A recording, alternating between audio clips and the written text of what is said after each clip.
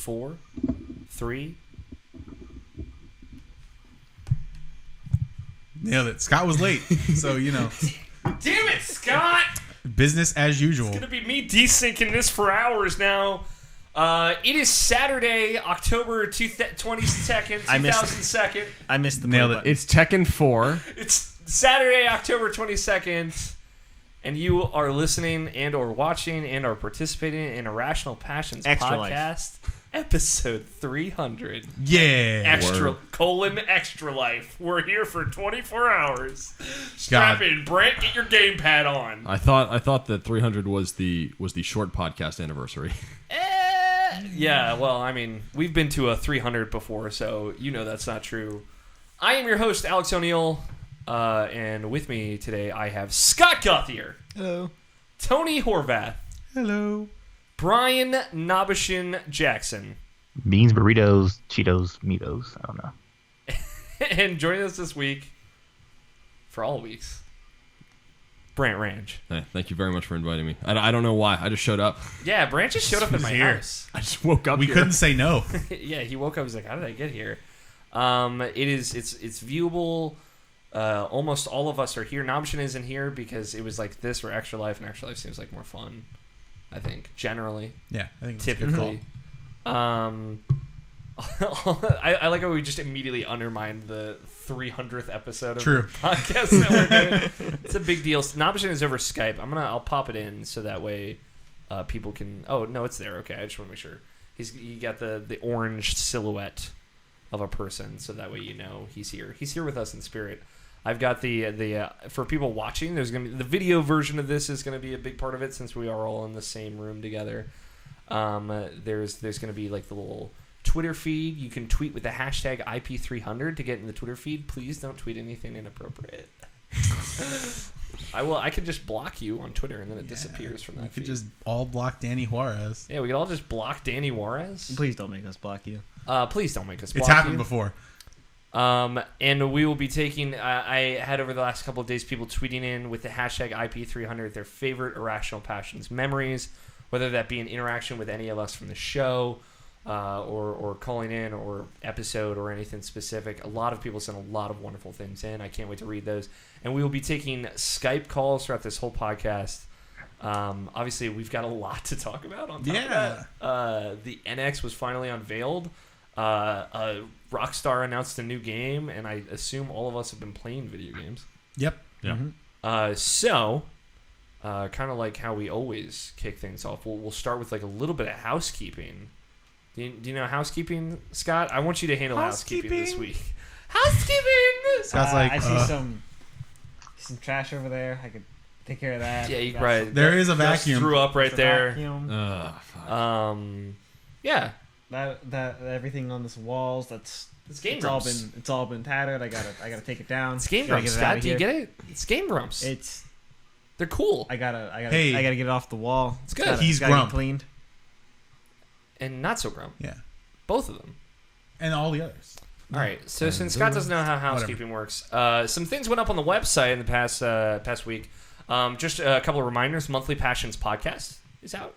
Jared had a blessing on. They talked about BioShock and how cool those games are. It was a good listen. I enjoyed it. I thought it was good. We had blessing on last week. That was cool. He's a good guy. Alex Talks Season 3 Episode 2 is up. The Turn in Mystery. If you haven't watched it yet, I would highly recommend it. I think it's a pretty good episode. I mean, Scott disagrees, but it's fine. He hasn't even watched it. He doesn't have to. George Cruz, the storyteller galore, I think is appropriate. He has a new Lost Oddities, which is his monthly column, about Sprung, a DS launch dating sim game. Sure. And it's a real good one. It's fun. And I actually wrote an editorial, which I haven't done in quite some time. I feel like the last time I wrote that was when the PSVR was unveiled last year, I think, like fully. It's Switch stepping to the side. My clever naming convention is about the Nintendo Switch, which we will, of course, be talking about later this evening. And, of course, the podcast is up, and we got more stuff. Ali Mushka and I started a new podcast under the Irrational Passions banner. It's called Love IRL. It is a dating advice podcast, and it's super fun. We recorded the first episode this week. It's a monthly show. I think y'all will dig it. So look out for that very, very soon. And that's about it. That's all I got. Tony, unless you got anything? You look like you got something. I was just going to comment that you kind of dropped the ball on last week's cover art. Yeah, well, welcome should've- to Cover Arts for the past 6 months. You should have put Hudson Driving right the car. in the driver's seat. Oh, you're right. I did fuck that up, man. Is there a person in there? I don't know. It looks like it's like a blonde-haired woman's in the You're driver's seat. Because I always imagine like the Forza cars are just driven by ghosts. Yeah. They're just cars that just go. Drivatars. Drivatars, which are essentially AI. Yeah, it's like Knight Rider. It's Kit. It's Kit. Kit drives the car. And I don't know. This is some good stuff. Go tweet about that stuff. Tweet with the hashtag IP300. Yeah. On the show. So how do we want to start this off? We've got big news. We've got games. Well, where do we want to go, kids? I'm gonna leave this one up to Scott. All right, we're shaking it up. Okay. New thing. Okay. 300 forward. News first. News first. Are you like drawing a line in the sand here, like forever Scott's from like, now on? you News guys can first? talk about your games, but when it gets to me, I'm talking about news. All right, let's talk about it because Nintendo unveiled their new hardware. So this is worth. It's time for some news. It's almost like they did it on purpose to coincide with IP300. Now, of course, like we discussed last week, that means I have to unveil the new news in gaming. Which is the real reason Yeah. why I wanted news to go first. Okay. Couldn't wait. All right. So I'm gonna just play it through. Can I play it through? No, I can't. I could. I'd have to move some stuff around, so I can't. I'm gonna play it just through my phone to my microphone. Oh, this is gonna sound good. Can you airdrop it Airdrop it to what? to your Mac? It's on my Mac, but I can't play. If I played it now, I wouldn't be able to hear it. right. I apologize. So it's okay. So this might seem familiar, mostly because it is. Okay. The new news and gaming theme is I'll just play it. I'll let it speak for itself.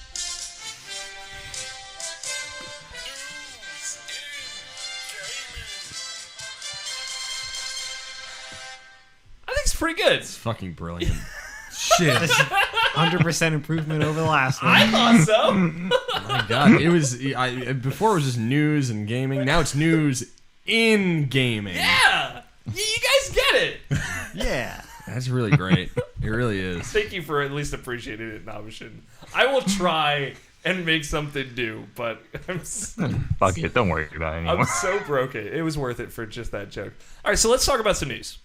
So the Nintendo Switch was unveiled. This is obviously the biggest news of the week. Red Dead Redemption 2 was announced. We will get to that. That's humongous news as well, but we will get to that. Nintendo unveiled their new platform, and by unveiled, I very much mean like on a very literal level. They unveiled it. They didn't, really show any games. This wasn't like super specific. It's like, hey, here's a 3-minute trailer of us just kind of showing you. This is our pitch to you in trailer form of like this is the platform. So you got the scene of the guy laying on the couch. He's lounging. He's playing Legend of Zelda: Breath of the Wild, something we know that's coming to the Switch. We didn't know the name quite yet. They kind of pop it in the trailer, and he's playing, and he goes and slides his controllers off of his his base controller, slides them into this thing that looks like kind of like a Wii U, but on its side, and then lifts it out, and it's boom, that's it, right? So it's yes, here it is, the hybrid controller, the hybrid console that we've all been waiting for, or whatever, or been speculating about for however long. The Nintendo Switch is what it's called.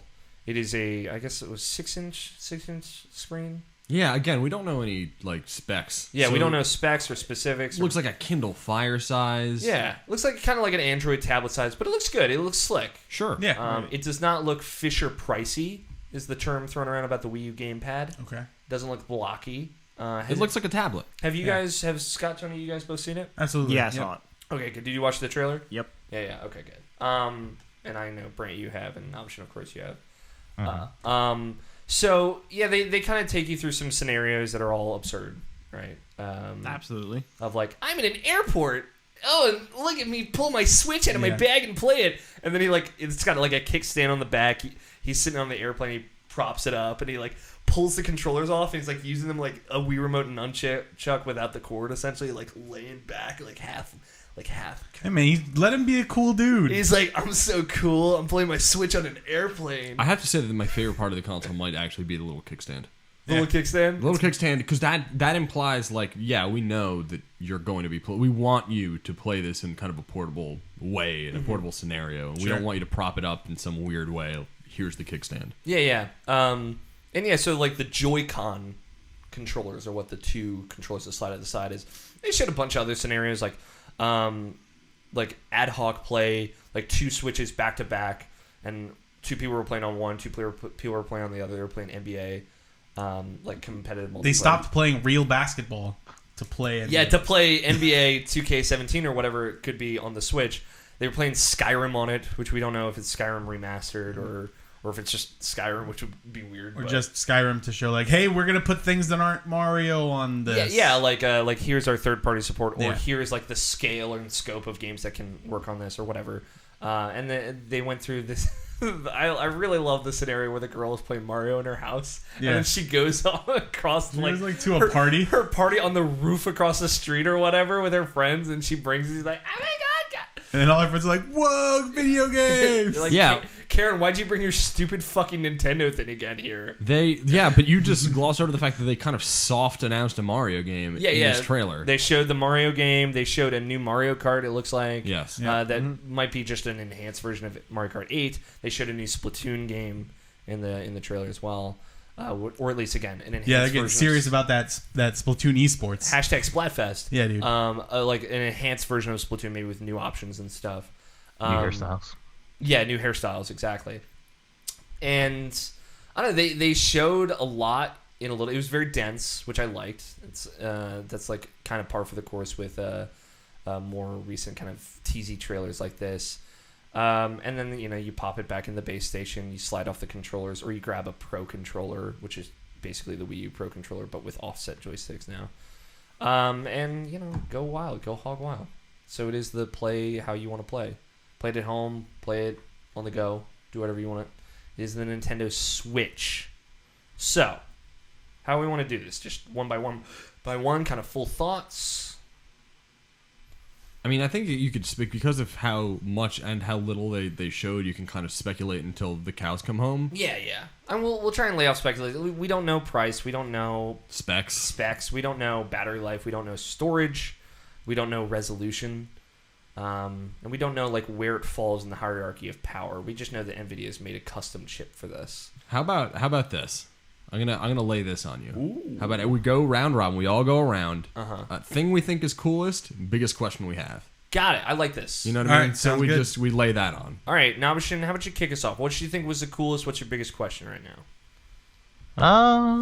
Just the fact that how smoothly it seems to work as far as the switching from being a console and to be a handheld at the same time. I think that's cool. Yeah, it's very seamless, or at least it appears that way. What's your biggest question? God, I had like a bunch of these and I can't remember right now off the top of my head. We had a lot of good conversations like over Twitter throughout the week, so yeah, shout out to Jeff for that. But like I can't think right now. Like my mind's off. We can come back to you. No Yeah, worries. go ahead. Brant, what was your most exciting thing, and what's your biggest question? I think the coolest thing is the kickstand. Yeah. Which is, I know that sounds weird and crazy, but I like the idea of that's how much they've committed to this idea of you can take it anywhere and we want you to be able to play it with like a pro controller. Right, in as many situations as we can allow. Grant you. It's just and obviously I've had the idea of, wouldn't it be great to bring my iPad and a Bluetooth controller and put it in a case and play on a plane? Like, that would be kind of cool. And when they showed that... What about snakes on the plane? Are there snakes on the plane? Yeah. There's never snakes on the plane, Alex. On this Monday through Friday plane? Yes. Okay. So that's what I'm coolest that they're committing Like they're committing to this idea of there are 5 different ways you can play based on the controller, and we're going to give you this added piece of that we've integrated into the console so you can play in all these different configurations in as many scenarios as possible. I just think that that's like that just shows commitment to this idea. Yeah, to the hybrid platform. Right.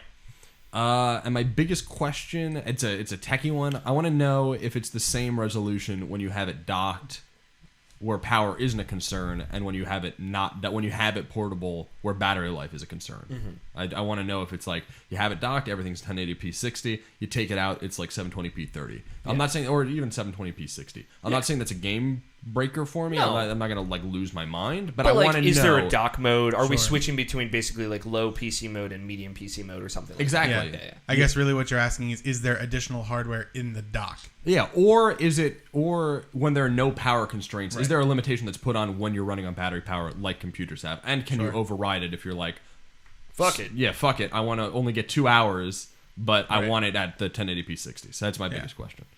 Hopefully that may, if that's the case, that you can configure that. That would be pretty cool. Right. Tony. So for me, biggest thing that I'm excited about is that Bethesda is working with Nintendo, which is something they haven't done before. Yeah, ever. And which was Except another, for Daggerfall, yeah, but no, I'm just which was another thing that, just made that up. which is another thing that kind of stood out about there being Skyrim there. Yeah. I was like, okay, well that's a completely big boy different. game. Right? Yeah, it's not that it's just Bethesda in general, right? Big boy developer, and they just haven't worked with. They Nintendo. make the kind of games that you would like lose your mind if you could just take that game anywhere. Right. Like Skyrim or Fallout 4 or anywhere, like anywhere is cool. That'd be pretty sweet. Yeah. And the other thing, like my biggest question, what the heck is Gung Ho doing on the Nintendo Switch? Is it just gonna be more Puzzle and Dragons? Is Gung Ho on this list of developers? it's right here. They made Puzzle the Dragon Super Mario Brothers. They did do that, which is true. But what else can they do? Like what will they do with the Switch? Yeah. They're making the Switch, Tony. That's just they are. Dude, the puns that are coming out of this are incredible. I love it. I was going to say that kind of goes into my question, Scott. but I'm going to go with what I'm most excited about. Hey, Alex, remember that talk we had 2 years ago? Yeah. That's kind of relevant to this? Yeah. Oh yeah, You that don't one. remember it at all. No. It is that talk where... The Where- TED Talk. The TED Talk. No, where It's we Alex were Talks, saying actually. that the phones... Uh-huh. People are going to get phones with docking systems, which are going to then going to be their desktops. Yeah. Well, the most exciting thing about this is this seems like step one. Yeah. Where like it's a tablet that docks and becomes a full big boy console. Right, and my question is how far into tablet are they going to go? Okay. Yeah, that's a good question. Or at least mobile market. Mm-hmm. And like there's speculation that like their mobile games like Super Mario Run and things like that would end up being able to run on what was then the NX, now the Switch. And if it has a multi-touch screen, which we don't even know that for sure, then that's definitely like for sure. I feel like that almost would be a requirement at this point. Yeah, I agree, but we don't know for Right. sure. Like people said in their E3 demos with Legend of Zelda Breath of the Wild that there's no touch screen. Like there's nothing that you had to touch the screen for. Sure. And they didn't know if that was because the NX wouldn't have access to something like that. So, I mean, like, speculation there. But Is it just a map on the Wii? I'm just curious. It's I think it is a map, and you can place waypoints on it. And the menu is down there as well, like the item menu. Okay. Which still would make sense there. Like, you could always overlay that when it's in console mode. But my biggest thing that I'm excited about was the idea, and it's been the thing like since the hybrid console of like, this is the end of the Wii U, this is the end of the 3DS. It's like all Nintendo games are coming out for one platform. No more, well, I have a 3DS, I don't know if I really should get a Wii U. No more, I have a Wii U. Or should I upgrade to a new 3DS? Yeah, or should I upgrade to a new 3DS? There's no bisecting the Nintendo audience, right? This is just one platform for all your Nintendo games. You don't have to justify buying two or one or the other or whatever. You get your Zelda Skyward Sword equivalent, your Zelda Breath of the Wild, and your Triforce Heroes. You get both of those on the same platform, right? Isn't it ironic that for years all of us chide Nintendo for not having cross-buy, and they're like, Here's our solution. Yeah. One console. It's just one thing. Still no cross-buy. We made the console everything else to avoid this fucking thing. Yeah, it's like, well, we don't need cross-buy because it's just on the one thing. We have Switch mode. And my question going off of that, is this the end of the 3DS? Is this the end of the Nintendo handheld? Like, in my head, it has to be, but I want to hear them say it. I want to hear them say, like, yeah, all of our developers are making consoles or making games for one thing. That's it. This is the Nintendo console, period. That, if it's not exciting to you, then, like, this was never going to be exciting to you, in my opinion. Like, the idea that, like, you don't have to go through any hoops or bullshit. You could just get the one thing and get all of the Nintendo games. Except for maybe mobile games, but we still don't even know if those will come over here. But that's what makes the developer list so interesting. Mm-hmm. You know what I mean? Because there are always there are genres and developers that tend to fall on one or the other. So there's a bunch of JRPGs like the Bravely Default series and the recent Dragon Quest games that came out on 3DS, but they didn't come out on Wii U, and that's just not going to be a problem anymore. That's literally. I wrote an editorial this week about, like, hey, like, I don't see third-party support really lasting for this console. It might, we don't know. I just don't, like, it's not going to be able to keep up with the PS4, Xbox One. I can pretty much tell you with certainty that right now. Yeah, but Bravely Default and these other games the cool games that come out on 3DS could also come out, like Professor Layton, exactly, Phoenix Wright, Dragon Quest 7 and 8. Like, those are really, really cool games with a big audience. So if there are two catalogs basically on one console, the drought is going to be way less severe on this console, potentially, than it has been on Nintendo consoles for decades. Yeah, you think about, like, the Vita. The Vita is successful in a lot of ways, like, on a much smaller scale, because it gets all of these games that come to PS4 and PS3. Right. And, like, that helps that system a lot. But at the same time, that's also what hurts that system as well. Yeah, it's harder to justify it. Yeah, in some cases, yes, it helps people who have that and not a PS4. But when people have the PS4, they generally, it doesn't help them. Why do I need a Vita when I can just play them on here? Now it's like, well, it's just one thing. Like, you get the Vita and the PS4 together, essentially. And it's like, okay, no, that makes sense. Yeah, I would buy that, even if I just use it as a handheld, even if I just use it as a console, right? I think it's way easier to justify that financially. So they're in a good spot. Everyone was in a good place after this announcement. Everyone was stoked. There's plenty of questions, right? And they did kind of refer to this as a preliminary announcement. Now, most importantly, we have to resolve a side bet. Yep. Wait. I still got my thing. Okay. Go for it now, Sean. So probably my biggest question for is, like, kind of what you were going off of is, like, this will be the one Nintendo thing. It's like, is that really going to be the case, or is mobile going to be their handheld equivalent from now on? Yeah. So it'll just be like when Fire Emblem and Animal Crossing go to mobile, they'll actually just stay on mobile and not go to something like an NX or something like that, because they like to keep things portable. Like, even like the director for Pokemon says that Pokemon will always be a portable game. Like, he straight out said that. So, like, does that mean this Pokemon is going to stay as a phone game, and that will be your Nintendo system for your Nintendo game is on your phone, and then something else for consoles? Like, I don't know. Yeah, I don't know either, but I feel like that would really work for them. Yeah, they could totally pull that off. Then again, DENA, the people who are making the mobile games, were on the list of Switch developers. They were on, their logo was right there with the other ones. So it's interesting. I mean, I don't know where it's going to go, but there's potential that you will get those games on the Switch, and then, I mean, God help us all, something will sync over to your mobile phone.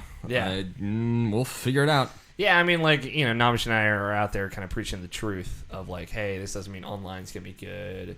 This doesn't mean, like, download speeds are going to be great or usernames or whatever are going to be figured out. But we can hope. Like, well, we can wait and see. I just hope on the dock there's an Ethernet port. I'm just a mess. There are 2 USB ports at the very least. We know that. Yeah, USB port. That's what I need. Just a bunch of those. Get some universal serial buses. I'll tell you about it. So, we had a side bet. It happened sometime in September. We bet when will Nintendo unveil the NX. This very much counts as an unveiling. Maybe not a full announcement, but an unveiling. We've got a name and everything. I feel like it qualifies. So we had each bet dates as to when we thought they would unveil it. I said September 28th. It was only about a month off. It's fine. Scott said October 1st. Nabishin said October 7th. And Tony said October 14th. Obviously, he was the closest. Price is Right, Rolf. Closest to that going over. Now, last week we doubled down. We side bet. Yeah. If the NX was announced in October, then Toby Keith, which is one of the lesser known lovers of IP. If the NX was announced in October, then we would have to take Tony to Korean barbecue. Yep. If the NX was not announced in October, then we would all have to suffer the consequences of the side bet, which is that during Extra Life we will have to play multiplayer New Super Mario Bros. Together. Yes. I thought that was flipped. No? I think it's you double down on October, right? Yes. Yes. Yeah. Yes. So, okay. So basically, if Tony was right, and it wasn't unveiled in October, then he won, and we have to take him to dinner, which now we do. And now Scott, Nobish, and I still have to play New Super Mario Bros. During Extra Life, which I guess. So Tony wins. Wait, what? Wait, no, it's the other way around. It's the other way around. I told you it was the other way around. Wait. Yeah, so I said that it probably wouldn't be in October anymore. Oh, okay. That's what I thought. Okay. There we go. And then Yeah. So now I just have to play with you guys. Oh, okay. And we just all pay for our own barbecue. which by the way, Yes. we're not playing Okay. a new Super Mario game. We're playing the new Super Luigi. New game. Super Luigi U. I believe that was decided, which All right, then. will kill us all slowly. Yes. Now, Nobish and I also have a side bet that we have to establish on this episode. We've not we talked about it last week, but we're going to establish it right here, right now. What was it was like, so our side bet was Doom will or will not be Giant Bomb, the video game videogames.com's game of the year for 2016. Yes. I still think it won't be. Nobishin still thinks it will be. So, Nobishin, do you want to read the stipulations of the side bet? God, let me pull it up. Hold on. Yeah, it should be in the text thread. Yeah. So, just to clarify, I think that the number one game on Giant Bomb's list will not be Doom. Correct. So I have like a 1 in 9 chance. Because it will for sure be on the list. Nobishin thinks it for sure will be Doom. For sure. All right, so the stipulations are, so if I win, Alex will have to have until the release date of the sequel to do a complete playthrough of Red Dead Redemption. So the original Red Dead Redemption. So that means he'll have until Red Dead Redemption 2 the release date of Red Dead Redemption 2 to actually beat that game. You have to do a full playthrough, obviously streaming. All streamed on twitch.tv/Irrational. You never finished that game? I've never played that game. Oh, you've never. Oh, okay. I had it ruined for me story-wise, and I never ended up picking it up. But if Alex wins, I have until the release date of the next AAA Square Enix game. So that would be either like Kingdom Hearts or I guess even like the next Final Fantasy expansion, technically, or whatever. But like, well, definitely Final Fantasy 7 Episode 1, whatever the fuck that is. Yeah.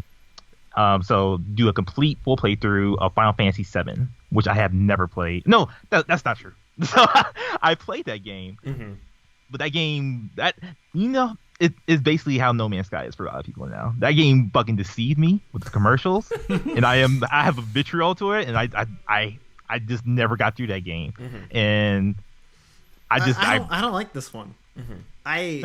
I think you should be forced to play through at least like the new one, because I feel like Nobishin's going to play the new one no matter what. Yeah, I'll play it regardless. This is OG Popeye Arms Final Fantasy 7 ass Final Fantasy. Very 7. bad translation. Very bad translation. Yeah, I already have it on my PS4. I bought that game like maybe 4 times already, so I have like multiple copies of it. So I'm good as far as like being able to stream that. But yeah, like I'm the weird guy who played Crisis Core and enjoyed that game, but like say no, I don't like Final Fantasy 7 the original, but I like Crisis Core, so that's a weird thing. So let's see if that gets rectified. We'll see. Yeah. So basically, if Giant Bomb's Game of the Year is Doom, I play Red Dead Redemption before the sequel comes out next year in stream form. And if it isn't Doom, then Nobishin plays Final Fantasy 7 OG in stream form. Let me clarify too. It's the next AAA Japan release of Square Enix game. Okay. So we man or anything like that. So. Yeah, we don't have one yet because Square Enix doesn't have like any announced big games outside of like Kingdom Hearts 3, which is 16 years away. So I mean, like Red Dead Redemption is going to get delayed anyway. At least that's what everybody says. So yeah, that's what everyone's saying. Even though I don't think it will be, but I don't.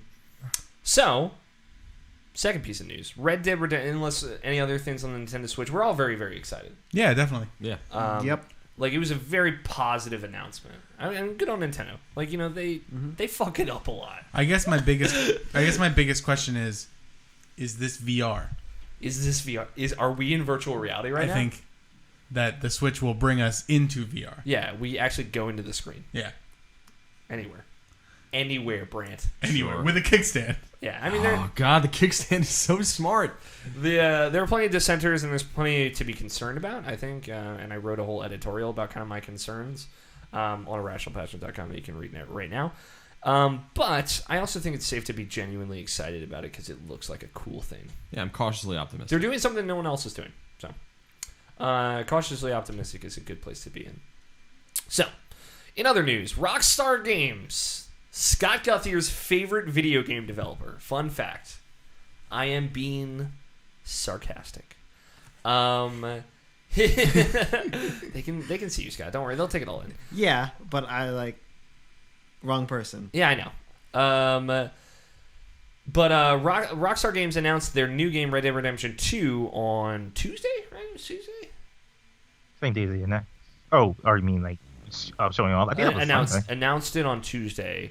So on Sunday, they tweeted an image. It was a red Rockstar logo, just a big red kind of like papery logo with the black R, Rockstar R on it, and the internet lost its mind. It was amazing. Yeah. Like, I'm not a huge fan of Rockstar games, like their video games themselves, just because like they typically don't appeal for me. They're not games for me, for the most part. I don't disparage anyone who likes them, but they got style, man. They just know what to do. They just put out a red logo, and the internet lost its mind. And then the following day, on Monday, they tweeted out another image of a silhouette, 7 silhouettes on a setting sun, like a yellow sun on a red logo with a black landscape, and it was just 7 clearly cowboy like silhouettes. And like Sunday, we knew, we're like, oh, they're announcing Red Dead, cool. Like, maybe what's the time frame on this? So then they put that tweet out. They're like, okay, what are they going to tweet tomorrow? And on Tuesday, they tweet out just Red Dead Redemption 2, trailer on Thursday. Did they announce the date then? Fall 2017? During the on the second post they showed the date. Date. Yeah. Yes. Coming to Xbox One and PS4. No PC, no Switch announcements. And then on Thursday they put out the trailer. It was a very like top level, like kind of technology driven trailer. Like, hey, this is what this game looks like. Looks amazing. No question about that. Graphically stunning. I'm excited. You know, I'm interested. I had the first one ruined for me, but it doesn't mean I wasn't like interested in that game. And now, considering I'm most likely going to lose a bet and have to play the first one,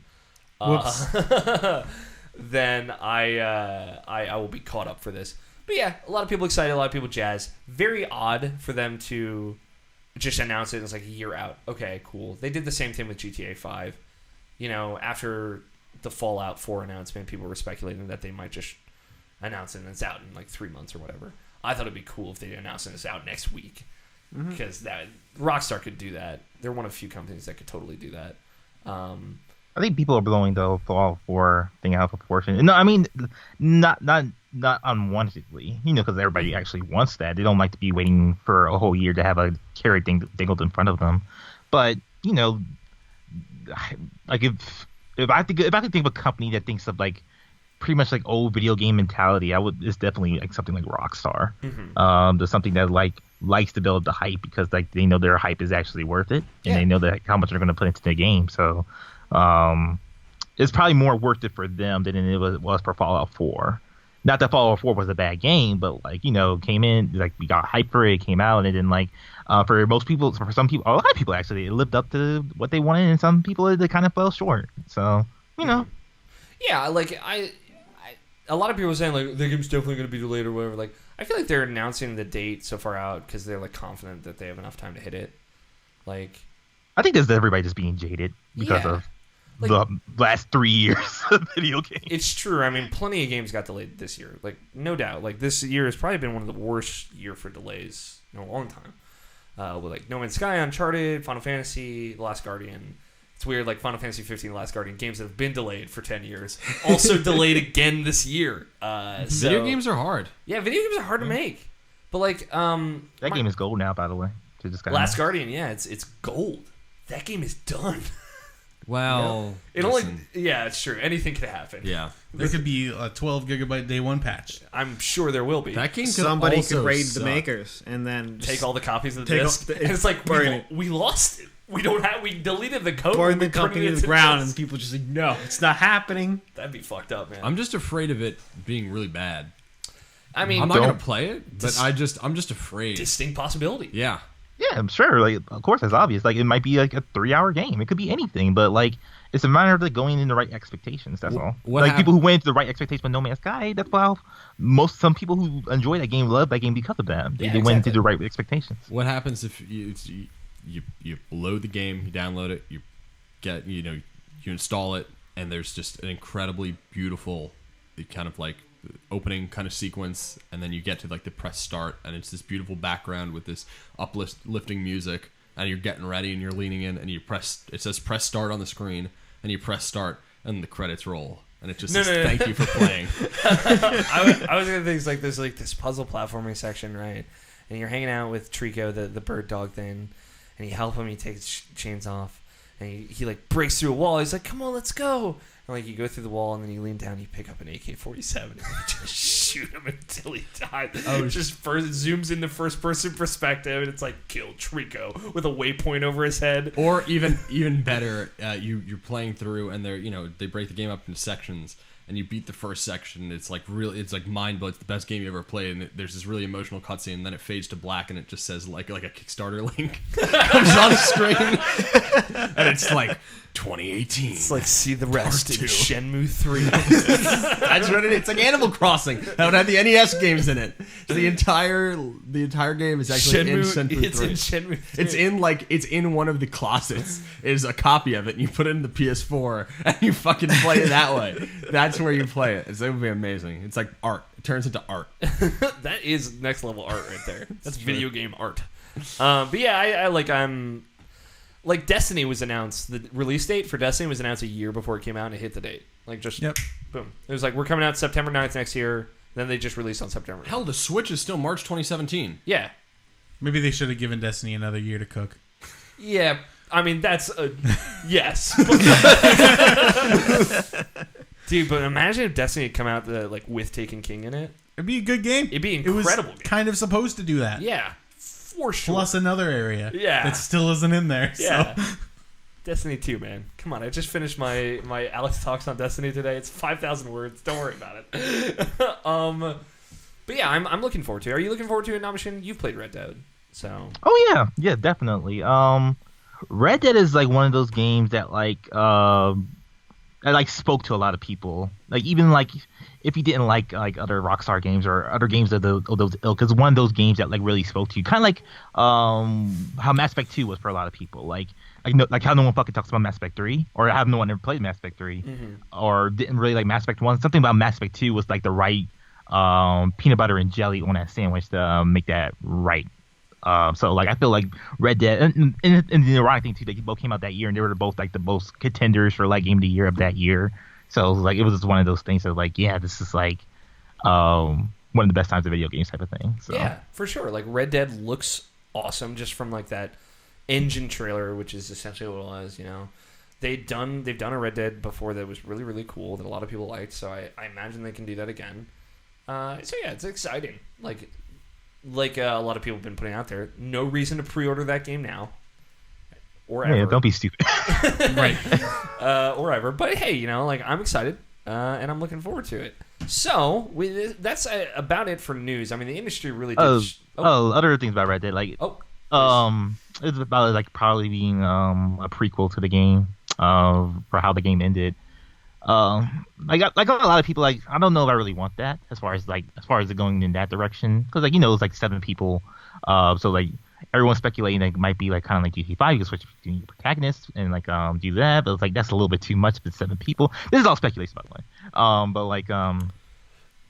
like if I would want something from Red Dead, like it could probably be a prequel, sure, why not? But like I just wanted to be like something similar to what we had. Just like this enhanced. It's like this because this will be the first Rockstar game made for these consoles. So, everyone's expecting a lot. I'm expecting a lot. So like hopefully they can deliver and hopefully bring that tone that was in the original Red Dead into this one because like I said, there's something about Red Dead and how the way to deliver that game more than like any other fucking GTA games. Because like GTA seems so cartoon compared to like over the top, yeah, for sure.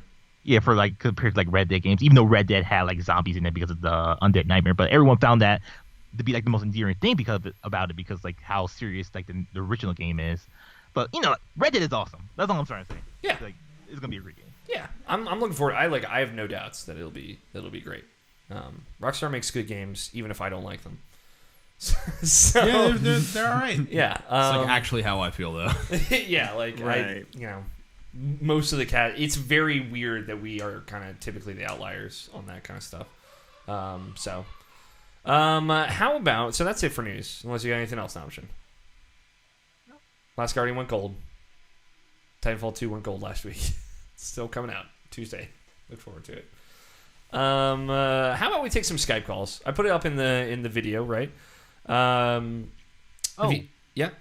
Sorry. We should give props to Barrett, by the way. He didn't do that. Oh yeah, that's right, because we couldn't talk about it last week. Our good friend Barrett Courtney, host of Bayzona Gamers, BZG, host of the B List, bunch of other cool stuff. He does cool stuff. He got hired by IGN. Yay! Woo! Bravo to him. Friend of the show. He's been on twice this year, and we love him quite dearly. Yes. Yeah, congrats to Barrett. That's super, super cool. So we are taking Skype calls. If you would like to call in, please send me a message, and I can add you to our little call right here. The Skype username is Irrational Passions. I figured we can talk about some news with the VIPs. Yes. How does that sound? VIPs. Brant thought of this weekend for Irrational Passions listeners. The very irrational passionists. They're very irrational passionistas. All right. Sure. VIPs. I like it. We needed like a catchy name for our viewers. No one wants to call in. Okay, cool. Got it. That's fine. I mean, Alex and I can talk about Destiny forever. So moving on. The next segment. Let me tell you about the Rise of Iron expansion. Brant, have you heard of this? Destiny. You become an Iron Lord. An Iron Lord! Listen, I've gotten drunk and watched The Iron Giant, so I don't need you to tell me anything about this expansion. SIVA particles. I saw Sia in concert. She was wonderful. We have one person who'd love to call in. Hi, yes, you may. I'm going to add them to this call, and then hopefully it won't all go to shit. Yeah, well. Yeah, hopefully one it can works. only You're like looking at who it is. Oh, shit. This fucking Hello. guy. Hello. Hi. Hey. Hey, Who is this? Who? Trevor. New number. Who dis? it's Trevor. It's Trevor Starkey. Caller, please mute your radio. Starkey. Please mute That's your what I'm- stream in the background. Caller, please. I'm working on that. There we go. There we go. Hi, Trevor. Hey, Trevor. Hi. How you doing?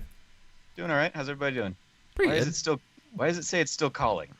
Well, your video hasn't popped up on our end. What the?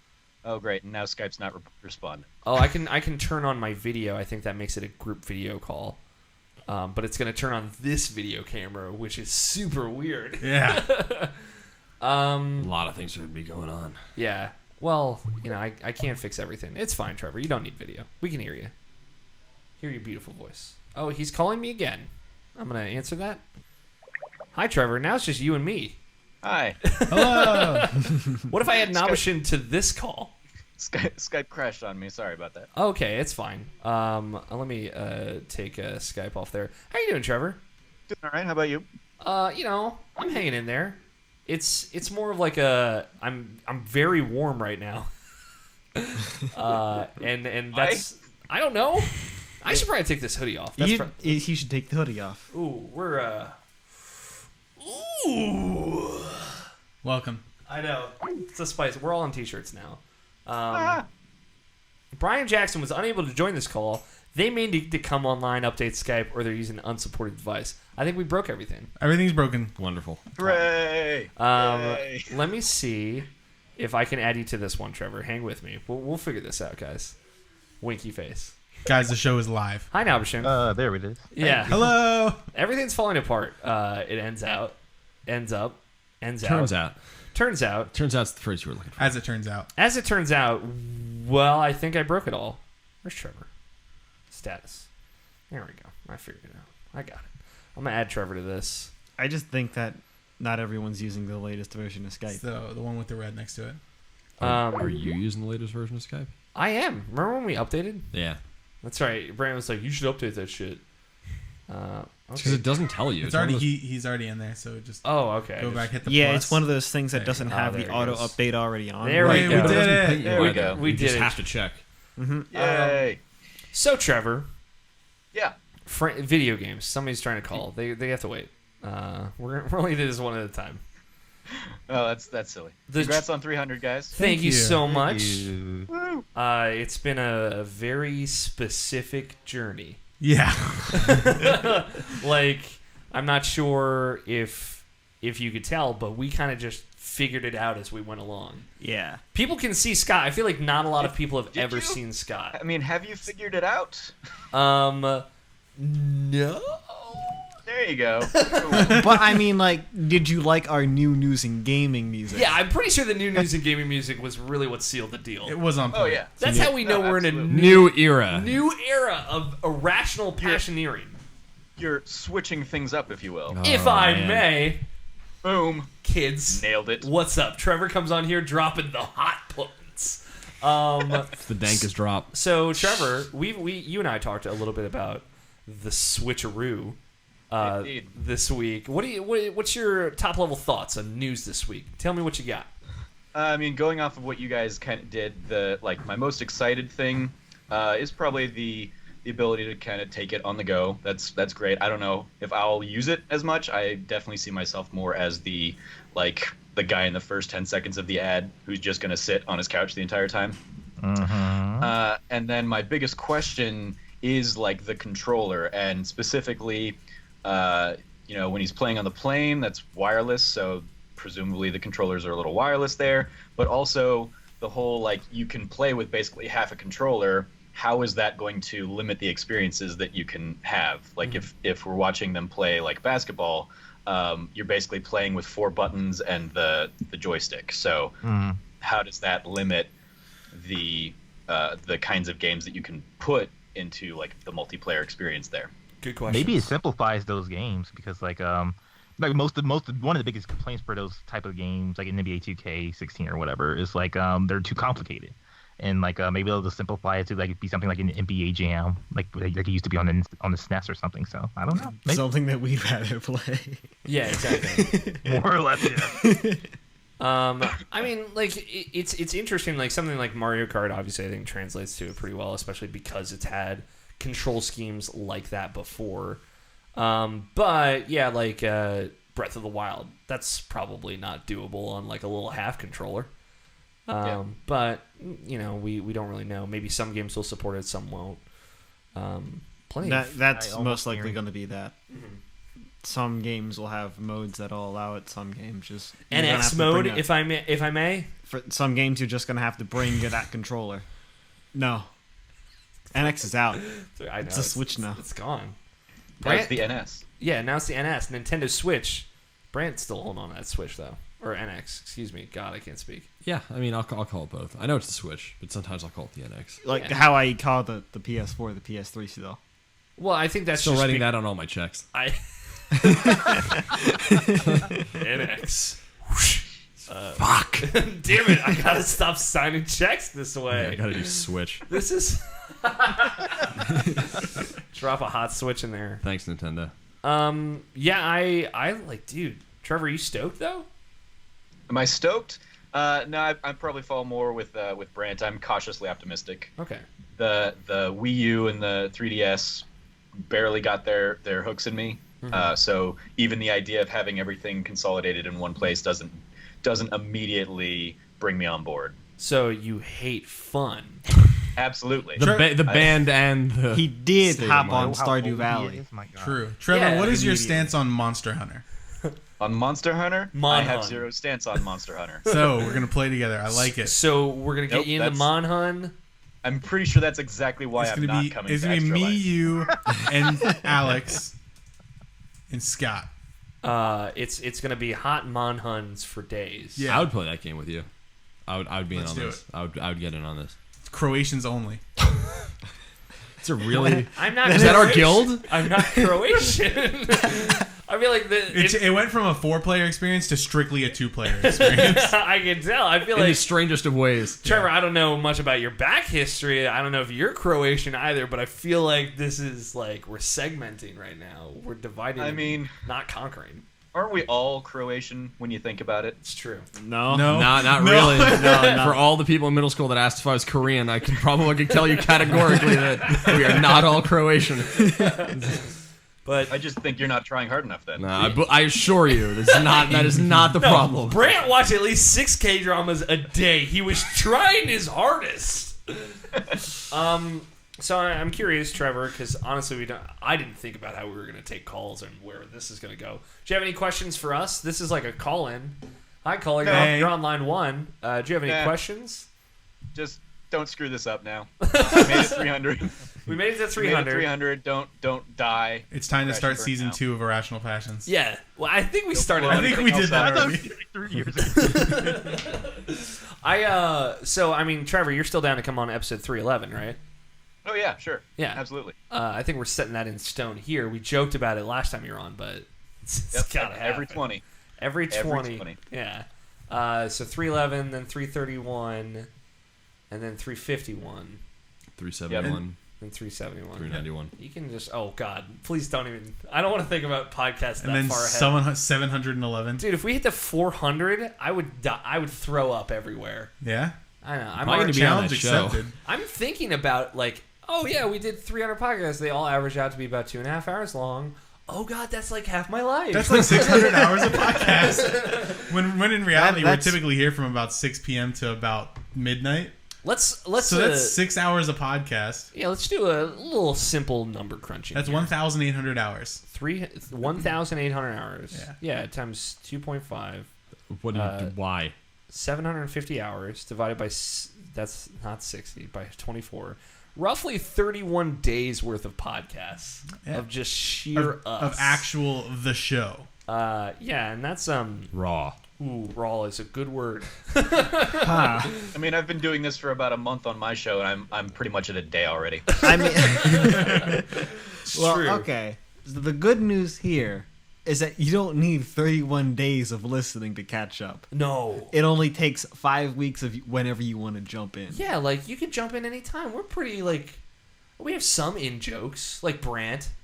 Danny. It's very weird when you guys created me as a bit on the show and I just showed up. Trevor and Danny and everyone that's been on the show. I don't know. You can like they're in the titles. You know? Yeah. People, you can go on the website, scroll down, it says with Yep. whoever. Maybe like twice a year, Alex and I together will go back and listen to one of the first 50 episodes. Oh God, Tony does that. When I ride in the car with Tony, he plays. We typically an play episode. old podcasts. No, yeah. you are like, hey, check this shit out. And it's like, remember how we used to say really fucked up shit about Yeah, like right? ethnics and women and terrible things? Like, God, I was 17 when I started this. Yeah, What you should do actually is have like 2 minutes of IP episode like 5 and then do the dankest drop. It's just like, oh my God, I'm the worst. And just bum, bum, bum, bum. I thought about doing that for the news and gaming theme of just like doing wub step drops in between. That would be good. That'd be funny. Yeah, new segment every week moving forward. You take an episode from 300 episodes ago. You take a clip from 300 episodes ago and do that. Oh man, that'd be real rough. We'd have to start that at least at 400 because like I think everything pre 100 you just shouldn't listen to. Yeah, everything before Nabashin came on the show was terrible. Everything before he came on the phone. He came on the phone, just everywhere. He started to call you on your cell phone, actually. Is that I get busy. Late night. Oh, When he needed your I You went- needed a host. Scott got where Boom. I went There you Homestar go. Runner. You guys went Drake. That's fine. Homestar Drake. Trevor, how's your podcast going? Trove Talk. Drove Talk. Good so far, so good. Like averaging 4 hours a show. Yeah. So yeah, Welcome right to our right hell. out the gate. Yep. You are become recorded death. with Mario Piquadio last night, so that'll be going up starting Monday. Hopefully, Zyger was working with me today. Hopefully, I'll have this up on iTunes in the next couple days too, so people can actually like listen to it instead of just watching. Give the me YouTube that video. RSS feed. Yeah, let me tell you about RSS feeds. What's RSS stand for, Tony? Oh, fucking no. Really stupid, son. Yeah. Yeah. So yeah, it's going good so far. Yeah, I started listening to the episode with Cameron on it. That'll tell you how far I'm behind, but Yep. it doesn't help that they are. Second episode, dude. I know. It doesn't help. It's super long. I get it. It doesn't help that it's like 17 years of my life to get through one episode. I'm like, I know everything about this person now. God, I can't wait for the episode with Scott Guthier on it. They are very gonna learn all-encompassing. things. Oh, dog. Scott, we got to get you on Trove Talk. When do you want to have me? This is it, Trevor. This is your one shot. Scott never does podcasts. Ooh, you Oh, already alright. missed your Oh. chance. Oh, it's gone too late. It's gone. Oh. I'm kidding. I'm kidding. No, yeah. Tweet That's at cool. what to chuz. He reads all of them, but never responds. Never. God, no. I want everyone, like... I mean, if you directly ask something to me, I'll respond. But When that was the hasn't last time happened. you tweeted, Scott? 16 years ago. I don't think I've tweeted like anything public since that challenge that you guys told me of when I got the Twitter. Of, like, you got to tweet every day for 7 days or whatever, and you Yeah. gave up after 5? I think I Yeah, made it his- all the way through. His Did last I? tweet is November 21st, 2014. There you go. There you go. Yeah. I think your tweets now should be like Kanye's, where you just do tweet 10 tweets in a row about something obscure About every Kim few months. Kardashian's butt, like... No, when he says things like "you have distracted from my creative process," which is like the best sentence that I've read in years. Yeah, I think I can get behind this. Kanye West, Scott, like, we'll just change Scott's Twitter name to Scott West. Scott West. And I want the end when Irrational Passions goes under at 4:44, the final episode of Irrational Passions podcast. Calling it now. Calling it now. IG, and he's like, "Oh, I'm too big for you guys now." So peace. Yeah, God, I'll never talk to any of you, especially Tony. Yeah, true. Fact. No, I wanted the show to end with Scott having like exponentially more followers than the rest of us. True. Like being the secret most popular one of all of us. I still get Buy all followed them sometimes bots. for some reason. Trevor, I think we're gonna have to let you go. We got other people need to call in. Absolutely. Have fun, guys. Congrats. Bye, Trevor. Thank you so much. Have a good one. Thank you for calling Bye. in. That's right. See ya. All right. So, do we want to take more callers? Do we want to? You said other people want to call in, so we now we got have to. We got a lot of people. Cool. So, this was the next one queued up. Let me see if I can add him to this call, if it'll work. I think I have to add him as a contact first. You shouldn't need to. There we go. Do we add? Can I just answer this? That'll put you in a new call. Yeah. Hold on. Is there like a plus button? Yes, there is. This is how you can tell we haven't used Skype in 3 years. Yeah, remember how Skype used to be our platform of choice? Oh boy. So this. You also remember how I was against it from like I want to say 20 episodes in. Yeah, you also hated Google Hangouts though. I like Google Hangouts more than Skype. Well, 'cause is there a Google plus- Hangouts, There's no plus. if you button. Google send someone a Hangouts. link. Google Hangouts just doesn't like me. It's true. It's I said give me 1 sec to this person. They're really testing my patience. That's one way to bring somebody on. Exactly. Listen, I know this person though, so This is raw. This is super raw. this is raw. This is honest. This is Alex talking. Scott, what have you been playing lately? Yeah, Scott, what you playing? There you go. I tried 7 Days to Die. How's You that? should try 7 days It's to not tweet. good. Hit the merge. Like, what even is it?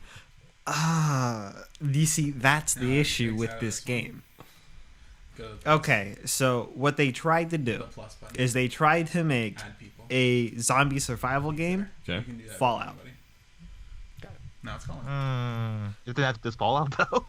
I don't know. When originally the zombie survival game Sure. was supposed to be a slightly more realistic version of Minecraft. Hello. Hey, So- hi. Hello. Scott's like, fuck this show.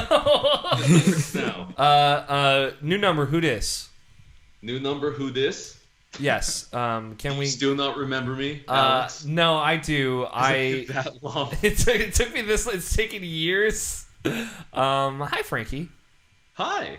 How are you doing? Oh my God, you've got another person with you. Shit. This is unprecedented. There's another person with me. What's he doing? I don't know what he's doing. He's waving. Hi. Like they can't see me. He's waving. He's invisible, I believe. This is the double guest. It's the double guest Tundra, Frankie G'day son. I feel like that's the proper pronunciation. Good day. G'day. Yes, close enough. Godoy is that right? Yes, good doy. It's better than Godoy. Yeah. I feel like it's in the top 3. Hey Frankie, how you doing? I'm doing real good. How are all of you doing? Congratulations on your 300th episode and you so 6 much. years of Very your much. lives. Yeah, we can never get it back. Shit, man. Brant, congratulations on 300 episodes. That's why I didn't say thank you. It's not my show. I'm on it. Over a month of our life. Yeah. Actual literal month of our life in audio video form. And you can Yep. get like 9 hours of mine. You can experience that. Yeah, you can take it all in. And you too. Oh, geez, if somebody just That's started playing that non-stop, What? or just our show for a month, Oh, non-stop. dude, just Can we find a way to like Live create stream that? No, just to like get but through like Mixler or Yeah, something just where do you like just a- keep feeding random IP episodes. into a Mixler that people can jump into and out of anytime? Right, it's just 24/7. Yeah, they could download any of the episodes. No, but I'm just saying you could just hit that hot stream. Oh yeah. You'd be like, oh man, this is like 47. This is a episode vintage. 47. This is a 47. I can taste it from the aroma. Yeah, exactly. So- Bring a date home. You're Frank- like I got a vintage. I'm gonna bust out a vintage. Frankie, it looks like you've got someone else with you. I don't know if they want to introduce themselves or if they're Yeah, I don't know if he wants to introduce himself either. Oh, yeah. I believe you had him as a guest like one episode ago. Correct. But his name is Mr. Blessing Adeoye. Wait, is that? How did he get the clip for the new news and gaming? That's really weird. Did you send it to him? Weird. Hashtag Team Bless is right here on Irrational Passions 300. Welcome back. Yes, he has returned. He literally cannot hear you. Yeah, why Blessing? Why are you just not putting it on your headphones? You're like, oh, I want to call in myself later, and I don't want. We have a weird system Okay. where we only have one pair of headphones that I can connect to my microphone, Okay. and I don't want to stream it off the speakers on my computer because if I do, then my microphone will pick it up too. Yeah, it's true. That's terrible, sense. and Feedback stuff. I appreciate Yeah, it. and I wouldn't want to ruin your guys' audio on your big 300th episode. Yeah, no, I appreciate it. That's good things. Good looks, Frankie. I appreciate it. So, Frankie. So he's just gonna sit here and watch. Okay. So you can give me the headphones and I'll talk some smack about Alex Van Aken. Talk about there was a solid moment of considering that for people not watching the video, like they're taking it all in, like, yeah, maybe. We no, could do that. No, we could do that. Yeah, we could talk smack. We could, You can talk smack. or we could just talk to Frank. Yeah, I mean, either or. About video games. Oh no, Blessing's already putting on the headphones. He Yeah, wants the it. headphones are coming. He needs it. All right, what's up, guys? Can you hear me? Hey, what's welcome up? I can hear you. Hey, welcome Hey, back. this is my first time on the Irrational Passions podcast. It's nice to be here. I have a very good friend named Alex Van Aken, who's a really awesome guy, very nice fellow, and you guys should really tweet at him and tell him what's up because I think he's been through a lot lately, and so. Yeah, I Just heard wanna he had put that out a there. kidney We had him stones. some really horrendous shit. Oh man, he had the largest kidney stone. It really sucks because like now his pee hole looks like a tube rather than like a small kind of instead of like pushing, now he has to like flow, if you know what I'm saying. It's got a flow. Yeah. I can't right now. So if you had one thing that you could say directly to Alex Van Aken on Irrational Passions podcast, Blessing, what would you say? Rest in peace to his cat because as soon as I come to Boulder, Colorado, I'm tearing that thing in half. I told him he's a really dope individual. We have a trailer that's releasing tomorrow for our actual live stream. I'm plugging my stuff right now, so I apologize.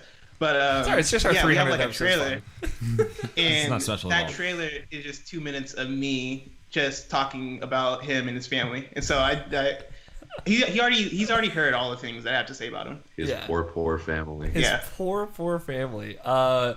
Okay, Blessing, is there anything you want to add? Like any closing comments, any thoughts before we hand it back to Frankie?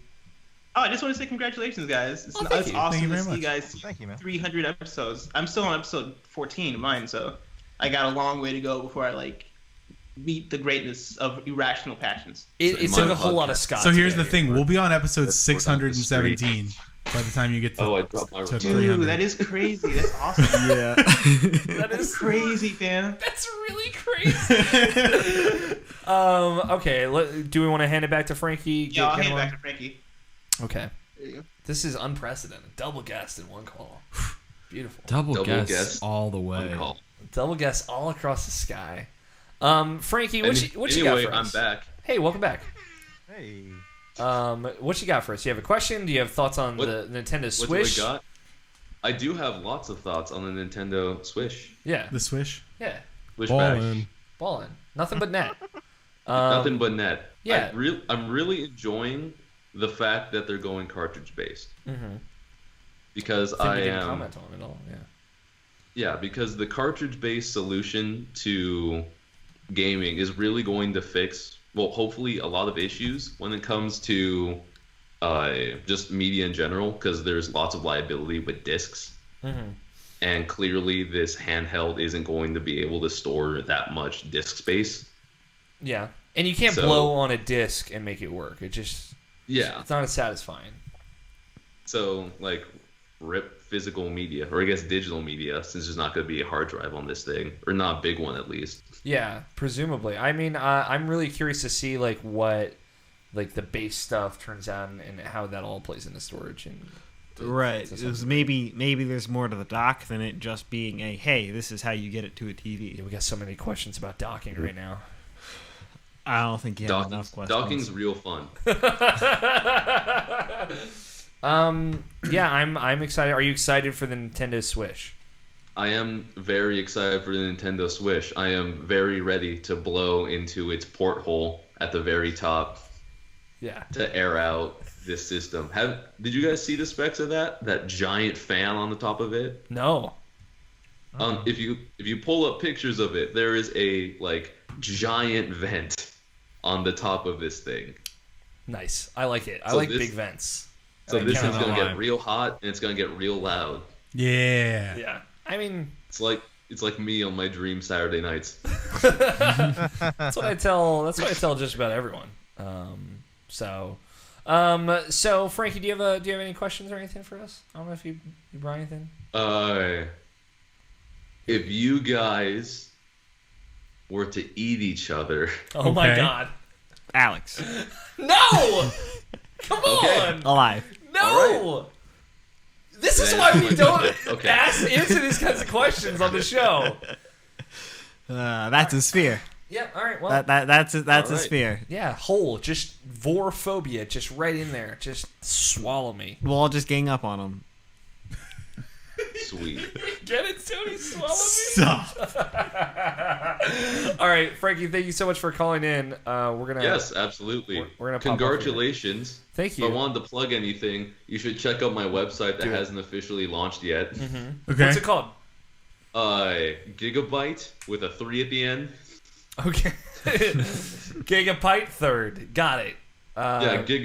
Gigabyte, but with a 3 instead of an E, Yeah. because the other Gigabyte was too expensive of a URL. Okay. That's a reasonable answer. Yeah. AlexLO'Neill.com is too expensive, so Ooh. yeah, I don't think I'll ever get. I think actually, I mean, Too many Alex. L's, man. You gotta get rid of one of those L's. I know. I gotta take one at the Yeah. end. I'll have to lie to myself for the rest of my life. It's fine. It's not Wheel of Fortune. It's true. And FrankieGodoy.com is already purchased by, I believe he is a Brazilian underwear model. Nice. Yeah, so that's gonna be a real tough one to buy back. I wish my Anyway. internet doppelganger was a Brazilian underwear model.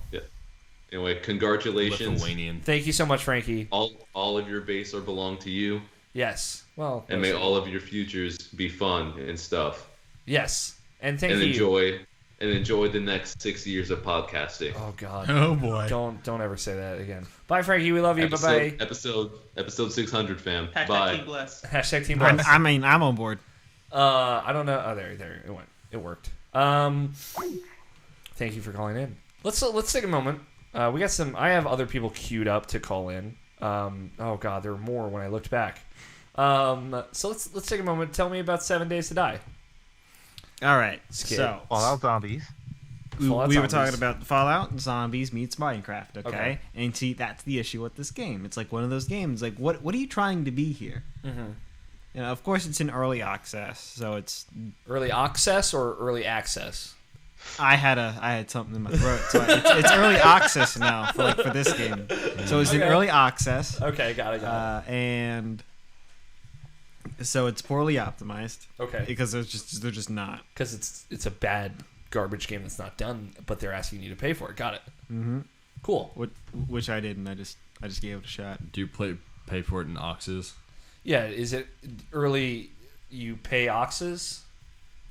What? No, they give you oxes. You have to take their oxes. You have to take like a care dowry? of Yeah. their oxes. You have to take it. Ox Eye. Oh, it's oxeye. Yes, thank you, Nabashin. God, at least one of us took. What? No. Grammar's We're not talking about the animal here. Okay, cool. It's the, Anyway. It's the access level. All right, so 7 Days to Die, top level, Fallout Zombies. So yeah, it's not very good. Okay. It's very much so multiplayer heavy, Uh-huh. and of course, it's kind of ridden with hackers. Oh, And good. there's not too much you can do about it. Oh, that sounds great. Sounds like a terrible experience, Scott. For the most part, it is. Got it. Okay. Well, I'm sorry. And what else have you been playing? That's pretty much everything that's new. So Okay. I'm still trucking through Bravely Second, though much slower. Mhm. And yeah, still playing World of Warcraft. Okay. And then that's it. Tony Hello? Horvath, Yes. video games. I played video games. Okay. I played a video game. Okay.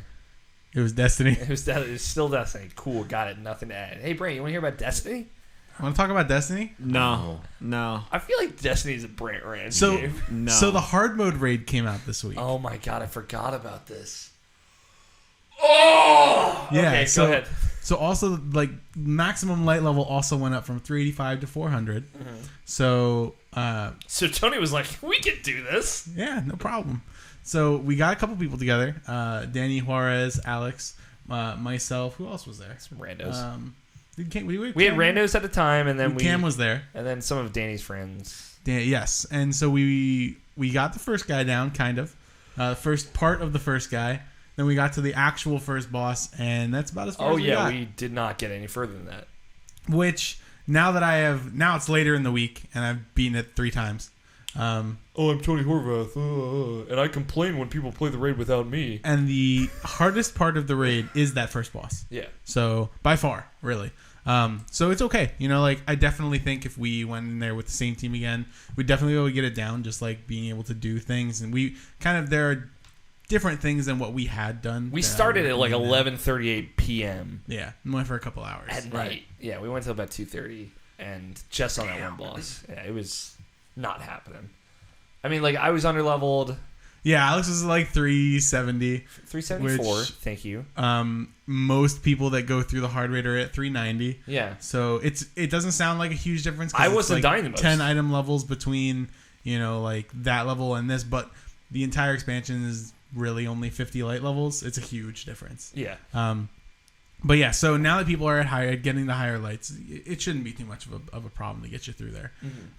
The rest of it, like I said, is just really easy. The hardest part about hard mode is really like the most bullshit mechanic, which is just there's no revives, because it doesn't really add difficulty to hard mode. It just makes it It's so you have arbitrarily to difficult, right. yeah. You just have to keep redoing it over and over. If someone dies because of it. Yeah, it's like, we don't have 6 bodies. Like, we're just not going to do it at the end. Especially if it happens like early on in the fight, just creates a lot of I'm going to do the first part of this fight over and over and over again.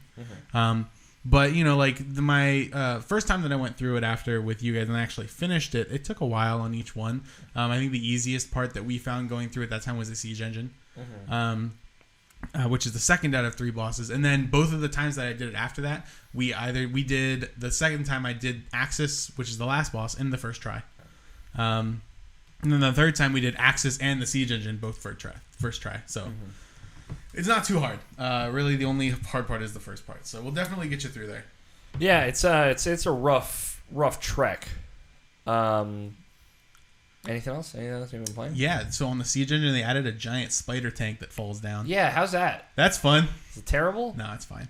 Okay. He's not too hard to kill. And then So we also did some trials, which is the competitive PvP 3v3 mode. Let me cut you off real quick. Okay. Some people talking shit. I see that in the chat right now. I see that. I need y'all to fucking check yourselves. About what? Fucking Justin Graffia says they do realize it's still probably a bad game, right? Winky face. Fuck you, Justin. And Nate Johnson in the chat says if he wasn't a scrub warlock and a master race hunter, fuck you, Nate. I just want to put that out there. Just because you don't like something doesn't mean you have to be a jerk about it. Yeah, the only problem with warlocks is that their jump is garbage. Listen, man, would you let the jump go? No, it's bad. It's fine. I like it. I like it. You just don't know any better. It makes me whole. You just don't know any better. I have a Titan. You've never played a hunter. Yeah, well, fuck hunters. They have the best jump. I have a stigma against hunter. We're getting too deep in the weeds. Okay, we're pulling out. Scott's face So is telling it's me like we a gotta zombie pull out. game with Fallout Yeah. So and some Minecraft.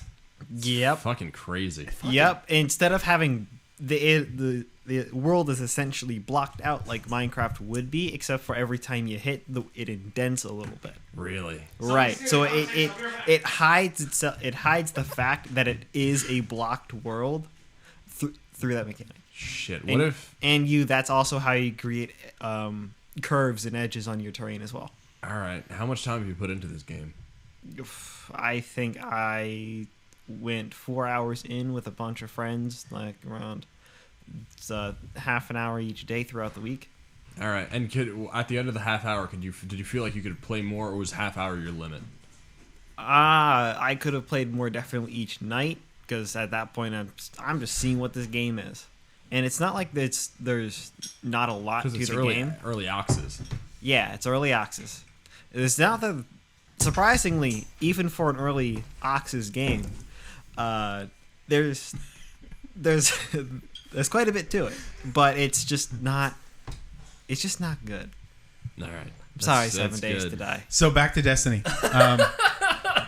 On I think it was Monday night. I was streaming for about 7 hours, trying to flawless solo one of the raids, raids are 6 people and designed for 6 people. I was trying to go through all by myself without dying, which is possible on the second raid, and I got really close twice. But yeah, I had a great time streaming it that night. Had some people come in, hanging out for a while. Probably gonna get that done. I wanted to get it done before hard mode came out, because then I'd have so much extra stuff to do.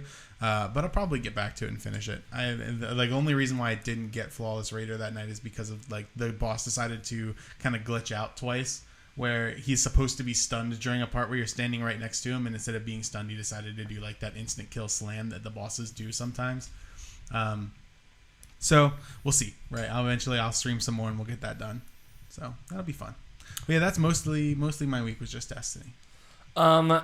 Speaking of Destiny, yeah. I understand the panel. Most of the panel is not a fan of Destiny, but we do have a caller that's highly related to our Destiny related. Some might say he embodies Destiny. Some would say. Well, no, he doesn't. He doesn't carry that much power.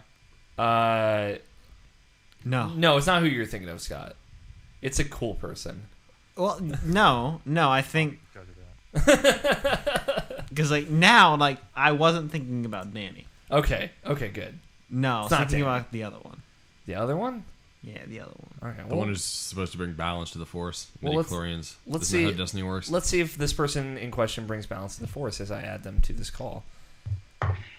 Hi. Hello. Hey, New phone. Who dis? it's Cameron. It's Cameron Abbott of Naughty Okay, Gamers Podcast. okay. Also, not the person I was thinking of, but okay.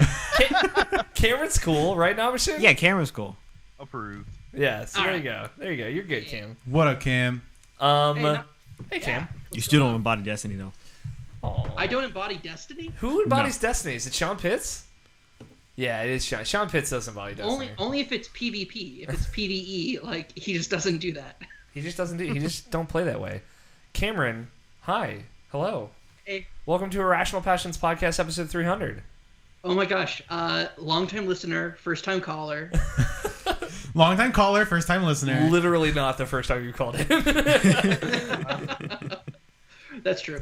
Anyway, I just wanted to, congratulate you guys on 300 and Thank to you. say I'm also super excited for Alex's new podcast that he's doing with Ali Mushka. Yeah. Yeah, definitely. Love IRL. Cameron, I know you haven't listened to it yet, but you do have a question read on said show that was a crowd pleaser, let's call it.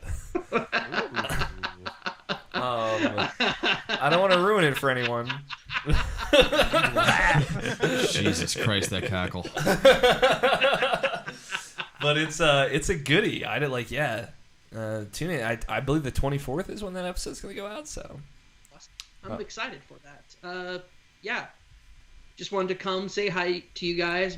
Brant, big fan of your Let's Play series, specifically Donkey Kong 64. Oh, I'm so sorry. You have to watch that. I told you, I get people. I apologize. I apologize. You have to watch that. My meltdown. I enjoyed it. Oh, it was. God. Did you watch the Kirby one?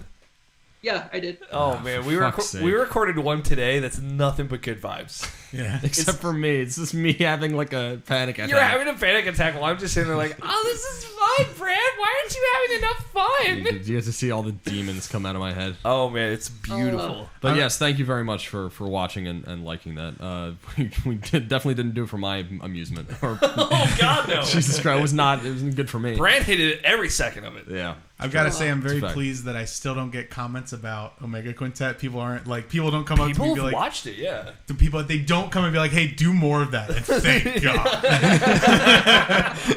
It's To be fair, I was like, I'm 26 years old, and like, what is this shit? Like, I don't get it. What's Like this? when I was watching Omega Quintet, that was my constant thought. I'm just like, is it like?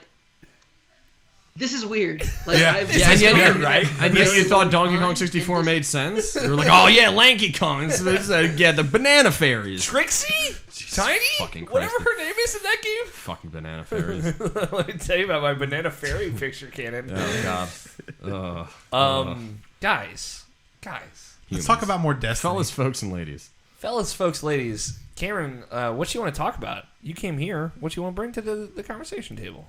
So, you guys may not know this, but if you listen to the latest episode of the Naughty Gamers podcast, you would know this. Plug.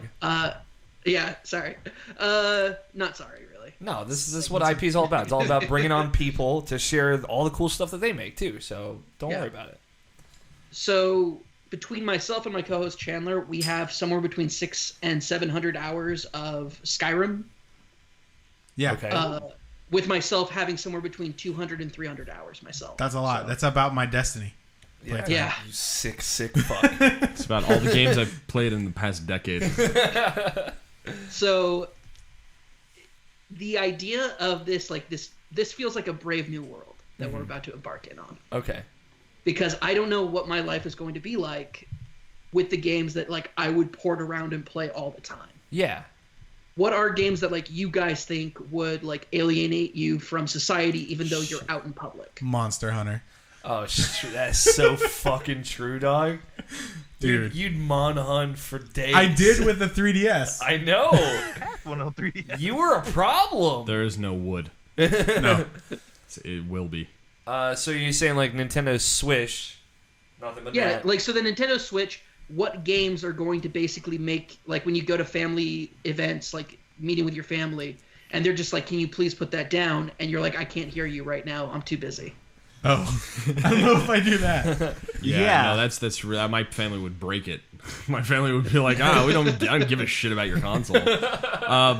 But it would But definitely like, what would like cause problems in your relationships with people? probably Zelda, which is like gonna happen. Breath of the Wild's a big one. But I'm taking. We don't have a firm release date, but I'm taking like days off of work, like for that. Oh, yeah. Because I just want to I want to get it into my veins so that like my life doesn't suffer.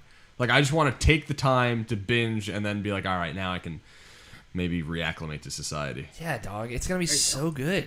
Like you just get lost in it. It looks like a world that is fun to get lost in, right? Skyward Sword Part 2. Skyward Sword. Part 2. This time it's good. This time with more clouds. I was gonna queue up some clips to play like we did for 200, and I wanted to get a clip of Scott and I defending Skyward Sword. Yeah. It's not a bad game. It's just the problem is just one loop too much. No, you're right. One loop No, too you're right. many. It was too much of what was a really great thing. Character design was pretty good. No, it is an enjoyable game. It's just it's not like a very traditional Zelda game. Yeah, but it's also it's incredible. It's just one. It's like one drink too far. Yeah, and then you're like, I'm cruising. Things are really great, and then you're like, you're oh, in a another toilet one. Bowl. Oh, you're boy. like, I can only get better, right? I'm gonna be hungover tomorrow, aren't I? Right? Yeah, this is gonna be great. And then you have it, and as the drink is going down, you're like, it just. And then you got to do some weird shit with a dragon. You got to swim for music notes. You Scott? lose all your God, equipment. that part sucks. I know. You lose your equipment. I didn't have any issues with that one. Like it took me, I want to say, about 5 minutes to do it. I remember when Naoshin was going Stealth back to section? Skyward Sword. That was the section that he was on, Oh, and yeah. I was watching It's him the hardest getting back part. into Skyward Sword, doing that part. Yeah, and then there's a stealth section, and it's like, went back since. no, we're gonna do a boss. don't blame you. Boss arena. Scott, what's the game that would disconnect you from society on your Nintendo Switch? I mean, Is Scart part of society? Is Scott part of it? Scart? Scart? Skit? Is Skit? Scart? Is Scott part of society? Like, Scar is cables. Scart. Scuff is not part of society. Just say a different thing every time. It's fine. Skip, are you part of society? Absolutely not. All right. Yeah. So I mean, Hey, Stamp. Scott is already disconnected. Cam, is this the first time you're seeing Scott physically? No, there's one brief moment in a live stream of a previous episode where I made comments about Scott never being visible. Yeah. And Scott turned on his webcam, and I saw Scott from like up here, like the Wilson shot. Yeah. Every once in And a that was- while, there's a Scott's forehead, and then there was one glorious episode of IPP where he had his webcam like down near, like right below chest level, facing up towards his face. Yeah. So he just had this nice profile of Scott for the entire episode. This is Scott. You can see he's in full frame right now. He's all Scott. Just looked He at is the camera facing and away. everything. He looked but- at the camera You for a got. second. Hey, I didn't choose my seat. You did this to me. It's true. Well, You also did it for me. You actually did choose your seat. You did. You guys had drinks set up for you I three. just had drinks on the table, guys. All right. For me, it's probably Zelda. Like, actually, Skyrim's a really, really good one because, like, I'm pretty excited and interested in playing through the remaster, the Legacy, Legendary, whatever the fuck they're calling it. And because it's been 4 years since I played that game last, and I like that game a lot. And I've been clean for about 2 years. I haven't played any of the DLC. I started both of them like when they had come out, but like I was playing on PC and it was like difficult to set up and everything. So the chance of being able to play it again on console is nice. That's a good one.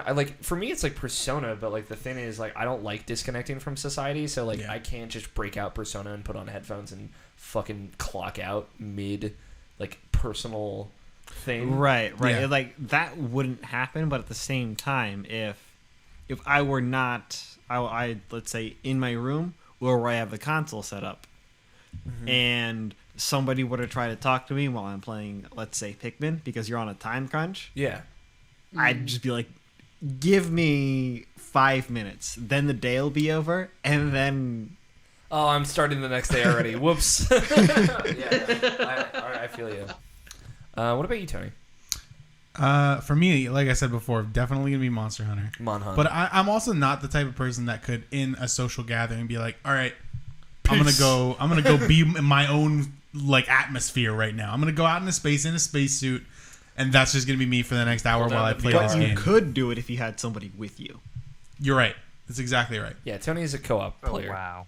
So like a WoW. Like what if WoW was on the Switch? I wouldn't be able to do it.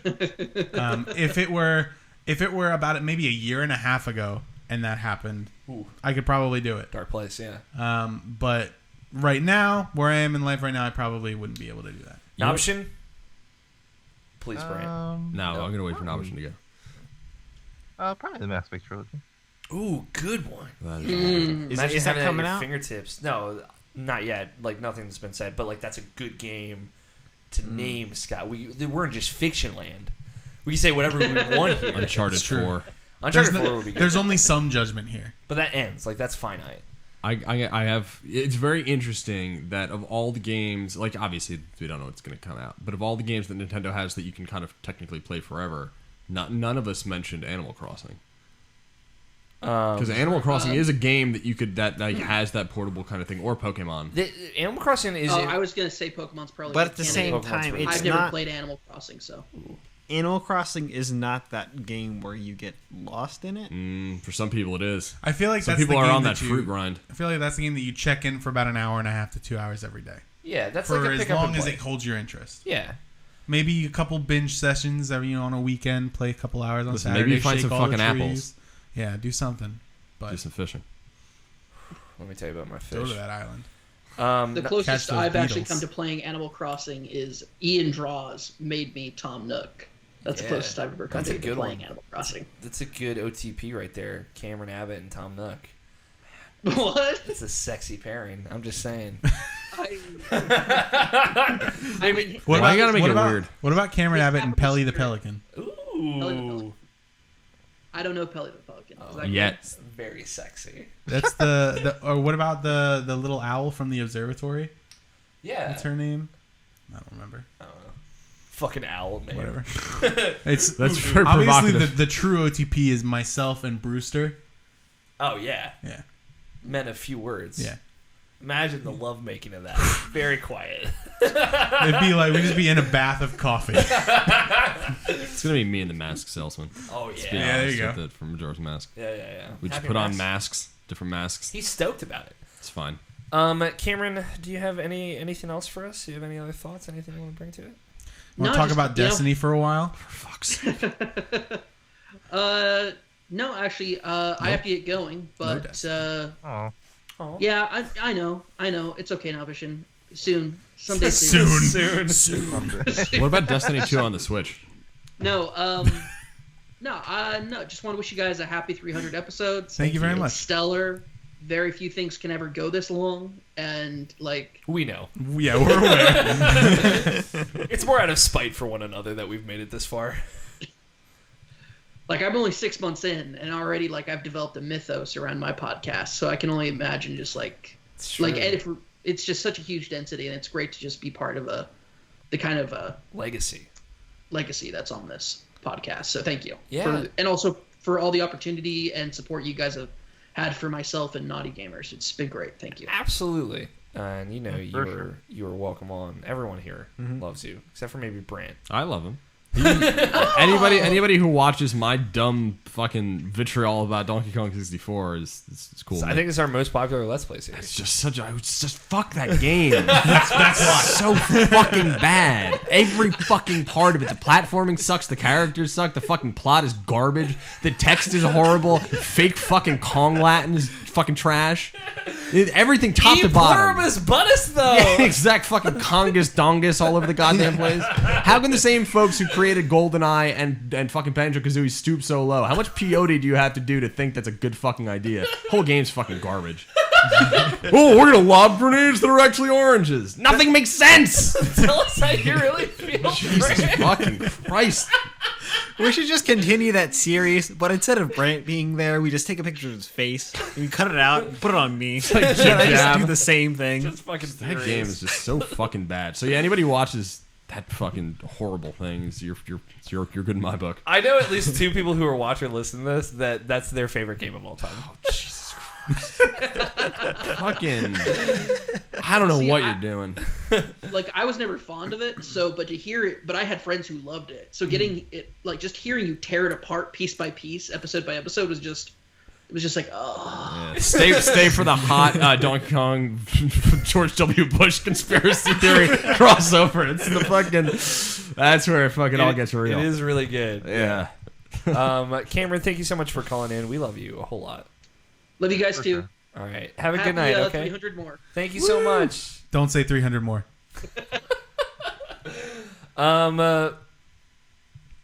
Nabishin video games. What have I been playing? What you been playing, What buddy? you got? That's a few things. A little bit more Gears 3. Not too much though, unfortunately. We haven't had time, me and Mark, to do the co-op through that.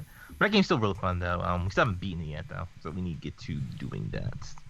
We're really enjoying it so far, or at least I'm speaking for both of us. I don't know if he's doing it or not. He might just be doing this because I'm actually online for once, and we can actually do something co-op and actually be a good friend about it. So I don't know. We'll see what happens with that. Danny and I started playing last night together, and then Brant showed up, and then we had to stop. After so the night before last night, it's not your fault. Fucking weird thing is that I'm driving down can't wait to see Alex. Today you're like, we're fucking having a great time. We're doing virtual high fives. This schmuck shows up. No, the night before we ran into technical difficulty after technical difficulty, and then he couldn't find his headset, and then we're like, all right, we'll just do a FaceTime to talk, and then my internet went out for 3 hours. So I'm right. I'm just gonna go to bed, and it was everything fell apart. And then we got it together. But we're going to play probably tomorrow, so it's going to be a good time. Continuing options. I just want to throw my story in there. Yeah, sure. Got Shadow of Complex Remastered. Just played a little bit of that. Still a good game. Old game, but it's still a good game. Yeah. How does that look? About what you remember it. Do you remember it looking stellar back then? Not the most stellar, right? Yeah, so it's just pretty much still not a stellar, but it still plays the same. I will say the 2.5 shooting now is a little bit harder now for some reason. It just seems like something I could just get headshots from a guy across the room so much easier back then than I could now. So I don't know. That seems a little off. But other than that, yeah, it's still fine. It's still Shadow Complex. Good. Still Nolan North. Yeah, still Nolan North, just being fucking Nathan Drake in that game. For sure. Cool. I played Rise of the Tomb Raider for some reason. I started restarting that, or I restarted that game this week as well. So. Yeah. I got the DLC for it just because, whatever. I wouldn't recommend it. The 20th anniversary pack it was on Xbox One. You'll go to Carp Manor and she'll just explore some stuff around the manor and learn some stuff about her parents, but it's really not really worth it. Like I've always said, the Rise of Tomb Raider story is not the strong point for that game. It's the gameplay, and there's zero gameplay in that, so that means what's the point in playing this DLC? So but I got through it in the entire thing, and I just did that. But then I played the actual game again, and I was like, oh yeah, that game's real great. So. Yeah, I don't I like the stuff about Lara and kind of her surrounding family in that game quite a bit. So if it's more of that, I'd be interested in seeing it at the very least. But it's kind of more of when you play. Well, I guess it's kind of like playing an old BioShock game or something like that. When you just getting what are those called? I can't remember. Mm-hmm. What are those called? First-person story-based shooters. No. The things you pick up, the collectibles. Audio logs. There you go. Mm-hmm. There's a bunch of audio logs, and Okay. Yeah. No, I can see that being not the most engaging. I got you. Yeah. Cool. Other than that, more Zero Escape, Zero Time Dilemma. That still has the potential of still being the better game of the series, but they still can't do the puzzles right as far as how 999 did it, as far as highlighting which one you're supposed to highlight. So it's kind of hard to find the pixel that you're supposed to hit so you can do the puzzle right. So that's kind of a struggle as far as that. But story wise, it's been great. It's been really, really good so far. Mm-hmm. Not really for the continuing story from the first game to the second game to this game, but more of the central story that's going on in there, and just little the character interactions have been great. Like I said, the presentation actually going up is it's leaps and bounds as far as what it used to present to what it's presenting now, because it's a lot more personal, a lot more gruesome, as far as the deaths that happen in that. So it's just a lot more compelling as far as that visually. I could give this game to someone. I would never do that because you have to play the first two before them. But it's more of something I can present to someone and they can enjoy it with me type of thing. Even if they haven't played the other game. So yeah, that just seems really cool for that game. Cool. And other than that, it's been Batman Return to Arkham. And those are the Arkham games. Arkham City is still one of the best games ever made. Arkham Asylum is still a good game. And yeah, that's it. Yeah, how does this look? Brighter. Okay. Batman has really blue eyes. Damn. That's pretty much about it. There's nothing really else to really speak about it. Did you just play a little bit of both, or did you finish Asylum? I conquered Batman Arkham Asylum because I haven't played that game since years. Yeah. So good game. Since my attempt at going for the platinum in that game, I never got it. So,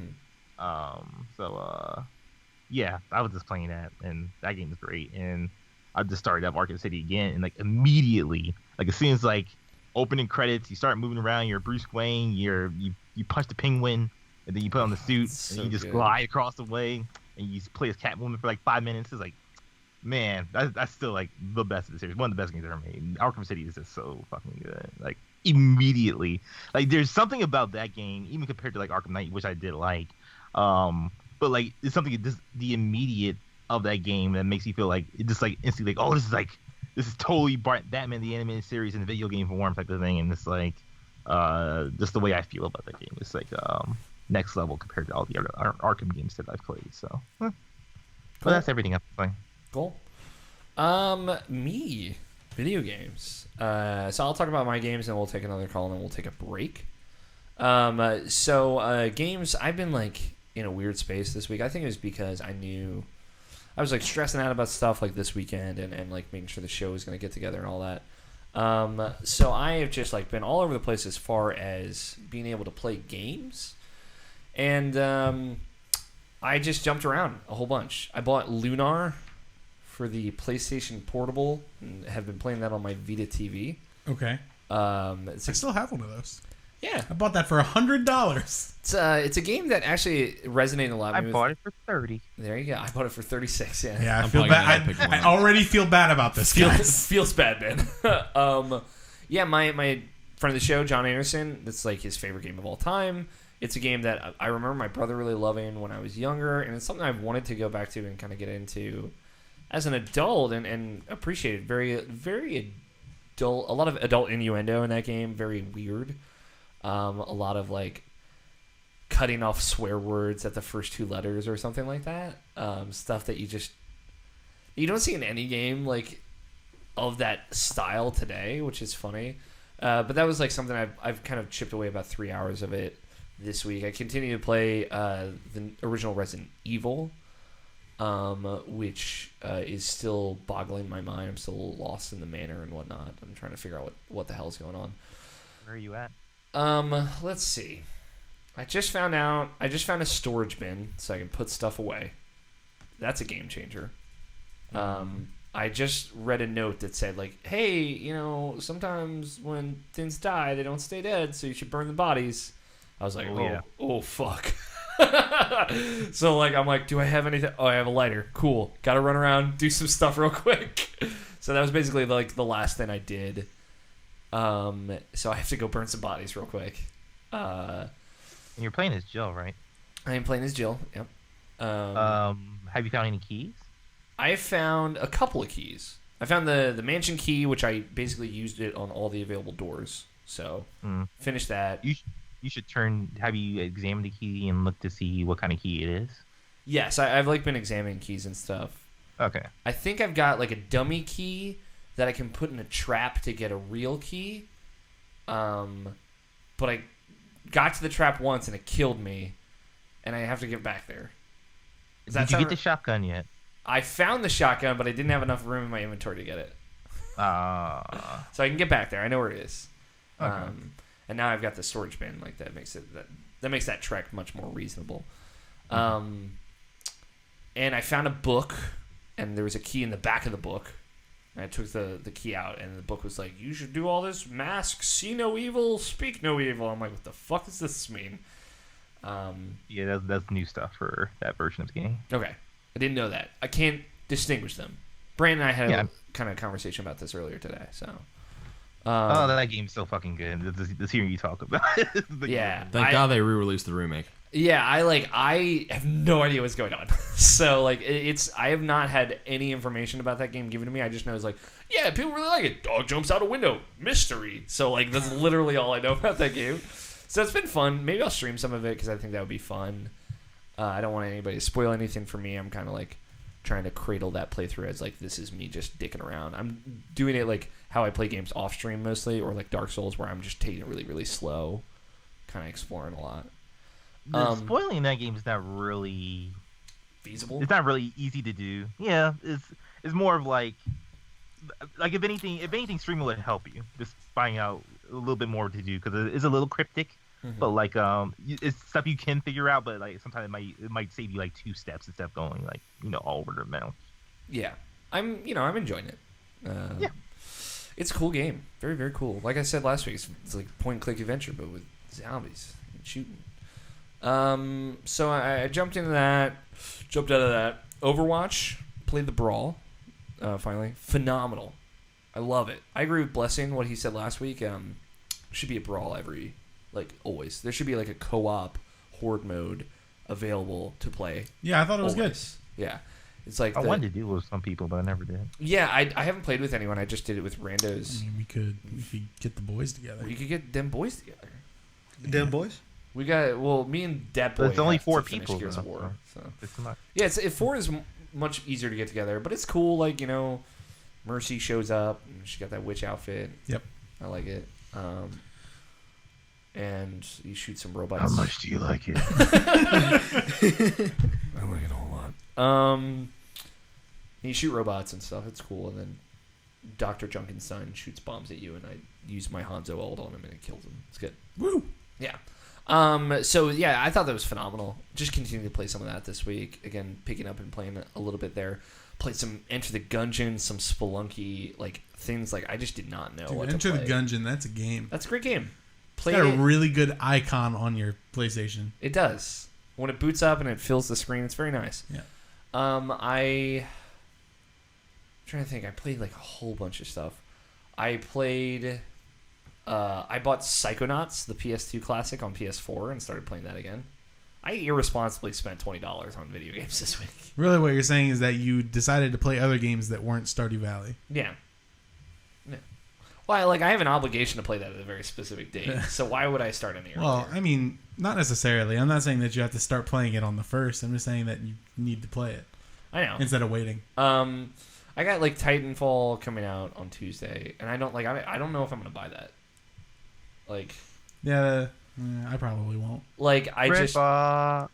Actually, I don't know if it comes out on Redbox or not. It's weird. I want to play the campaign. I want to play the multiplayer, but I know I won't have time to commit to the multiplayer. I won't get my. It's too much Overwatch and Destiny to play. There really is. I'm on the tail end of my Destiny spiral. I think. I'm happy with what I've done with Destiny. The life I've destroyed with Destiny. Yeah. My life that I've destroyed. There's just the hard mode and challenge modes left. Yeah. And Crota's End. Yeah. Well, rest in peace, Crota. Yes, Titanfall 2 will be on games. Redbox. On GameFly, yes. Redbox. I know. I'm trying to think. I think there's I played Rise of the Tomb Raider. I played some other Xbox One game. I started some RPG on Xbox One or something. Oh, I was playing The Long Dark. Lost Odyssey. Not The Lost. Backwards compatible now. Is it? Okay. Yeah, totally.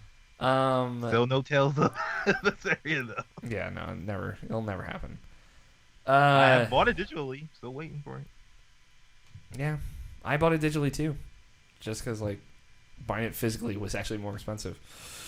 So I don't know. I just been jumping around. I haven't had anything. Jump around.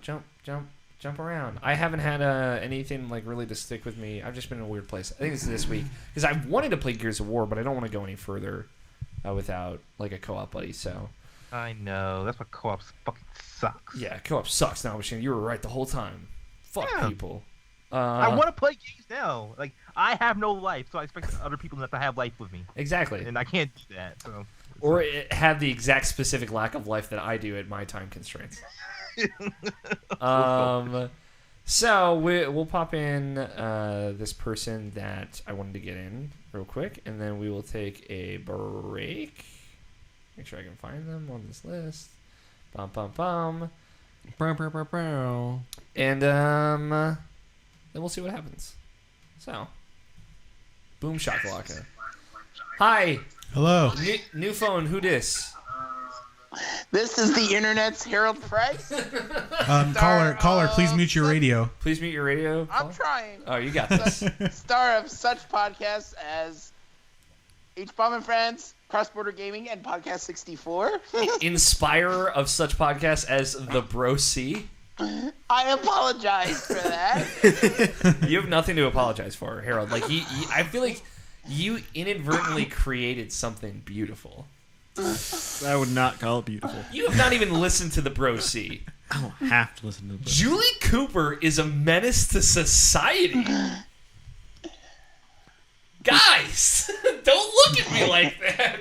Hi, Harold. How you doing? We're gonna look at you like this. I'm why you're doing gonna get alright, eaten. Although I've got beef. Okay, what's your beef? Fuck. Brand's like beef. Talking with Trevor earlier, and you're joking about how he's on like every 20 20 shows or episodes? so. Yeah. Episode 220. 220. Oh shit. Is that the last one you were on? That was the last. Evan was still on the show. Shit. Well, hold on. You've called since then. You have Participated. participated. I've called in like this. I've done voicemails, but I haven't actually been on a full show. That is true. 'Cause Since I was March wondering. of I was last wondering. Sorry. Hold on a second. None of us have been on a full show since then anyway. So. Yeah, we've all been empty since then, Harold. Very true. All right, let's pick a week. Pick a number, Harold, between 301 and 310. This is how I schedule guests, by the way. Just tell them pick a number. 302. 302. 302. 2 weeks. We can do it. 2 weeks. We can do that. Wait. 3 weeks. Extra Life. Yeah, we might. No, we're doing a show during Extra Life. Are we doing a show? Oh, during extra Are life. we doing a show? Are we Make it really 4 going to do a weeks. show through Extra Life? 4 like, weeks. Like 4 if we do a 304? show, you understand. 304. 304 is good. But you understand that if we do a show during Extra Life, that rule of no games does not apply. No. We would do it before the day of Extra Life. We would Yeah, record it. Okay, it'll be the I mean- night before. Yeah. All right. Yeah. All right, Scott's happy. 304 though. That's good because then we're out of Extra Life. Yeah. Yeah. No, that works. That works for me. How you doing, Harold? I'm doing good. It's been a good week Good. as far as games. How are you? I want to know, as the #1 Nintendo fanboy, how are you feeling about that Nintendo Switch? I am cautiously optimistic. Okay. I just wish they'd actually get some good third-party games. I know your hate for Skyrim. I don't know where you feel about What are you trying to say about Atlas? Yeah, what are you trying to say? NBA 2K17 is not your jam? And it's no NBA Jam. It's no NBA jam. That's fair. I feel like that's. Hey, Tony. That's fair. What do you Distinct lack of boom shakalaka. distinct lack of it. I'm curious. So going back to kind of our game earlier, what is the thing that you were most excited about, and what's your biggest question right now? Actually, that was my biggest question about the third-party games. Where the real third parties at? Okay. Yeah. What about your most excited? Get harmonics on there. Yeah, I want to get a whole new set of peripherals for my handheld gaming. Yeah, platform. dude. Get harmonics. It does have on a kickstand. Jackbox on there. They did it on tour. They Yeah, did the on tour version. Jackbox would actually be pretty sweet on there, if you could get it like synced up to Wi-Fi. Speaking and of stuff. Jackbox, there's a third pack out in the wild. Extra Life, don't worry, we got this. It's We'll gonna happen. we'll get to Post that in a 300? minute, guys. Yeah, we'll get to that. We'll get to that. I was stuck part of the good week. Yeah, it's true. So what's the thing you're most excited about with the Nintendo Switch? Just the prospect of being able to take my games on the go, like going to PAX, which I will be going to PAX East this year. Yeah! Or next year. You. 2017. The next one that's coming I around. will be back. Yeah, That one. the new swing. Good. We missed you. This PAX South BS. Yeah. Listen. No, it wasn't PAX South BS. It was I couldn't get passes to PAX East BS. So I okay. did South as a plan B. Yeah, it seems like they have more passes available this year. Hope so. They sold Fit out. more bodies into that place. Yeah, they sold out less. The fact that they didn't do the 3-day passes this year. Oh, they didn't. I didn't know that. I didn't know that either. Okay. No, they did what they do with West. No 4-day passes there, just single-day passes. That's for all. expensive. Got to buy them all. That is expensive. Collect them all. Yeah. Got to get them boys. Okay. I'm looking forward to PAX as well. Yeah. So, what you got to say about this Jackbox situation?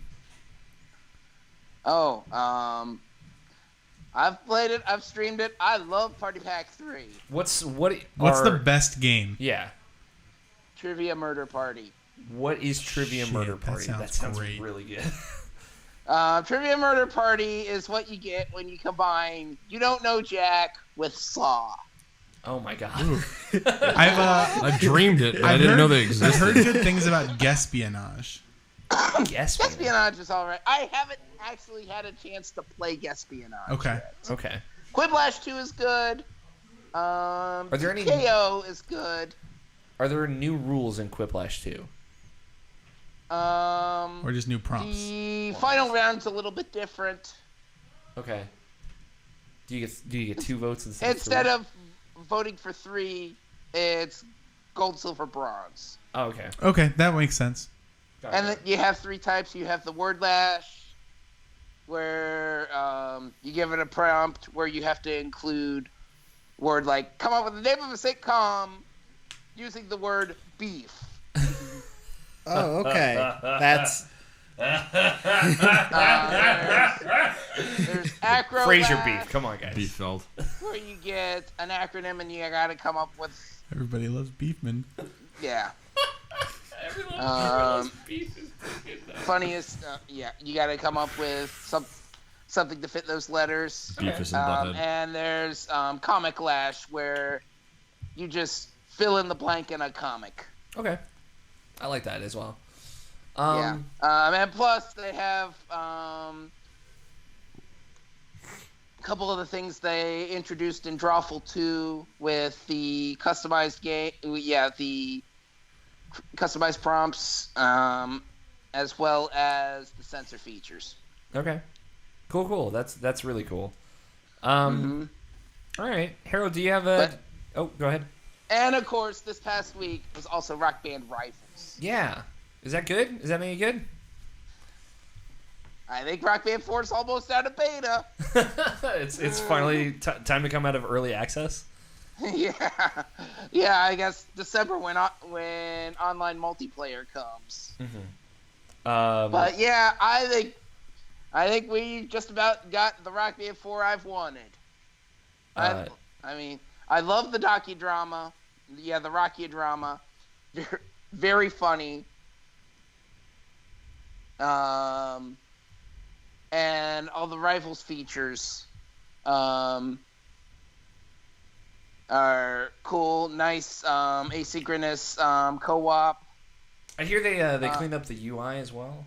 Yeah, the sorting and filtering.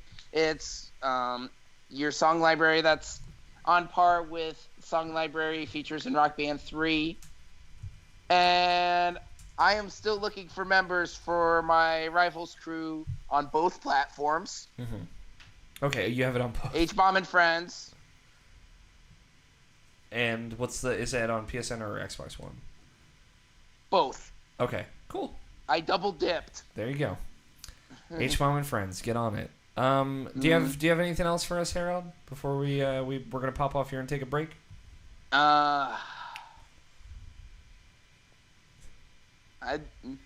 Nothing.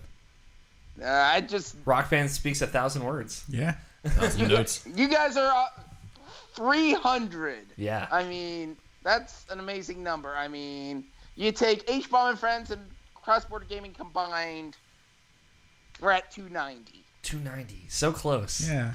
yeah. Yeah. You guys are getting there too. Then. Yeah, we just recorded, or I still have to edit H-Bomb and Friends 110, and we did 180 CBGs.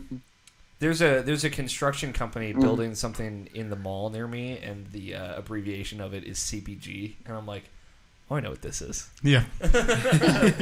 They're expanding. Yeah. They're expanding. Yeah, Frank's coming down. Yeah, exactly. He's coming down. He's gonna build up my entire apartment complexes in my mall. Yeah, it's crazy. 300 episodes, man. Yeah. It's a whole lot. Quite a Congrats. few. Thank you, Harold. Thanks. It's mostly to Scott. I'm glad and to call you guys friend. I mean, Brant, I don't really know you, but you seem like a nice guy. Thank you very much. We're friends. You're wrong, but it's fine. You seem like an upstanding young gentleman who hates Donkey Kong 64. Fuck that game. Nothing wrong with hating Donkey Kong 64. I've never Goddamn played right. it, but it looks like a piece of shit. Yeah. Game's fucking garbage. I have seen it. It is a piece of shit. Brant, what are your thoughts on Ocarina of Time? It's the greatest game that's ever been invented. That's the reason for the medium. You lost Harold. Yeah, I'm sorry. You lost me. It's You fair. lost Listen, me. it's okay. It's okay. Friends disagree on things. That's all. It's all part of it. It is all Harold and friends. Yeah. One might say I H-bomb still and say friends. the best Zelda's the first one. Right Zelda on. 1. Zelda 1's actually a pretty dope game. Yeah, it's a great game. That game's pretty No metal. doubt about that. Yeah. That's how you do it. But Right? yeah, nice talking to you guys. Thank you so much, Harold. We Thank love you. you. We'll see you in 4 weeks. Yeah, 4 weeks, and of course, hopefully, I'll see you in Boston. Yes. Yes. I think that's likely. You might see wow. me in Boston. Well, yeah, you'll see me and probably Tony. Maybe Tony. Actually, Probably. I have Maybe. still never met Scott in person. you'll never see Scott. One of these days. Ever. One of these days, you got to get Scott out there, and Nabashin too. Scott doesn't leave the house. Nabashin just started leaving the house. I'm so. pretty sure that we got a commitment from Scott to go to PAX next year earlier this year. I I'm gotcha. pretty sure that happened. I got you, Nabashin. All right, thank you so much, Harold. You have a good night, okay? All right. We love you. Bye-bye. So Bye. this is me confirming right now. Scott will be at PAX. Scott, are you going to be at PAX? I'm gonna try harder this time. What are we going to put up? Harder this time. Oh, yeah. Are you gonna go, Tony? You're Yes. moving, like pretty soon. Yeah. Yeah, I'll be there. Do you have a set date on moving? No, probably about halfway through December. Do I want to announce this on the show? Is this a thing that we announced on the show? You can. We didn't talk about it on the show last week. We didn't. No. No. You are moving. I am. Yeah, I am moving across the country from here to Las Vegas. Yeah. The joke has gone too far. It has. And you were going to move in with Danny Juarez. Yep. So that's going to be a real thing. How are you going to record the podcast from Danny Juarez's anus? I don't know. I think I'm And gonna it's time for a break. I think I'll do the folks. same thing I did every other previous week. I'll be on a computer. Yeah. Probably be this one. Yeah. I'll plug a microphone into it, Yeah. preferably through some other medium before that. Gotcha. At 4 I'll speak p.m.? into it At 4 p.m. Ooh. Um, I'll speak into it for about 6 hours. After that, Roughly. I will hold hostage the file for about 7 to 8 weeks, Yeah. and then I'll give it to Alex. Sounds about normal. But like Danny's going to be trying to creep in on the show constantly. Yeah. See, the secret here, guys, is we've actually recorded every show up to 314 already, but Alex is waiting on my files, so this is the only show that's actually on time. Yeah, it's fucked up. Yeah, it's pretty Really fucked weird. up. They started doing this years ago. We're going to take a quick break. And when we come back, we'll take more calls. You did not ask me what I've played. We You're got right. to do that at some Oh, point. you're We're doing right. that too. I was going to ask you That's after why we're 20. taking more calls. Yeah, that's right. How dare you. You're right. I'm just taking letting more you know that for once I played fucking video games. I'm on a show where I can talk about them. We'll get Brant's games. We'll be back and we'll have a good time. So I don't know what I'm gonna try and play something through the speakers or whatever and figure out what's going on. And we will be back It's got to be Brody Quest. in just a little bit. Cool.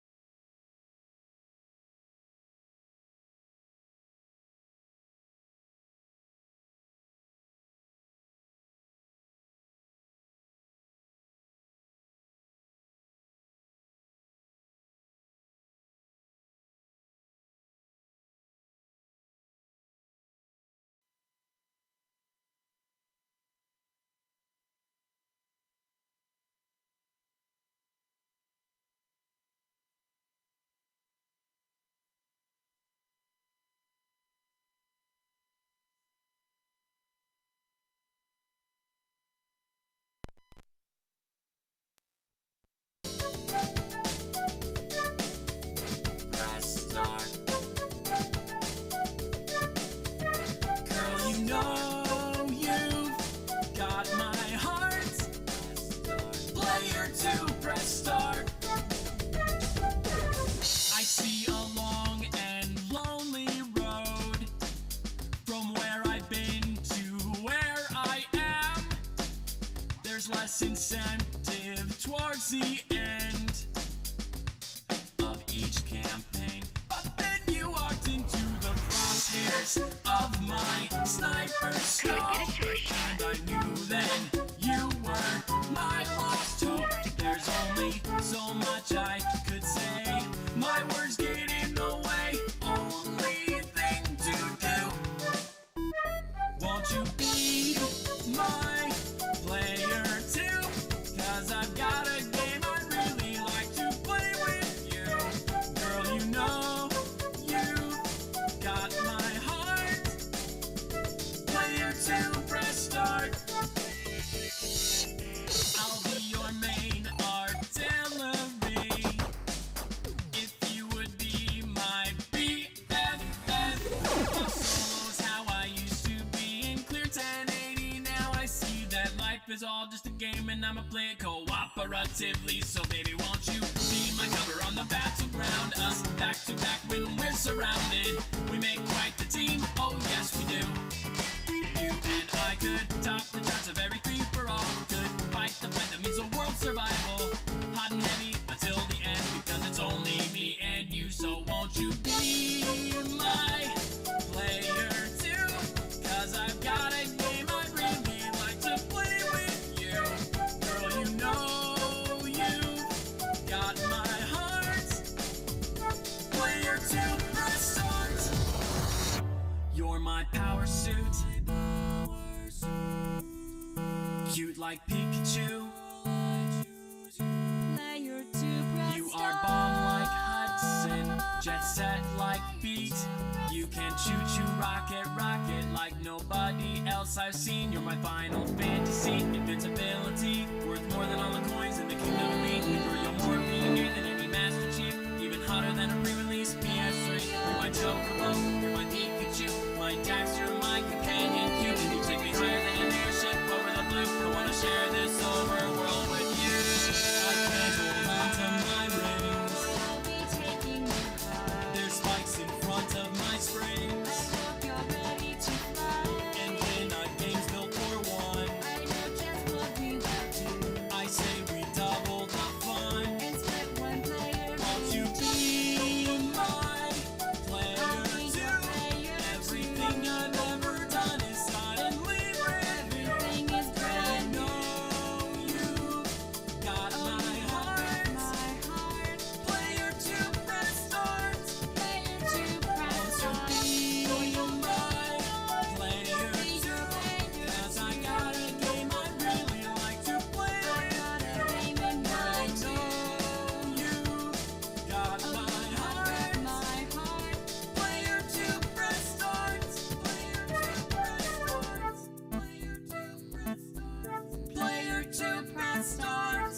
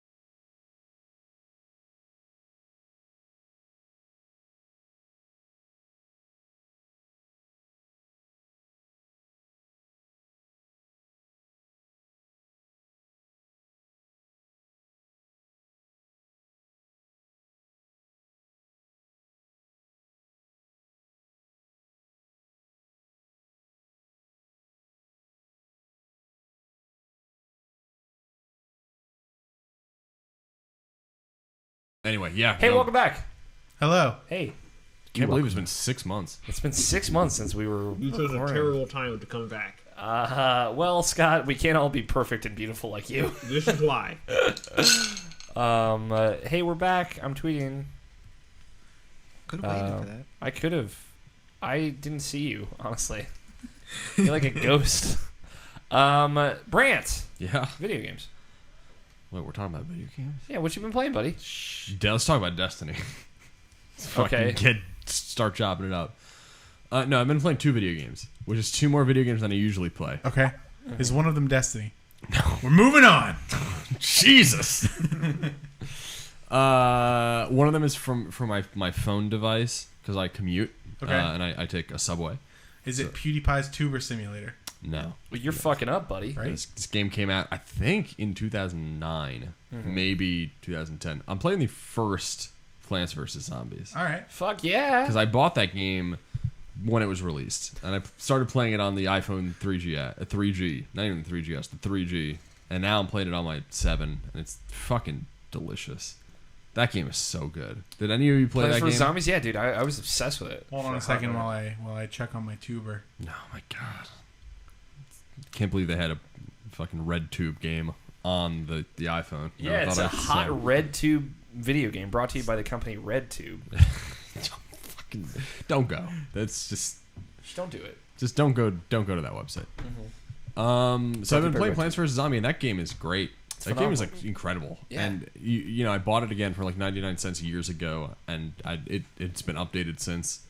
I don't have, it doesn't, no ads, no bullshit microtransactions. And the game is fun. Would you say it's the exact opposite of Plants vs. Zombies 2? Yeah, which is why I don't want to play that game. Yeah. I just want to pay for a video game and I'll play it. Like I don't want to know about fucking how great Hyundai is. I don't want to buy more seeds. I don't give a shit about any of that. Hyundai making cars for your zombies. Exactly. I don't want to care. I don't want to get ads for zombie. I don't want Walking Dead trailers. I don't want any of that. I don't give a shit. I just really want to play the game. When did that game come out? Plants vs. Zombies, the original? 2. Oh, 2, I think maybe like 2011, 2012. Yeah. I feel remember like 2013. being so excited for it and Me too. It just like, oh, that freemium shit just fucked with me. I couldn't play that. Gross. Super bummer. Yeah, and I understand the freemium kind of business model, but if I could just buy the game for $4.99, hell yeah, it. I was ready. $20 I would have bought that game. Yeah, it's money. It's money in the bank. You know that they lost because they wanted to make more money in the bank. Yeah, and then they made. Which they probably did. Way more money in the bank. Yeah. Sure, but that's fine. Like even if you just have it, like you could buy seeds and stuff like that. Most people aren't going to pay the $5. But if you had the $5 option of pay once and we won't bug you about anything else, and then you have the option like, yeah, sure, if you want to buy more Sun, buy it, whatever the hell. You can buy it in that game. Do you want to buy another Sun?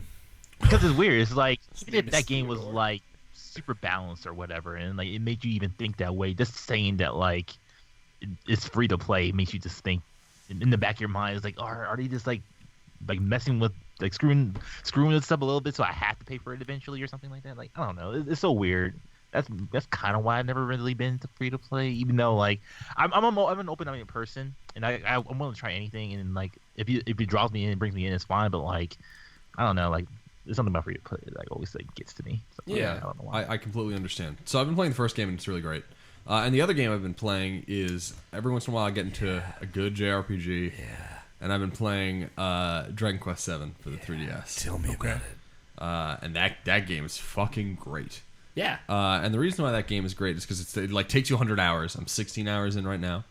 But it breaks it up into all these different little chunks. It's almost like in like a college or high school English textbook where it's like an anthology where it's like here is, you know, one chapter of this person, then another chapter of this person, another chapter of this person, and it all kind of weaves together, but there are all these different stories that you're kind of blipping in and out of. And in that way it's different than a lot of JRPGs that just have like one central kind of place. Yeah, you're going one through central plot through line party. Yeah, right. It's all you're going and you're mucking about in the lives of a ton of different people, and it's really really fun. But here's the problem, and I'm having a great time. Graphics are fine, sound is wonderful, even though they fussed with it a little bit. I think because on the Japanese version of the 3DS game, there's orchestrated music, but for the English title, there's MIDI.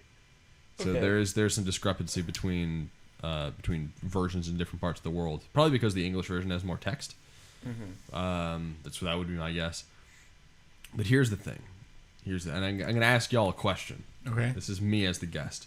What is your least favorite part of your favorite genre of video game? What is the part of like mine? So mine is JRPGs. I love JRPGs, right? We probably have the same one. Right. Maybe not, because here's mine. It's like kind of hyper specific. Okay. You're in a JRPG. You're having a lot of fun, and you've hit flow, which is the game is hard enough to be challenging, but easy enough where you're progressing, and and you go to the village. The village is fucked up.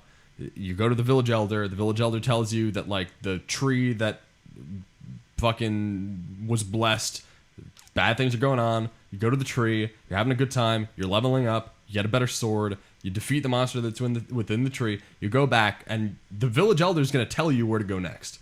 But like in the time when you were saving the tree, like the village elder has fucking a back problem. So before you can do anything else, you have to like go to another town to get the lotion to bring back to the fucking elder. It rubs its lotion on the skin, or Yeah, else it gets and the then hose and again. then the village elder's fine, and then the village elder can just talk again and tell you that like, oh yeah, you should go to the ice chamber. The ice chamber is probably gonna have the next part.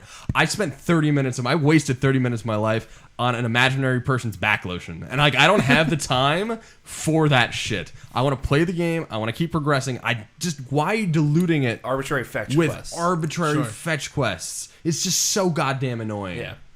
God damn it. Just got you. fucking, I want to play the game, and the game is really good. You're getting in the way. I don't care if instead of 30-hour game, it's a 25-hour game, because, like, you cut 5 hours of bullshit out. Yeah. Like, that's 5 hours of my life. I'm so glad that you saved me. Yeah. So goddamn annoying. It's true, yeah. I think I stopped Okay, playing so Graces yeah. 2 for that reason. Yeah. It was a little different because I don't consider that the worst part of the game. Sure. Because at any point in time, a valid fetch quest, a fetch quest that makes sense, could become arbitrary just if you're not in it. Sure. Yeah. Which, and at the same time, an obviously arbitrary fetch quest could seem the other way Fair. by the same vein. Yeah, sure. It's just going to depend on where you are in that flow. Absolutely, yeah. So that's why it's not the worst. It is the... JRPGs we're talking about. Also Scott's favorite genre, apparently. Yeah, it is. Okay. It's been that way. Thank I don't you. know if you know Scott, my good friend. It's been that way. I'm just clarifying for I everyone listening at know. home. Listen, guys. My close personal friend.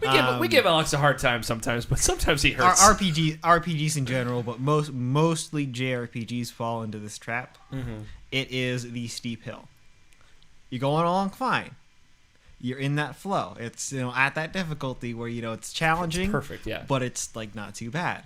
But then you hit the steep hill, where the next area one-shots you out of nowhere. Just looking at you, out of Final nowhere. Fantasy 13. You've been killing bats left and right, and now there's like a golem, and the golem just kills you. He just No, murders you. no. You've been killing golems left and right, and There's now a bigger golem? and now the bat shows up, and a bat one-shots your entire party. You're like, he kills your party's family, Bat all use of their Mega friends. Flare. Yeah, exactly. And it's like, Yeah, it's like, where the fuck did this come from? right, it's okay. I understand that you wanted me to do those side quests. I understand that you wanted me to do this, and that. You wanted me to grind. But if I'm looking at this correctly, this is a 30 level grind, and I am level 40. Like, what are you doing? Like, I have to go ahead and I have to spend the time that I had already I have to spend double the time just to get to the end of the game, and I'm at the end of the game. Yeah. Go back and just be like, oh, fuck. All right, fine. I have to go back to like Because Village that One. is the point where I quit most JRPGs. Yeah. That Final Fantasy VII does that at the impact creator. Yeah. Totally. Like, Absolutely. Most Final Fantasies do it. The one that doesn't is Is it 8? 8 because it scales. Yeah, it scales, yeah. So. And then I thought you were gonna say Explorers. Explorers doesn't. Explorers Explorers because doesn't do it's that. not Crystal a real Chronicles. fucking video game. There's Alex who played it once. It doesn't. It doesn't. It happens. The steep hill happens much more gradually. And essentially what you do is that it becomes more obvious that you need a build as time goes on once you start hitting that point. And if you have one, everything's fine. If you don't, that's when you start to have to... If you don't, everything is fine, but everything is fine, and you're that dog in that house on fire, and the skin melts off. Yeah. This is fine. Yeah. I'm okay with everything that's happening right now. Tony, what about you? So for First-person shooters. Why is Overwatch so good? All right, so here's the problem with Overwatch. Not every character has a sprint button. There's one character that has a sprint button. Everyone should have a sprint button. Everyone should have a sprint. I just want you to go fast. Gotta go fast. 360 no scope. Every character in that game should be faster than Sanic. Always. No, but for me, it's more like the multiplayer role-playing games. So that's really what ends up being the genre of games that resonates the most with me. But there are select JRPGs that kind of transcend that. Yeah. For me, in those games, the games that I typically end up liking the most are the games that give you the most freedom to decide what you want to do with your time. For example, WoW is not really all that great at this. You choose a class when you first make a character, and you do that. You do that character for the next however long you play the game. It's actually more like the Eastern RPGs end up doing it better, in my opinion. They don't they're not as powerful as far as story progression or anything like that, but they do end up giving you a lot more choice. There are games that I've played from that specific genre that is like, hey, you don't even have to fight stuff. You just do what you want to do. You could, EVE Online does this as well. You don't have to go and fight other ships. You can just go mine some shit and then sell that, or get a big cargo ship, buy some stuff, go somewhere else and sell that, and that's how you play the game. I like games that let you have that freedom to pick what you want to do. So I guess to kind of relate it to the question, the games that kind of shoehorn you into exactly what you're supposed to do, that ends up in the long run kind of bugging me, because those games are really designed for you to play them for a long time. I think Destiny is one of the games that does that. It's a pretty good example of it. You want to go and shoot stuff. Yeah. Destiny does that very well. Yeah. And that's why it's a good game. But what if you could do other things? Then what if you could become one of the factions? It's just like, hey, I just want to go do some shit for Dead Orbit for forever. I want to, I have a ship. What if I could do things with it? What if I want Dead Orbit Senpai to notice me? Exactly. Destiny's kind of a special case because it is, a shooter and all that other stuff. So there are a couple other things going for it. But in that sense, that's kind of the thing that ends up bothering me the most, is when it tries to make you do one thing. What's up, Scott? You play WoW and all you do is competitive pet battle. True. Technically, you could be a Pokemon master. You could do that. But the game will also force you to level up to get to the parts to do the next parts of that. So it does kind of, again, push you into one direction. The game gets in the way of playing the game. Yeah, I was specifically referencing a Korean MMO earlier called Mabinogi, which I used to play forever ago. Yo, you want to talk about Irrational Passion's legacy. While that game is not a good game, the foundation of that game is fantastic. You don't have to ever fight anything, ever. You can just go in there and make music and do that. You could just do it if you keep want. the dream alive. Obviously, that game's also riddled with microtransactions and bullshit, which make it not a great game, but the foundation of that game is awesome. Okay. So, Nabashin, favorite genre, worst favorite part about it. Nailed it. Yes. I don't really know that I have a favorite genre. Like I like stuff like character action games and stuff like that. But there's nothing really necessarily wrong with it. Yeah. It's just knowing what you're expecting, because with those games, you're expecting a lot of repetition, as far as I go into an area, then it's a whole bunch of people come at me at the same time.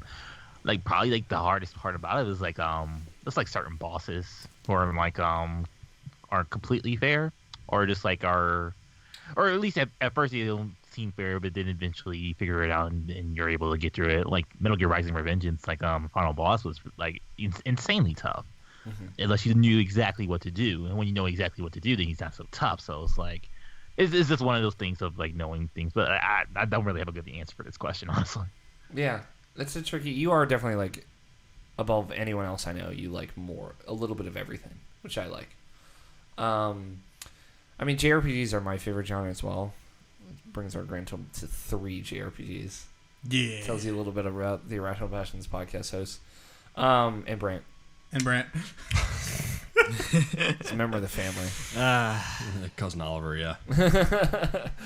I don't know. Like, there could be a few things, right? It could be just like choose one. The feeling of going through the motions, right? Like a lot of JRPGs are like, I'm just going through the motions right now. Like, I'm doing this fight that's the same as every other fight, or like I'm doing this just because, like, you know, I'm doing this. Like, there's a lot less ownership in JRPGs of what you're doing, except for like the games that defy that in really, really cool ways, like Persona and things like that. But yeah, I would say like the biggest problem with that genre to me, and I'm always like a story guy, right? So it is like the leaning on tropes, both mechanically and story wise, right? Like every JRPG is always about saving the world, you know? Or worlds. Or worlds, plural. Well, because you didn't know the second one existed, though. Yeah.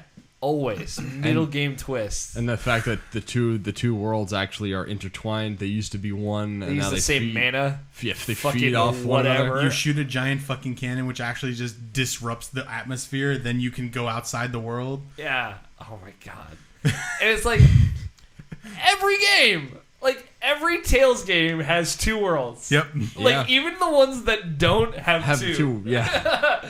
Tales of Graces, Tales of Xillia, Tales of Symphonia. Like, all of them have 2 worlds that are, like, linked together for some fucking whatever reason. Yeah, but nobody remembers because they got separated. So it happened, like, 25 minutes ago. Yeah.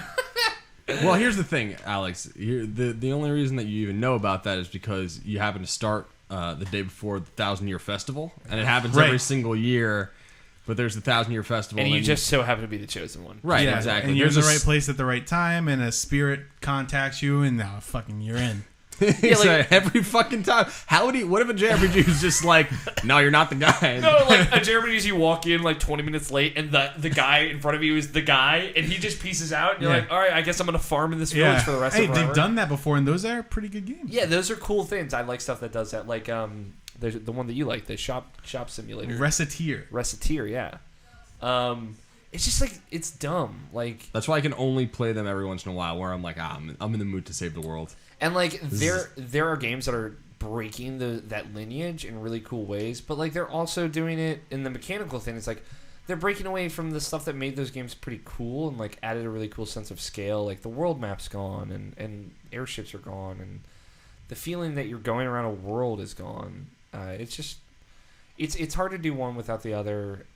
It's just like the lenience on tropes and also like on the story level and then on the mechanical level, it's like the feeling that you need to be an open world Western style game when you don't. Like Tales of Vesperia is amazing because like it is like such a traditional ass JRPG. Like you leave a town and you go out to a world map and you fucking walk around on a world map and monsters show up and you can run into them and start a battle. Like that's cool to me, and that's still cool. I Am Setsuna does that, and that's cool. Yeah, I can't wait to play that game. That's a cool game, whether like people don't love it or not, whatever. Like that's still really cool to me. So, like you don't have to.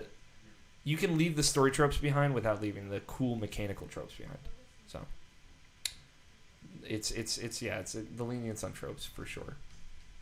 How about we've got a caller waiting in the wings here. And I'd love to see what he has to say.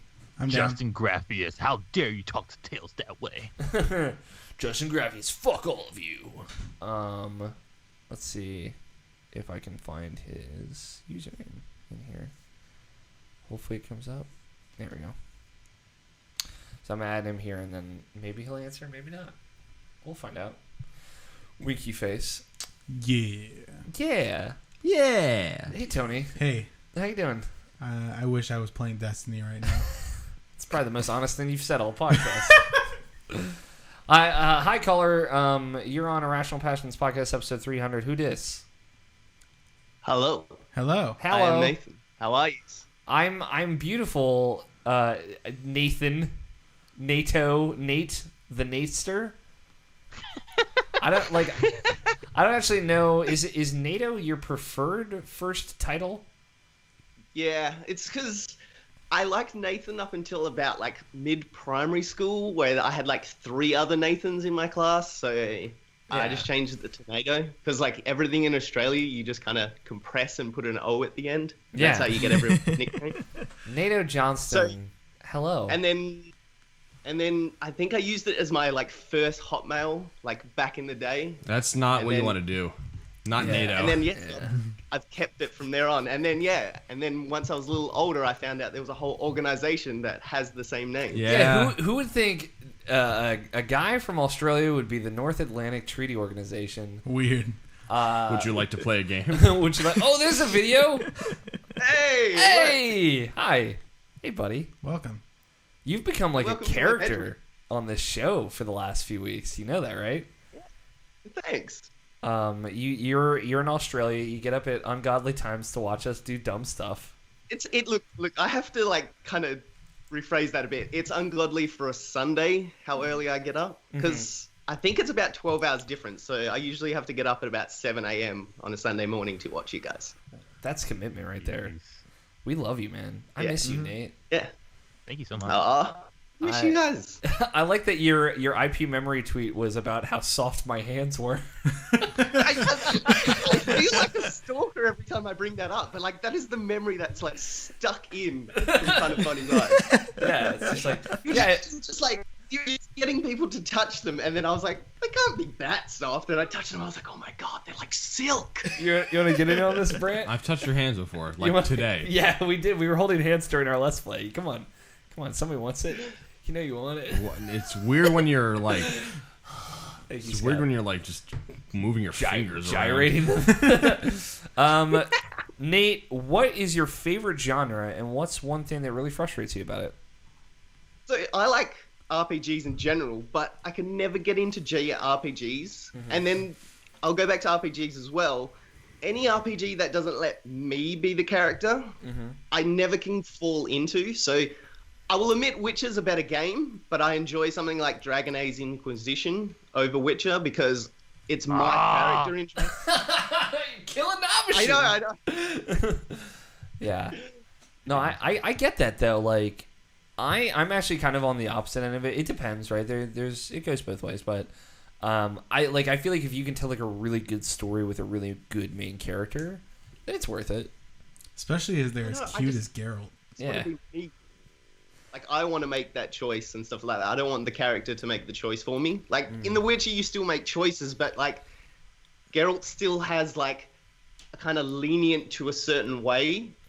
And I just feel that it's not my choice because I want to do this.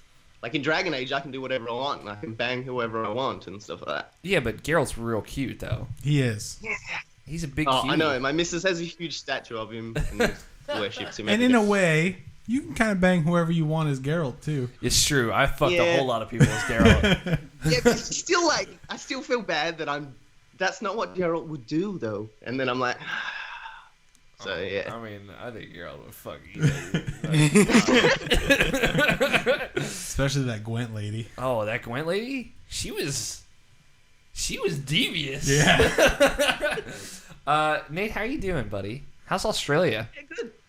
Yeah, actually getting warm, thank God. It's been cold because it's been winter for us down here. So, yeah, it's yesterday, I finally could walk around in shorts. See, I got shorts on now. Oh, yeah.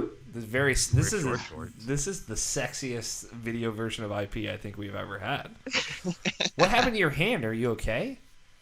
Yeah, I heard it, like, helping my missus' mum move some stuff, and so I haven't been able to play video games this week because I can't move my fingers properly. Jesus Christ! Worst case scenario. Yep. If I ever like lost a hand, I would die. I wouldn't even have to kill myself because I would just cease to function. But on that point, though, something came out on Friday. Well, our Friday here that I could play so much of. So I think I've racked up at about 30 hours now of Civilization 6. Oh my yeah. God. That deep dark rabbit hole. Tell me about it. I want to know. Is it better than Civ 5? And did you like Civ 5? Oh, I have played since 1. Like that is like my heroine. Every time a new one comes out, can't get enough of it. And it's missing some of the things that the DLCs in 5 put into you, like the end game kind of stuff with the UN and stuff like that. But man, it's just there's not a second that you have to not deal with something in your cities, because now you got to like have districts rather than just building everything in the one like location. So you got to dedicate a district to science and a district to military and all that, and then you've got to manage those small districts inside every city, and it just gets full on. That sounds so good. So they just gave you like 3 times as much stuff to do every turn. Oh my god, yes. Yeah. Thereby increasing the time it takes to play a full game of Civilization by like an extra year. Give it all to me. Oh man, Are we just gonna have an ongoing Civ game? This room probably stinks from the smell of me just being in here for the last 30 hours straight playing it. Fuck yeah. That's exactly what I want to hear. So good. Nate, do you have any questions for us? Do you have anything for us? No. Oh, actually, yeah. What's the future? Oh god. Are we just gonna roll on? Or is The there future of anything new? Irrational Passions? Is this? Roll- Are you yeah, asking rolling for on's the stock plan. tips? It's like Rolling really. on the plan. Yeah, you want to invest your stock now. Yeah. So we're gonna replace all the current hosts with previous guests. Yeah. Weird, right? Yeah. It's crazy. Irrational Passions lives on without any of us. Yeah. No. Patreon.com. No, I'm just kidding. It's gonna be Jarrett replacing Navashin, Okay, that's racist. Cam replacing myself, Okay, Allie replacing Scott. that's fucked up, but makes actually a lot of sense. How would that be fucked up? I do a dating advice podcast with Allie now. I know so much about her. That makes a lot of sense. Yeah. We already covered Who replaces Brand? when she guested on our show that Whoever would make a guest lot is of there sense. that week. Yeah. Okay. And you are replaced by Trevor. Yeah. That's the new Irrational Passions. Or Barrett. Barrett or Trevor. Or Barrett. I think both of them could. It's rebranded Rational Passions. Yeah. Yeah. And it goes from 300 down to 0. What? Because they're all cynical old men. And Allie. No, that's the She's thing. the only optimistic person on the podcast. No, you change it to Rational Passions, then it goes backwards. So next episode will be 299 of fuck. Rational Passions. So we do 300 more, and then at 0 we start Irrational Passions 2. Right. With the original host. With the original Back host. to the original. Evan, Scott, Alex, bring it back, son. For the first 100 episodes. Yeah. Yeah. Well, Even for if the we have first to kidnap 30, Evan. and then Yeah. Joe will be there for a little bit, and then I'll come back. Yeah, that's gonna be fucked up. That's the future. No, honestly, I don't know. I mean, right now we are just gonna keep rolling. I've got plans for Game of the Year. I'm gonna hopefully be doing Game of the Year guest stuff a little bit differently this year. This time it's all going to be in Spanish, which is going to be, there's going to be a learning curve for a lot of us. Yeah, it's gonna be weird, but like. ¿Por qué no? But Adios mío. yeah, it ends with "Adios mio" after every Scott is the guy Who speaks the most Spanish? who speaks the most Spanish here. It's like fuck all of you. We're launching a new show next week, Love IRL. Tony's moving. You know, maybe you'll have more resources. Maybe we can get Tony and Danny to start a new show. God, that would be awful. That would be so good. I don't know. Maybe new shows, new opportunities, new writing things, like doing new stuff. Alex Talks obviously has been really, really successful, and I don't know. I'm very excited for the future. Yeah. I want to do more like writing, video, that kind of stuff. But we'll see how much time I end up with when I go somewhere new. So we'll see. My time will either drastically increase or decrease, and I haven't figured out which one it's going to be yet. Probably the latter. Yeah, probably. And Brant Range. Yeah. What do you want? Yeah, exactly. He'll just pour himself all over our salads. Yeah, and I feel like more of us will be going out to more stuff. Like Navashin got a taste of it. I think he's gonna make the trip out more often. You looking at me because you really want me to go to PAX. Oh, I really want you to. God, I want to get all of you out there. It's so much fun. Yeah, it's so much fun. Does that answer your question, Nate? Yeah. I'll just like to say on that love in real life, I'm pretty excited about that because I've been in a relationship for like 8-9 years, so I've missed all this like angst, internet dating stuff. So it's gonna be good insight for me if my girlfriend realizes that she doesn't want to. If she comes to her senses, as it were. Oh, Yeah, come on. pretty Look at I'm Nate, just kidding. I'm just man. messing with you. He's like one of the most handsome people I've ever met. I'd put my hand in his hair. Look at it, yeah. Exactly like that. Yeah. It needs a cut. It's like way too long now. Like it's huge You're perfect, when it like actually you're perfect goes just all the the way way up. you are. Don't you ever say anything else. Yeah, no, I'm So yeah, excited. like the swipe left craze and stuff like that. Yeah, Missed all of it. So we will definitely be talking about Tinder and stuff in future episodes. It's gonna be crazy, and that's kind of like the premise of the show, of like love today, and what that means. I wrote a romance advice column in college for my college paper. Really? Are we gonna get Brant Ranch on there? No, you shouldn't. But it is archived. It's on the internet. Just right after I become the third host. Okay. Yeah. Dreaming high. I like it. Well, well. Allie already likes me. I just got to convince you. Yeah. Well. That'll never happen. That's an uphill battle. Yeah. No. It's gonna be cool. I think everyone's gonna like this first episode. It's very, very, very personal. It's the most personal podcast I think I've ever done. Like as far as like talking about things that are difficult for me to talk about, and I think the same goes for her as well. So I think people will dig it. Nate. Thank you so much for calling in. You big handsome man. goodbye, all. Yeah, I love you, man, and Good luck with the rest of the show. thank you so much. And you have a good day. morning. Yeah, Good enjoy morning. the rest of your day. Hopefully, we didn't get you up too early. It's all right. This is a responsible time. All right, bye, Nate. Thank you. Bye. What a handsome young man. You're a handsome young man. We are taking calls. I think, Brant, do you have anything to add to games? No, I mean, Do you think I should play Dragon Quest VII? I think Sure. you should play Dragon Quest Builders.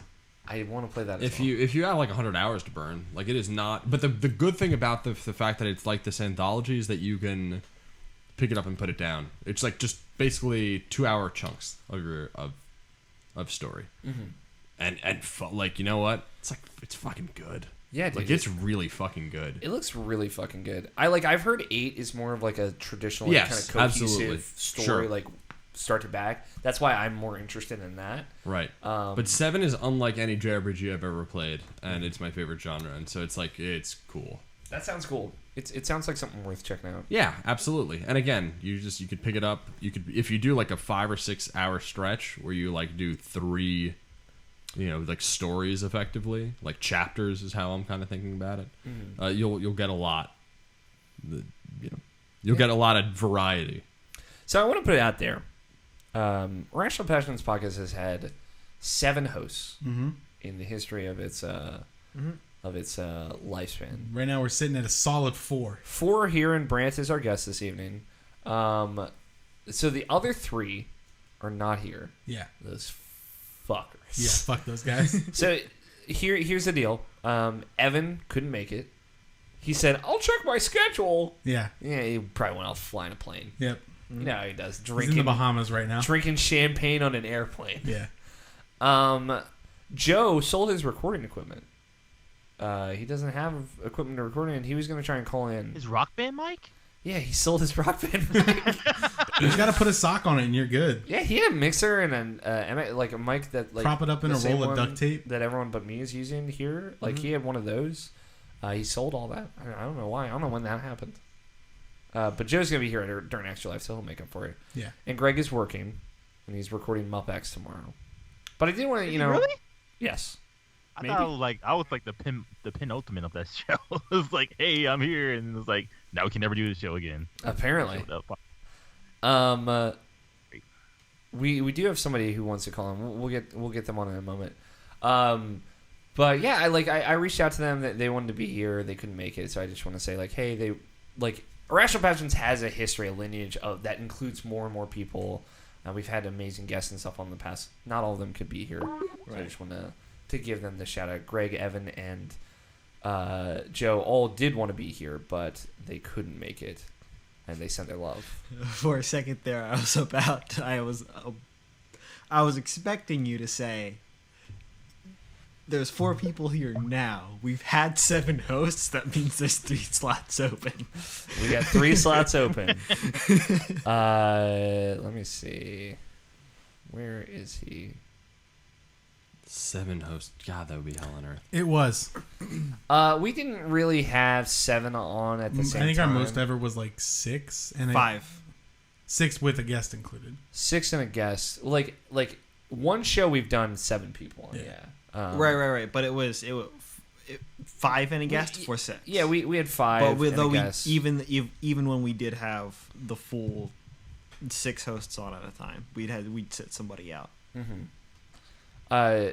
Justin Graffius, who's trying to call in right now, hasn't added Irrational Passions on Skype. What a guy. So I put out a tweet the other day for folks to, hey, like, I want everyone to share their favorite Irrational Passions memories with the hashtag IP300, and just share some memories with us. So I thought I'd read some of them here, and we got some downtime real quick while we wait. So remember, you can always tweet with the hashtag IP300. We might get to it next week if there's some rollover that we missed this week. But here are a few. We got a lot of congratulations. I'll go through and thank all of those people. Thank you to Podcast 64, Harold's Nintendo podcast, for giving us congratulations. Trevor Starkey's tweeted, holding down the fort with Barrett, Nabashin, Tony, and Scott when 291 on IP 291 when my computer exploded. Which that feels like it was so long ago. 9 episodes. 9 episodes ago. It's over 2 months. Yeah, fair. Cameron Abbott tweeted, getting to be the only tag-in co-host in Irrational Passions history. You're welcome. Yeah, that was very cool. Yeah. That was a good time. Trevor tweeted IP300, quote-unquote, anything inappropriate, which I like a lot. I like Nabashin, you tweeted out, like, if you want anything to be the title, to tweet at you. We got a congrats from Kaylee Woomer. Thank you for that. Congrats from J. James Lugo. Thank you for that. From Harold as well. Let me see if there's any. I think the other ones were like in the regular feed. Alex Van Aken says Irrational Passions is one of his favorite podcasts. He's one of his first podcasts he started listening to. Amazing, and congratulations. Thank you so much, Alex. Justin Graffius said thank you. Happy 100 episodes to Irrational Pod. It is 100 episodes, right? It can't be 300 already. It feels like only yesterday when it started. And Tom Hawkins, obviously my OTP, says congrats to me and the team at Irrational Passions for hitting number 300. And then John Anderson tweeted boner content hashtag IP300. So best part of the show. It is boner content is a viciously angry part of the show. That's for sure. You get it, Brant? It's a boner. I get it. It's mad, and it's content. There's a pun there. Do you get it? Oh, it's content. Thanks to Joey Noel for wearing. Yeah. She's wearing her shirt tonight, and she just wanted to say congrats on IP300. I love that shirt. Yeah, the one that Roger made. Yes, I like it a lot too. Frankie Godoy said, I remember meeting an intoxicated Alex O'Neill at the top of the Hilton in San Francisco. He doesn't. Very true. It's a very vague memory. George Cruz says, my favorite memory of the show are the episodes discussing The Walking Dead Season 2. What a mixed game. Awesome discussion. Thank you, George. We really appreciate that. Let's see. Oh, we got a lot more than I thought. Frank Bazzani, who's been on the show before, he said, one of my favorite Irrational Passions memories was being on episode 288 and tearing apart my love of Tales with Nabashin. I love that. That was a really good one. We got to bring that segment back sometime.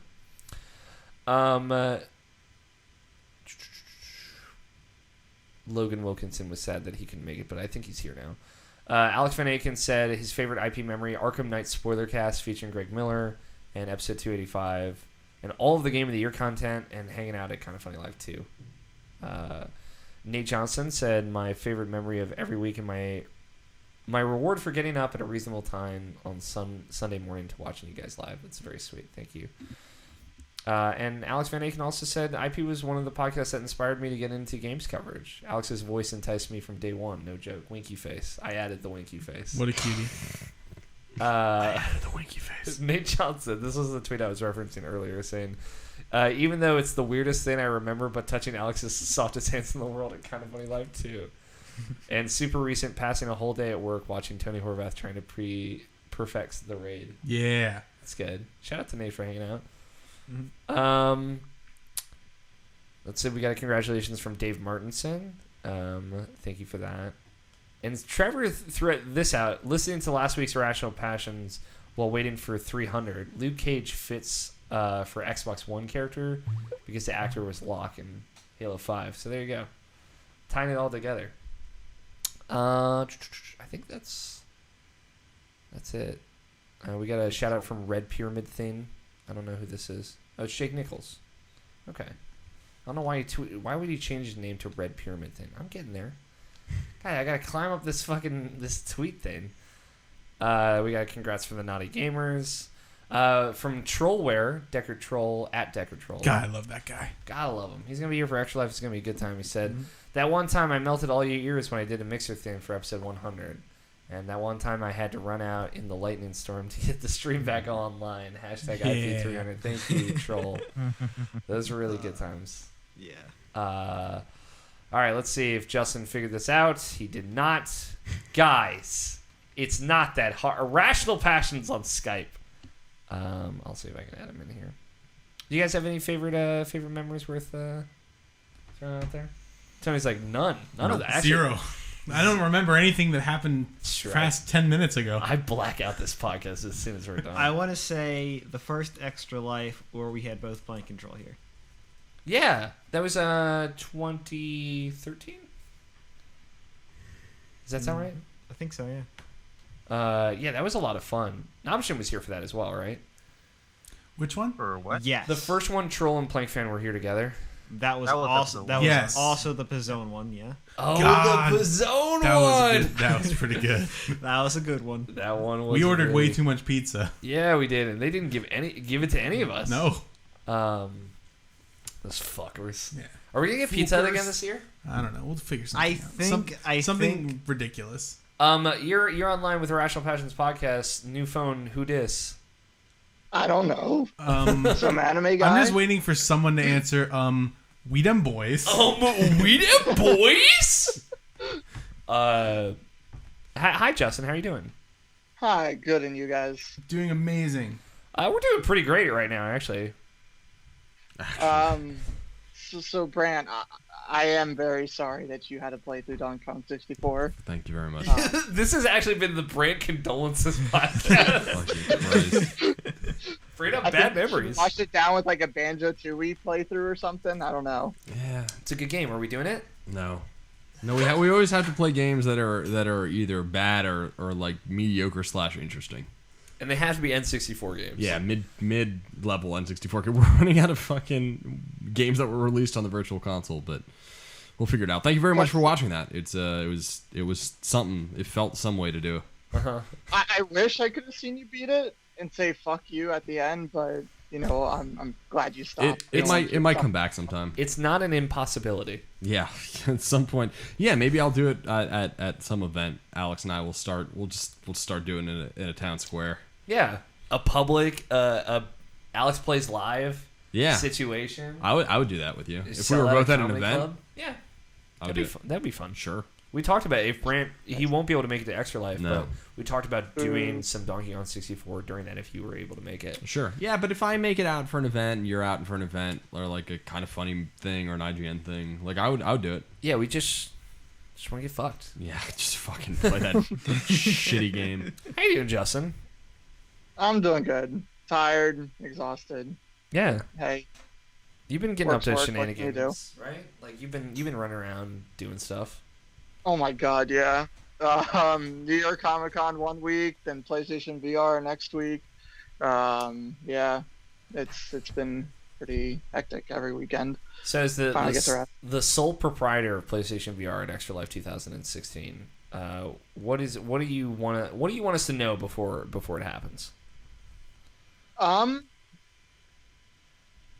At least from my experience, it's not like Giant Bombs. Like my VR headset isn't having that weird, like all of a sudden my camera, the thing moved on me, and What, giving you're me not a head. sinking inside your seat. Yeah, and sinking driving into around. the race car.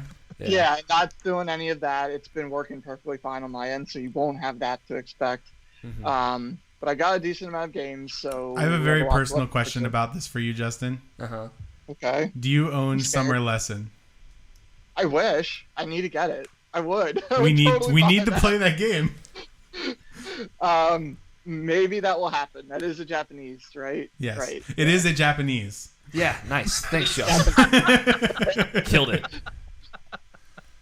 I gotta prepare for my podcast tomorrow, Japanese and all, you know. Yeah, the Japanese. This is Japan. Yeah, you got to figure it The out. Nihon. The Nihon. Justin, do you have a question for us or anything?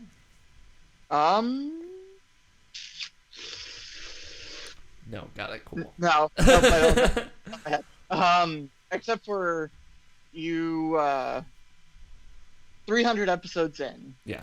I know you're gonna get all the questions, but what Let's Play video what's the game that you want to play the most?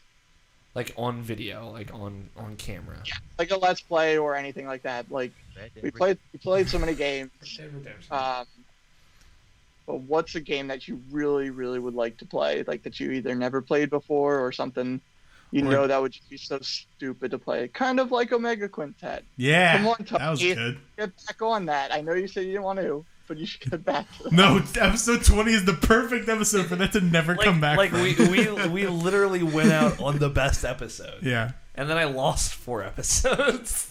Whatever. It's fine. Keep the dream alive. Folklore with Justin Graffius. How about that? Ooh, sexy answer. Since that's been wiped from existence now, like I said, the game that I showed you before, that's the game we need to play. Okay. Terrible idea. Card games on Moda. Terrible idea. I don't know. I'm really proud of Donkey Kong 64. Obviously, I have another Let's Play that I'm excited to do, which is a solo Let's Play. I've announced it before. Alundra. I'm going to be playing through by myself at some point in the future, when I have when I get on my first break from Alex Talks or whatever, and I can record that. But we'll see. That's probably the top of my list, just because I think that's a really, really cool game that no one has played. I don't ever hear anyone talk about it. What about you, Brant? What's the game? What's our next game? Because inevitably that's what it is. Oh God. Is it gonna be what's that one Rare game, the third-person shooter from Rare? Jet Force Gemini. Jet Force Gemini. Oh, don't. Just see. Just don't. Exactly. That means it's a Brant Ranch Alexonio game. Probably why we're gonna play it. We can't beat that game because to beat that game you have to do something unspeakable. But you have to murder a child. Fucking, I don't even want to talk about it. But yeah, we could play Jet Force Gemini. We could play. It's on Rare Replay, so. We could play just Super Mario Brothers for 8 hours. Just the original Super Mario Brothers. Yeah. I'd be terrible at it, but we could pump in Mario Party music. We could do a Mario Party. Oh yeah, we could. We should totally do a Mario Party. I would do a Mario. I would do a single Mario Party. What if we did all of the Mario parties? No, that's I not. would totally be a part of that, there, Tony. That's not. I would do the first Mario Party. We've joked about doing 10. But that's 10 takes 20 minutes to play. Yeah. I want to play a Mario Party that takes 6 hours to play. See, you're asking to kill us. Yeah. Yeah, no, yeah. Yeah. That'd be great. Let's do it. Why not? Let's just talk to ourselves with Mario Party. Nabashin? No food. You don't like Let's Plays, but what would it be for you? Well, Let's Play what I like to do? Yeah.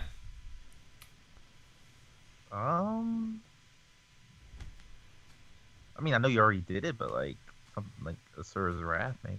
Oh yeah, you and I should just play through Asura's Wrath together again. I was thinking you and me doing Bayonetta 1. I'm down for that. That'd be really fun. Because I played the beginning of that game, and I think I need a buddy to get through that game, just because it's a weirdly solitary game, and if I get lost, you can help me. And I like it a lot. Those Kamiya games, man. I swear. I'm just saying, I feel like you would be a good buddy for that game because you love it so much, and I like it a lot, and it'd be fun. Scott? We only have one. What? Four Swords Adventures? That was always just a joke. Yeah. No, Resident Evil 6. Final Fantasy Explorers. It's true. Final Fantasy You want to get on Crystal Resident Evil 6? Huh? You want to get in on Resident Evil 6? I thought I thought this was already a thing, man. I thought this one wasn't a joke. I'd do it, yeah. All right. He thought that this time it was personal. We're shaking on it. Get a PS4. Scott and I are shaking hands on this right now. Scott's like, I'm getting a PS4 tomorrow. Get a PS4. We'll play through Resident Evil 6 together. I started it with Jacob Bryan, but it's fine. It doesn't matter. He's dead to me. I'll sell you mine because I might get a Pro. Fucking nerd. I was just gonna buy you the game, but Well, no, why buy a game when you can buy a console? It's not cross-platform play. Is this a multiplayer game? It's got co-op. Oh, I see. I didn't know that much. Yeah, Resident Evil 6 is co-op. You shook my hand. You didn't even fucking know. Too late. Now you're committed. Looks like I'm getting slim. There we go. Scott's there you getting a PS4 Slim. Sorry. Not Resident Evil 6. The next one that's coming out. Oh, Resident Evil 7? There we go. That's Okay. the one. Yeah. That's the one. Yeah, that'd be fun. In VR? Not in VR. In VR. We couldn't Totally both be in doing VR. VR. Yeah, well... We couldn't both be in VR, but yeah. I'll buy you that game. Fuck. That's a line in the sand. You heard it here first. I would pay money. You see, I forgot Resident Evil 6 happened. Yeah, it's a game. Yeah, no, I don't. Most of wanna us play that did, one. yeah. Maybe we should just all go back to Operation Raccoon City. It's a real bad game. That How was about a good time in our lives. Umbrella Chronicles on the Wii. Let's all talk about that. Let's hope 7's a good one. It looks good. We can't know yet, but it looks good. You remember Umbrella Corps? Oh wait, that's brand new. Okay, so here's the other. No, thing. remember is the appropriate question though. Whichever comes first, until we finish the game, or 20 episodes. Or 20 episodes. Okay. Whichever comes first. At least. How long are the episodes? 15 minutes? 15 minutes is a good time. Okay. There you go. There it is. Scott and I are playing Resident Evil 7. In between 15 and 20. Okay. All right. Tony? I have two. Okay. So the first one is one that will be met with much less pushback, I think. I want to play Dark Souls 3 with Nabishin.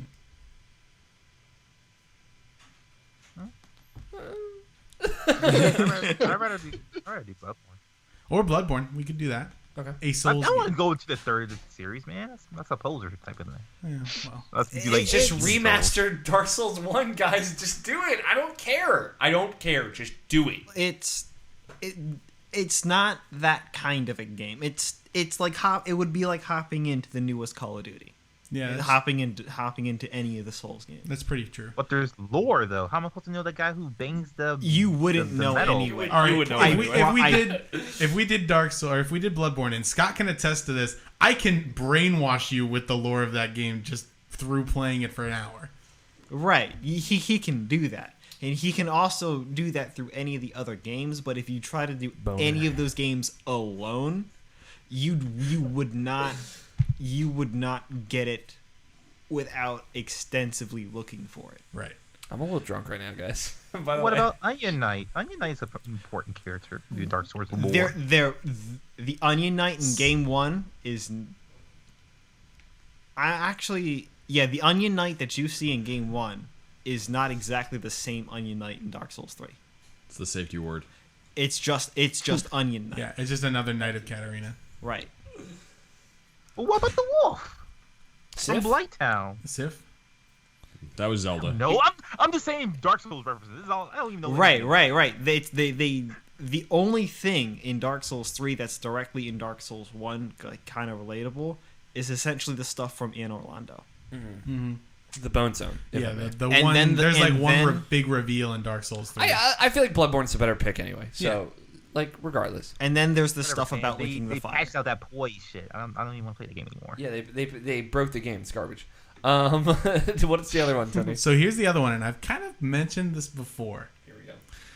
It might have just been to Alex when we were going to Game Grumps Live. Oh my god. But here's what we need to do. Oh my god. So it's going to be me and Scott, Alex and Nabishin, and then we'll have to find a fifth person to do it with us. Oh God, what am I getting dragged into? So a while ago, the Game Grumps did a series called Guild Grumps. Oh no. This is what I want to do. What is this? So Scott and I already play World of Warcraft. I want to get the other three. Alex and Nabashin and whoever may be the fifth Brant. We're gonna get them World of Warcraft, the latest expansion. We're gonna boost new characters for them to level 100. So they're starting at level 100, going to 110, and then completing a 5-man dungeon at max level. That's the goal. We're gonna try and coach them through it. That's what I really want to do. But here's the thing with that. As opposed as you guys may be to it, I think, from the section that he picked out of the game, that if you were to try and drop your stigmatism out of it, you would really enjoy it. I think and I don't mean stigma, not my stigmatism. You have a really weird eye thing going on right now. Yeah, no, sorry. I have it, so I mix up those two I words. apologize. It's okay. Way to be dick, no, yeah, right. That's not even a joke. But, yeah. So hard truth bombs. What do you think, it's Justin? not that big of a deal. But they've gotten better with it every patch since vanilla, at least the I don't doubt the stretch that they've been doing, and the storytelling that they do this time around is that much more engaging. It feels that much more like you're picking up a game from the beginning and going through the story to the end. Mm-hmm. Of course, because where you're leaving off isn't exactly the end. It's open-ended, but at the same time, when you do finish all the zones, it does feel like it comes to a sign of a kind of an end. Okay. Whatever. So- Maybe it'll happen. You might not like how it controls. What do you think, Justin? Do we have your blessing on this one? You should do it. I was going to say I would join you, but then I actually already played WoW. Fucking nerd. Stopped around this. I think Danny Juarez has also mentioned interest, and so has Cam. Fuck you guys. So we might get enough for a 10-man raid. Fuck this, man. Let's do it. Let's get Ali Mooshka in there. Yeah, I'd be so down. All right, well, thanks, Justin. Bye. No. It's all right. Now it's on the internet, and now it's real. So We now can't it's undo happening. this. Fucking good job, everybody. Let's do it. Now it's just objectively I'm gonna be silent for the rest of this. Yeah, I'm gonna just. So leave. okay, Adam, hold on. But out from 1 to 10, Nabashin, how opposed to this are you? I'm not opposed at all. Yeah, that's right. Alex, on a scale of 1 to 10, how opposed to this are you? Be honest. 6. Well, I can live with that. What? 6. Okay.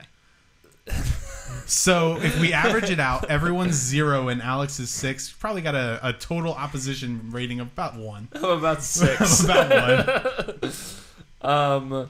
Do you got anything else for us, Justin? I just wanted to say two things. Sure. One quick one. I mentioned it on Twitter, but when I was at New York Comic Con, I played Kingdom Hearts Birth by Sleep 0.2. Feed me. It's amazing, and no joke. As soon as I got away, I think a tear came down my cheek.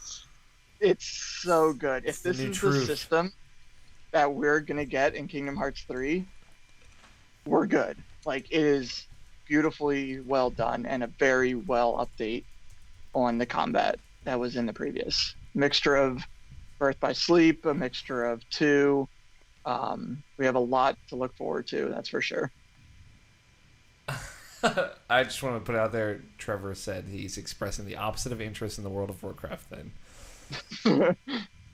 I am excited, Justin. January cannot come fast enough.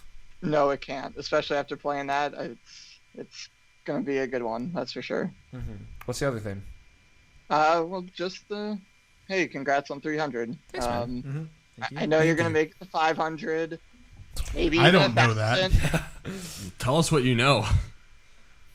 You're gonna do this when you're old. You're just gonna be sitting on a toilet or in diapers doing episode 1000 or something like that. I just know it. Yeah, in diapers. 1,000? 1,000. That would be 20 years. That's 14 years from now. I think I'm gonna have an anxiety attack. At that point, we'd have broken a world record. Just think about it. At that point, we'd have broken there'll away. be like some fucking Muggle cast or whatever that's been doing it for 78 years. But also, he's Mobile this. cast? I mean, that means that you're assuming that the IP hosts are going to be in diapers at like 35. I mean, I'm in diapers right now. Depends on the day. Yeah, dog. Thank you, Justin. I hope we make it to 500. I'd love to hit 10 years. That'd be a big thing. That'd be pretty cool. 10 Years of Passion is my favorite adult film. Yeah, dog. 10 years of passion. It's like Boyhood. It's a porn parody of Boyhood. All right, let's hope we can remember it. If we actually do hit 10 years, 10 Years of Passion. Years of Gets Passion. released. Title of that episode. Irrational Podtacular. It's happening. I mean, at that point, I think we might be able to do it. I feel like Extra Life is Irrational Podtacular. So That's true. Guys, the raid group is growing right now. no, it's not. No, stop it. Buddy. It grows. How long has it been, really? What? Since Hi, Ethan. It's fine. Just walk into the middle of the 300th episode of Irrational Passion. Ethan, I know you can't Get in here. Now that you're here, you're a part of this. Hey guys, it's my roommate that I talk about all the time. Yeah, I'm that guy that's a character on your show. It's super true. Remember how Though. to make- Yep. All right, Ethan. What's your favorite moment of Irrational Passion's podcast? What's your favorite moment in Irrational Passion's history? Your favorite IP memory? Was it the Bone Zone? Because Was was it Alex and I's Christmas podcast spectacular? Yeah, that was. There's good. also Fuck the Diley. Yeah, you know what? I think my favorite moment of Irrational Passions is, "Hey, yo, fuck the Diley!" It's definitely. Yeah, it's good. It's good. It's a good one. Did you need something? It is a No, good one. I heard My face. you and what Barrett. Yes. That's Barrett. I've met you twice now. Yeah. Yeah. Just call me whatever you want. All right, Brad. Yeah, thanks. No problem, Chuck. I heard you two didn't hear Scott and Tony. Didn't expect a 300th episode, but I'm more than happy to contribute. Thank you, I was Ethan. actually coming out into the hallway to pee. Okay. More accurately, I was coming out into the hallway to go to the bathroom to pee. But I don't No, think you're it's- just gonna pee in the middle of the hallway. It's I'm just fine. gonna pee right here. That's fine. Just it's Well, just that. Gus threw up Live right there. on the internet. It's all the same thing. All right. All right, bye, Have a good Felicia. 300th episode. Thank you. Later. He was And where's only. Gus? The most important Gus. Gus did come in here and left pretty Mm-hmm. quickly earlier. As Damn Gus it. is wont to do. All right, I think we're gonna let you go, Justin. Thank you for calling in. Yep. See you guys in 2 weeks. 2 2 weeks. weeks. 2 weeks from now, we will be halfway through our Extra Life and hating ourselves. No, I'll love it. Yes. True. Halfway, we'll probably be loving it. I love you, Justin. I'll talk to you tomorrow. Bye. Also, hashtag bad guy Luke. Hashtag bad guy Luke. Thank you. Bye, Felicia. Yep. Bye. We got a nice little Irrational Passions favorite memory, favorite moment in IP history. It was from Danny Juarez. That guy. Act stoked, Danny. My favorite Irrational Passions moment is becoming friends with all of you and have our inside joke and group text going on. Hashtag IP300. He's got a nice little picture of him and I up there. Not of him and Tony. Soon. He's not friends with Scott, but Scott likes Danny, right? Well, you see, that's the thing. We've never really met. You're gonna meet him. How meet him. How stoked are you to meet Danny? Tony's never met Danny. By the way, I'm About being as stoked as joking, Danny. I love you, dog. Yeah, we all love Danny. Oh, we're getting another call. Let me see. I have to add this person. This is a pressing matter. This is a pressing matter. Unprecedented, some might say. Yeah, he doesn't like having his voice on air, so So you put through a vocoder. yeah, he's gonna. This is me. Would you fuck me? I would. I'd fuck me. I'd fuck me. Hello. This is a new phone. Who dis? I really like that bit. The guy with the things and the stuff. Yeah, the guy with the things in the stuff. Shit. It's Mr. Oh, man. It's Mr. Trollware. Hey, buddy. Indeed, it is. Hi. Hello. Ooh, Hello. The serenading voice. Brand's like, ooh, what did I just stumble into? I could get into My this. panties are wet. I don't want to know. Hey, Troll, how you doing, buddy? What's up, man? I'm quite good, thank you. Yeah, you excited to see us in a couple weeks? Minus the new cables I haven't tested yet, but sure. I'm sure we'll figure it out. I got cables. Well, Plank Fan's coming over on Tuesday to help me test those. Okay, good. I miss you, buddy. Same. Same. Aw, all the missing is happening here. Do you have a question or anything for us? I figured I had to come on for the obligatory every 100 episodes. Yeah, So- true. Yeah, it has been 100 episodes since the last time you were here. Well, no, the last one I was on was 267, I think. Really? But that was a special case. Yeah. Was that the one we recorded before Extra Life that year? No, it was last February. Oh yeah, that was a special occasion. So I went to Red Robin's and yeah, and we took that weird picture with the weird sunlight effect. Remember that time we went to Red Robin? No. You don't remember this? That's 267 has a Pikachu. Yeah, remember? See, I put a Horstachio in the Pikachu Yeah, face. yeah. 20 years of passion. 20 years of irrationality. How you doing, bud? 20 years of Pokemon. I'm good. He's here. I'm good. That's good. Yeah, see, he's there. Look, you can see Troll. Noted. Tony didn't believe you. I believed you. I just was curious enough to look really, at it. He really didn't. He didn't believe you. Look, man. All right. I'm just curious. What is the one thing you're the least looking forward to dealing with at Extra Life? Packing and unpacking. Yes. True. Facts. For sure. Ooh, not PSVR. Yeah, not dealing with that. I think it's actually not too bad to run video through that. So Then again, that all again, leads I up can't into test that packing here. yeah, we have to do that in our can't- days beforehand. So Yeah, so I mean, from what I can see, people are able to record it, but I don't know how well that'll stream. we'll find out. So It'll be fine. I have faith in us. And I'm looking forward to it. We'll have a good time. Troll, in the next 300 episodes of Irrational Passions podcast, what do you want to see happen more? I want to see you get a new fucking webcam. Logitech actually released their first webcam in years. The sequel to that one, I think, last week. Fuck. I think it's been 3 years. How is it? 4 years. I haven't used it. Okay. It's probably pretty good. This is a pretty good webcam. So that's the C920. I think it's the C922 because they said I had the C930 and that wasn't as good. But yeah, Logitech, they announced it. I think it's out at this point because they announced it. I think like a couple months ago. All right, we'll find out. There's a listing came up for it, so we will. Maybe Troll. Maybe it's on the horizon. Sometime in the next 6 years. Sometimes in the next 6 years, we might have a new webcam. How many Audible things do you have to promote to get a new webcam? We haven't promoted Audible in a long time. We got some things in the pipeline. Yep. I talked to Tony a little bit about it, but I don't want to it's not nailed down yet, but things are happening. Yeah, not public stuff. I'm making Unlimited moves. anime. Unlimited We're actually making our own anime anime right now. We're making an anime. Yep. Tony and I. It's called Yuri on Ice. Tony making an anime is scary.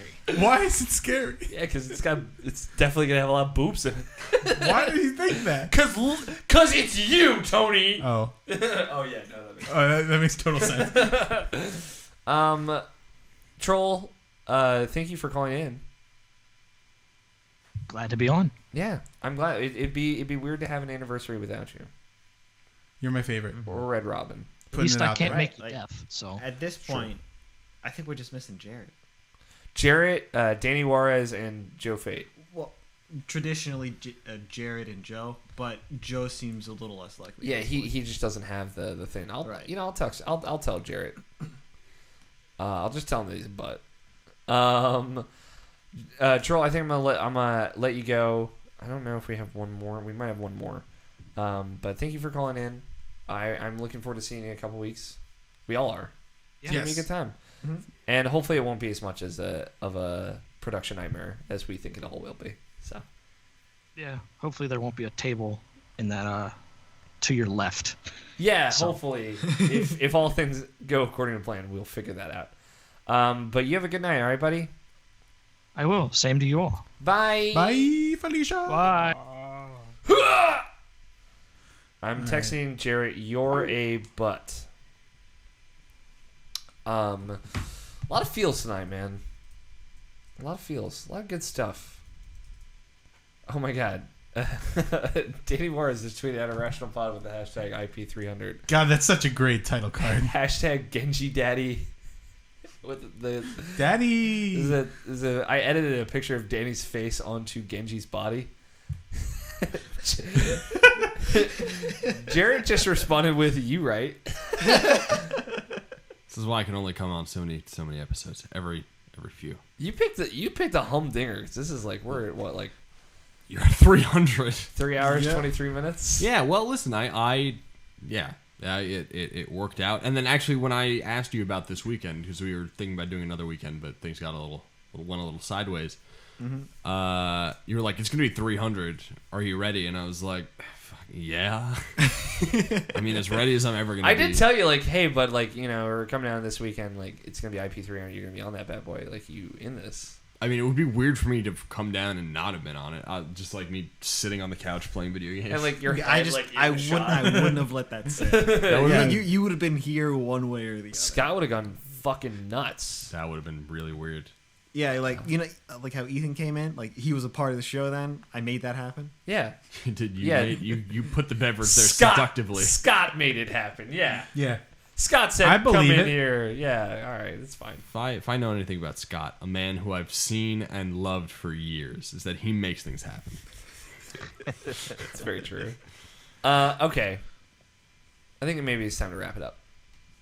We've had a lot of fun here. All right.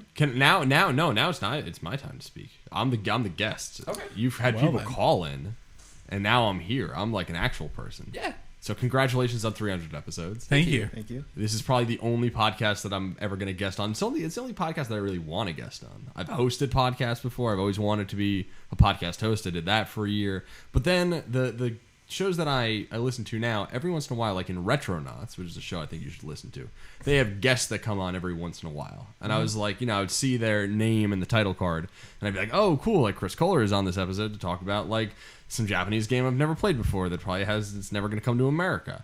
And it is a pleasure and an honor to be one of those people in this Irrational Passion cinematic universe. Mm-hmm. So for the past 300 episodes, I mean, fucking God bless you guys for doing it.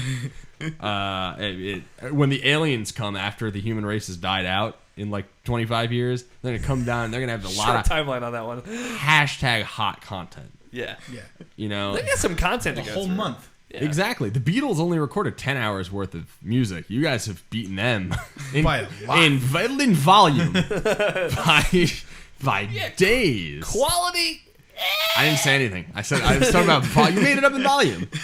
Yeah, we made it up in volume. You make it up in volume.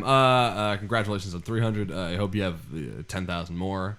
Oh no. No thing. I hope hold my on. one hope is if I become, if I like hit the lottery, I want to like solve a big world problem, and then I want to finance Irrational Passions going daily Irrational Passions. Dude, imagine. Full-time Irrational Passion. 3 hours a day, 7 days a week, 365 days a year.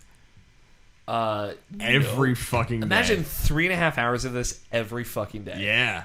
Yeah, but you wouldn't have to edit it. Hey Tony, what did you play today? I haven't yet. We wouldn't live long enough to do 10,000. Nah, We'd have to pass it. We'd have to pass it on. We'd pass the torch. Yeah, to your children. Yeah. Yes, it runs in the family. Scott to Alex to Brian Jackson, artist the second, and Tamika. You know how some people go to like Sunday school or like if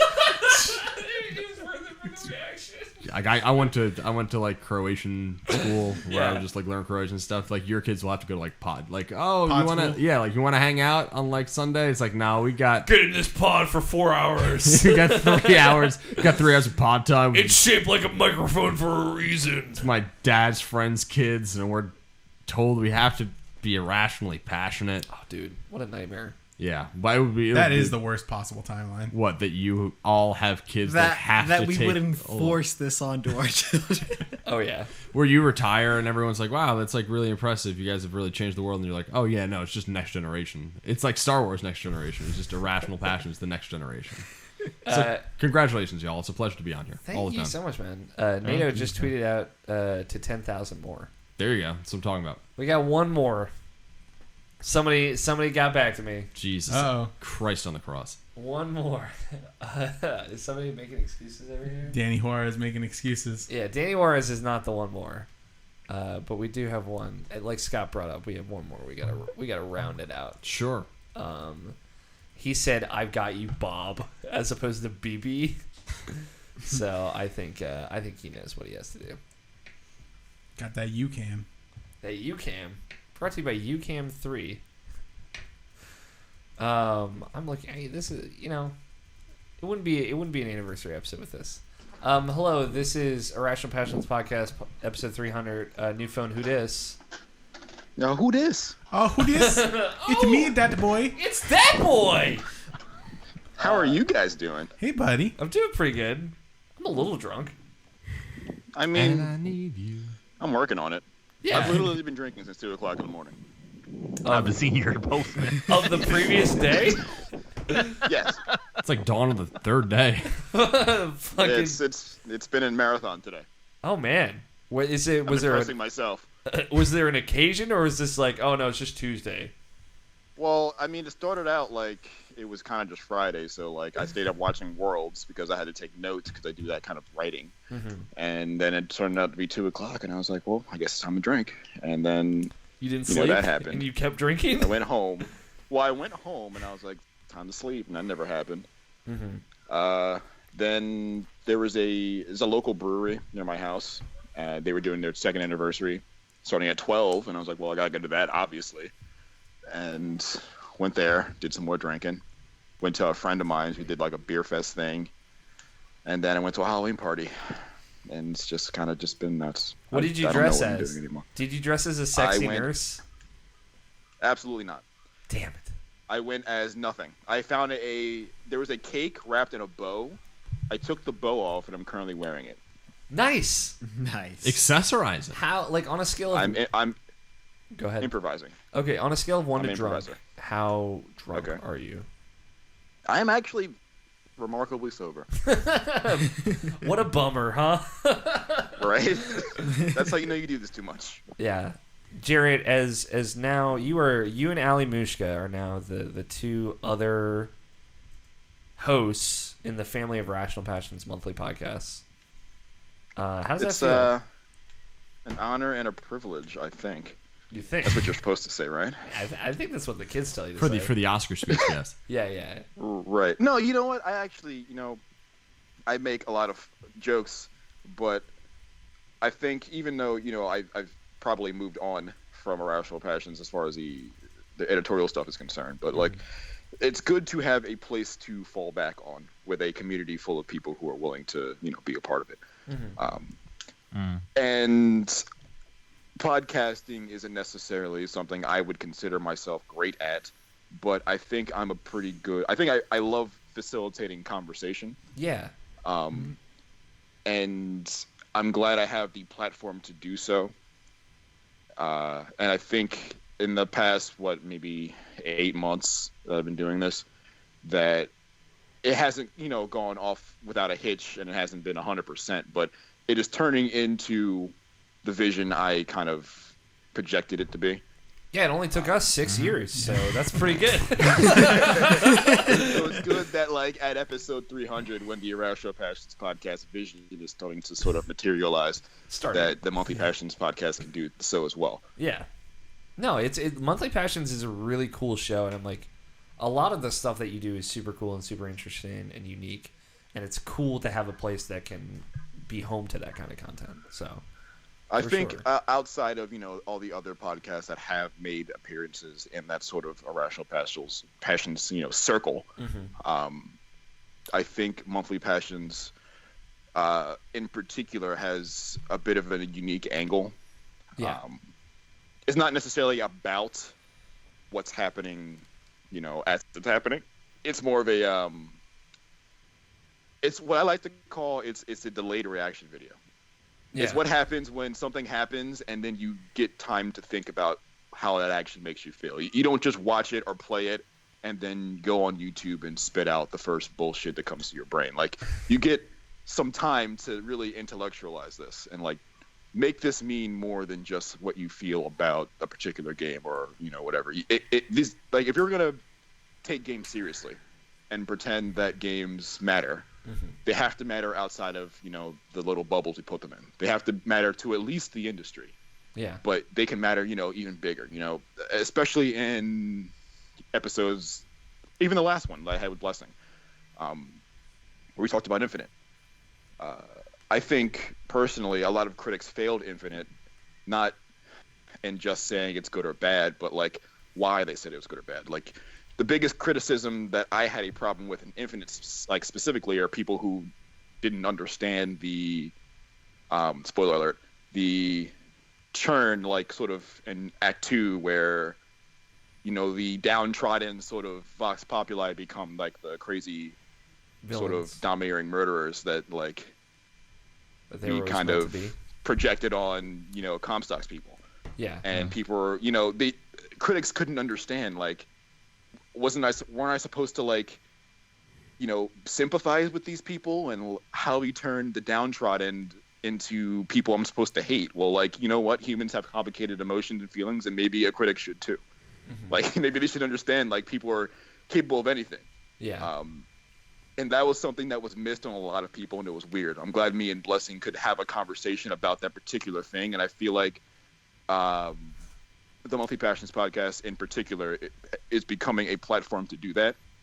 Yeah. With plenty of games. Yeah, I totally agree. It's a really cool platform, and you have really cool conversations there. The NPR video game podcast has been thrown out a lot, and I think it's a great comparison, and it's an apt comparison. Especially because you have such great tote bags. Yeah, you got all those tote bags.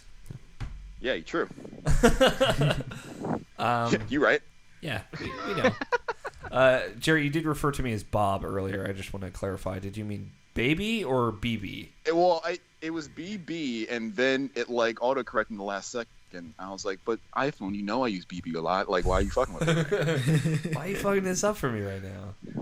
Right. No, I feel you. If you had do you have any questions or anything like you wanted to say on 300? I didn't know if you had anything specific. I definitely want to get you on here.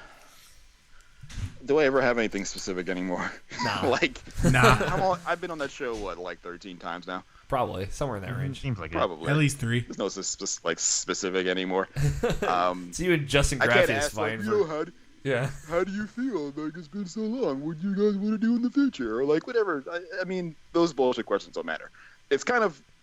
It's remarkable that it's still happening. Yeah. Yeah. Like, and we not know. Not just because, like, why am I doing this stupid thing? But like, 6 years is a long time. Like people, a lot of people's lives change dramatically in 6 years, especially at our age. Yeah. Like the idea that even though a lot of you have moved and taken different jobs and kind of like taken other steps in your life, like you still find a time to get around a couple mics every Saturday and still do this. Yeah. It's crazy. And you found an audience because of it, because there are people around there who at the very least, from as close as Maryland, as far away as Puerto Rico, appreciate the fact that the 4 of you at least get around a mic every weekend and talk about some bullshit for 5 hours for whatever fucking reason.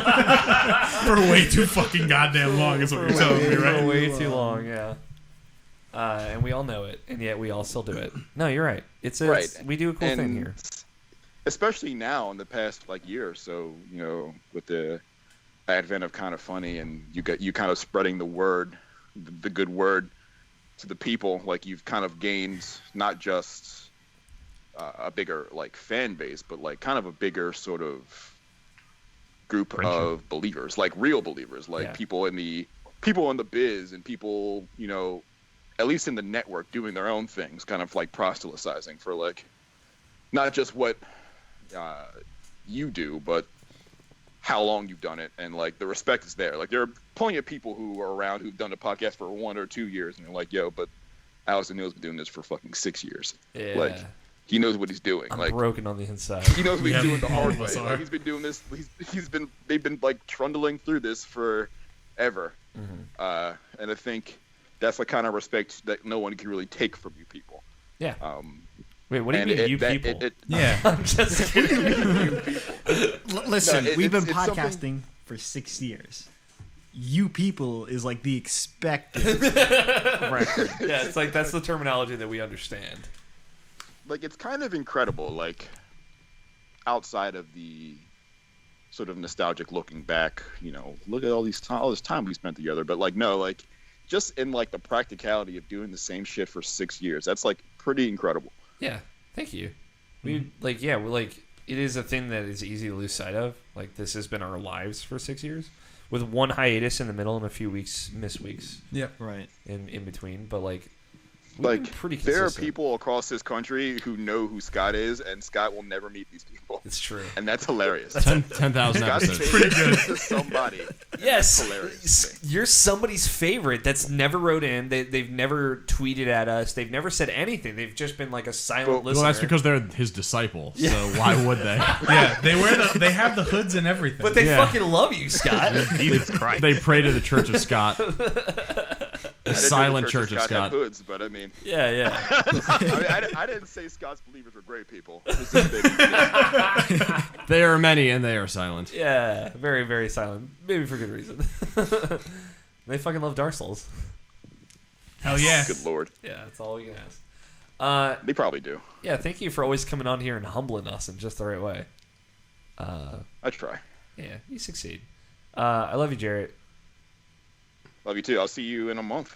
In 2 weeks, dog. God, it's gonna be I something lied. special. 2 weeks. Dude, I'm so stoked. It's gonna be amazing. Fucking rad, It'll be dude. something. I'm not gonna like put amazing on the list yet, but it's gonna be at least something. It'll be a fun time for us. Yeah.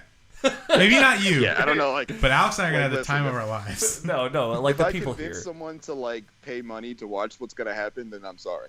But Yeah. like, But it's gonna be lit. I was down when it happened, so that's all I can say. Yeah, Jarrett was down. All right, I'm gonna let you go. Don't die, and find something to drink. Maybe water. We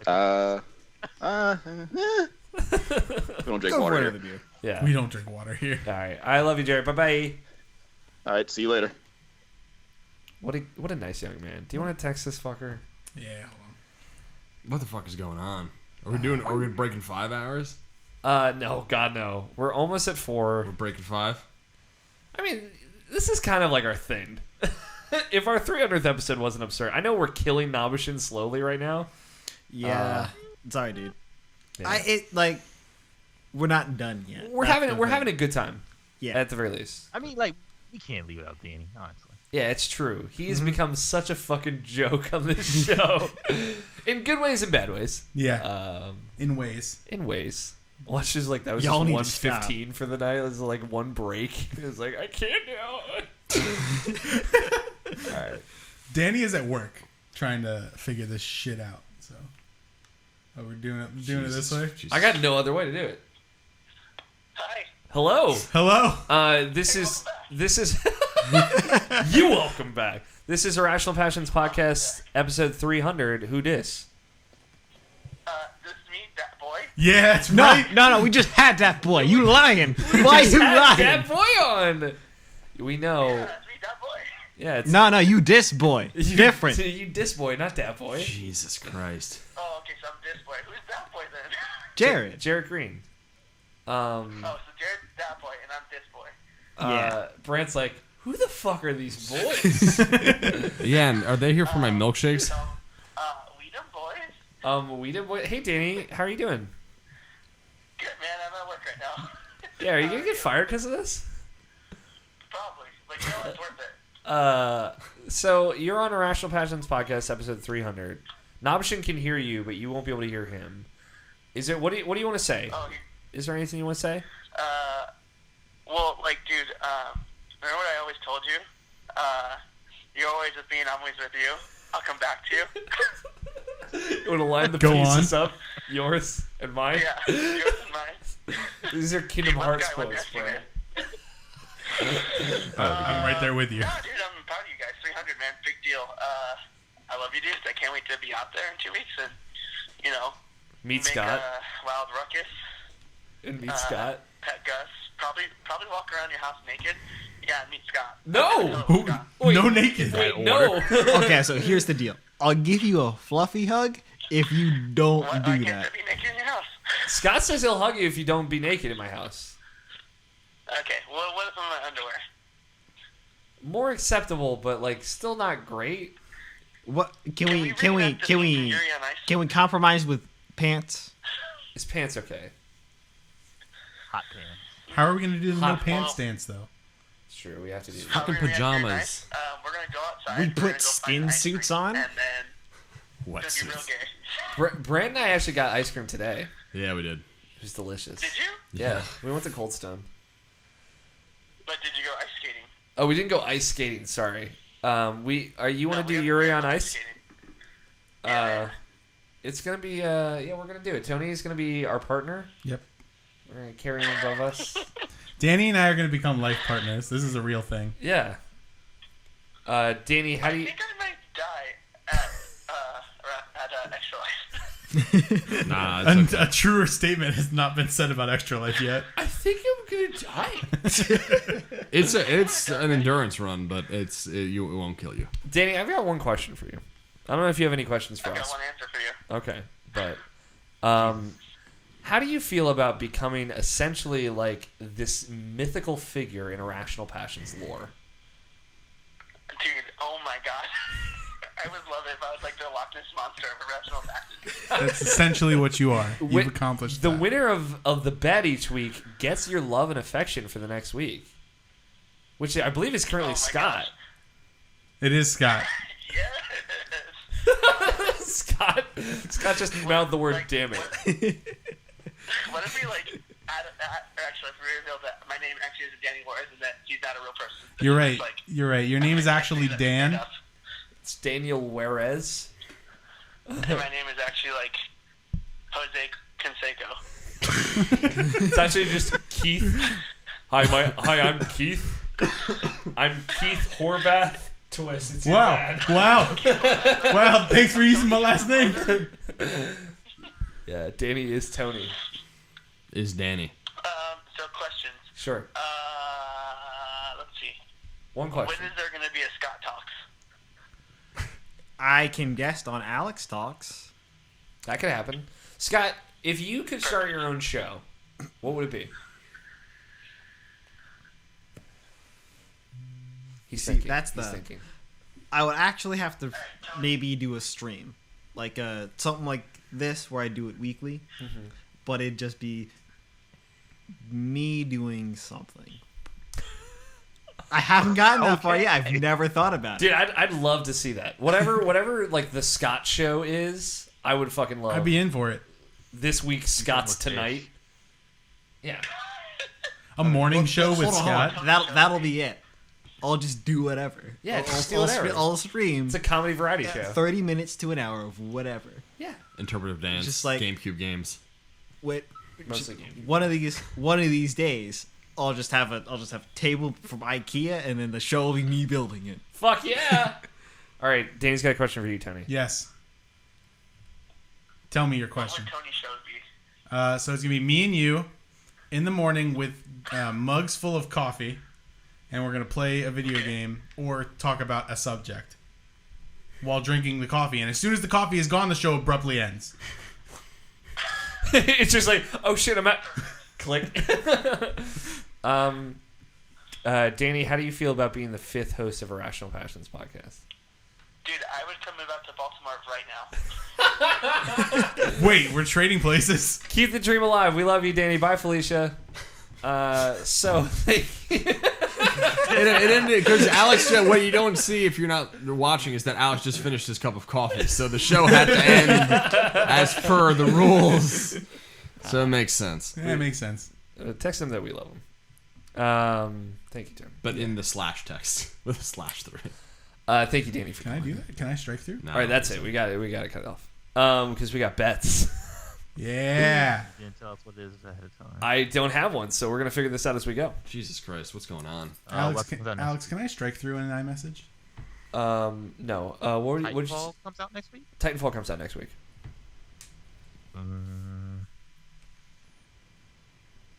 Do we have any guesses? Skyrim Remastered comes out next week as well.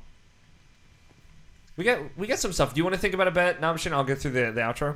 Are we gonna are we gonna bet on the NPD numbers like they're like horse racing? No, we'll get to bets when we get to it. Don't worry. Bets. All right. So, first things first. Thank you to everyone who called in.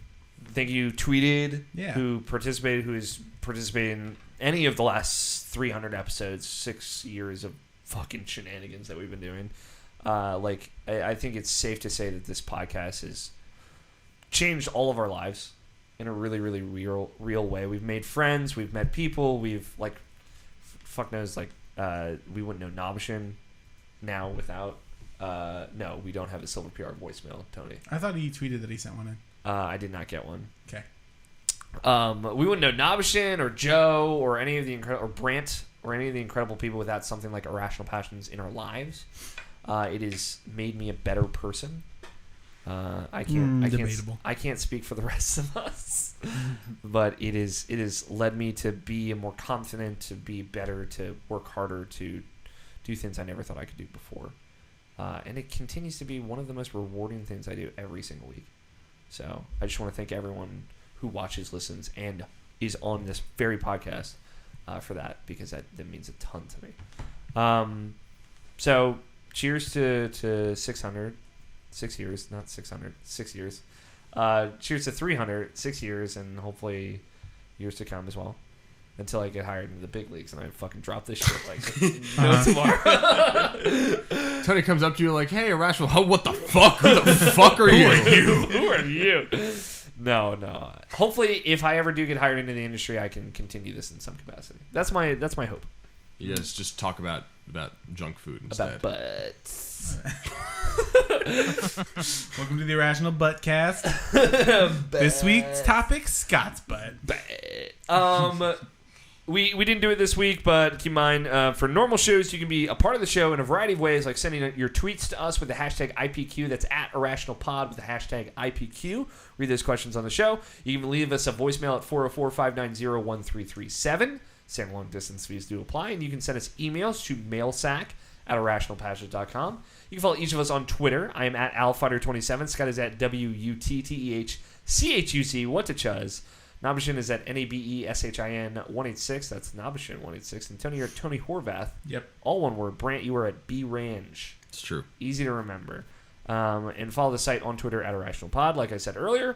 Some other stuff, rate and review us on iTunes and Stitcher. Go to VGEvo.com. Check out the awesome podcast network that we are a part of and couldn't be here without. And also check out Malicious Pod X, Monthly Passions Podcast, and now Love IRL. And the Brosi. Go to twitch.tv/Irrational Passions and go to youtube.com/Irrational Passions for some awesome video stuff. And tell your friends about the show, because word of mouth is the best way to spread love. And for, of course, everything else Irrational Passions, irrationalpassions.com. I did just get a voicemail from Silver PR. I have no idea how I'm going to play this. We're going to have to just play it over the phone. Which is fine, just so that way Nabishin will be able to hear it. Oh boy! So we'll throw this out with Silver PR's voicemail, and then we will do bets and be on our merry ways. 4.7 megabytes. This is gonna be fun. What up, guys? Silver PR here. Yes, this is me doing a voicemail, and not calling you live because, man, I'm being a piece of shit. Oh. No, I'm just kidding. Beautiful. Your segment, dude. Although you shut your mouth.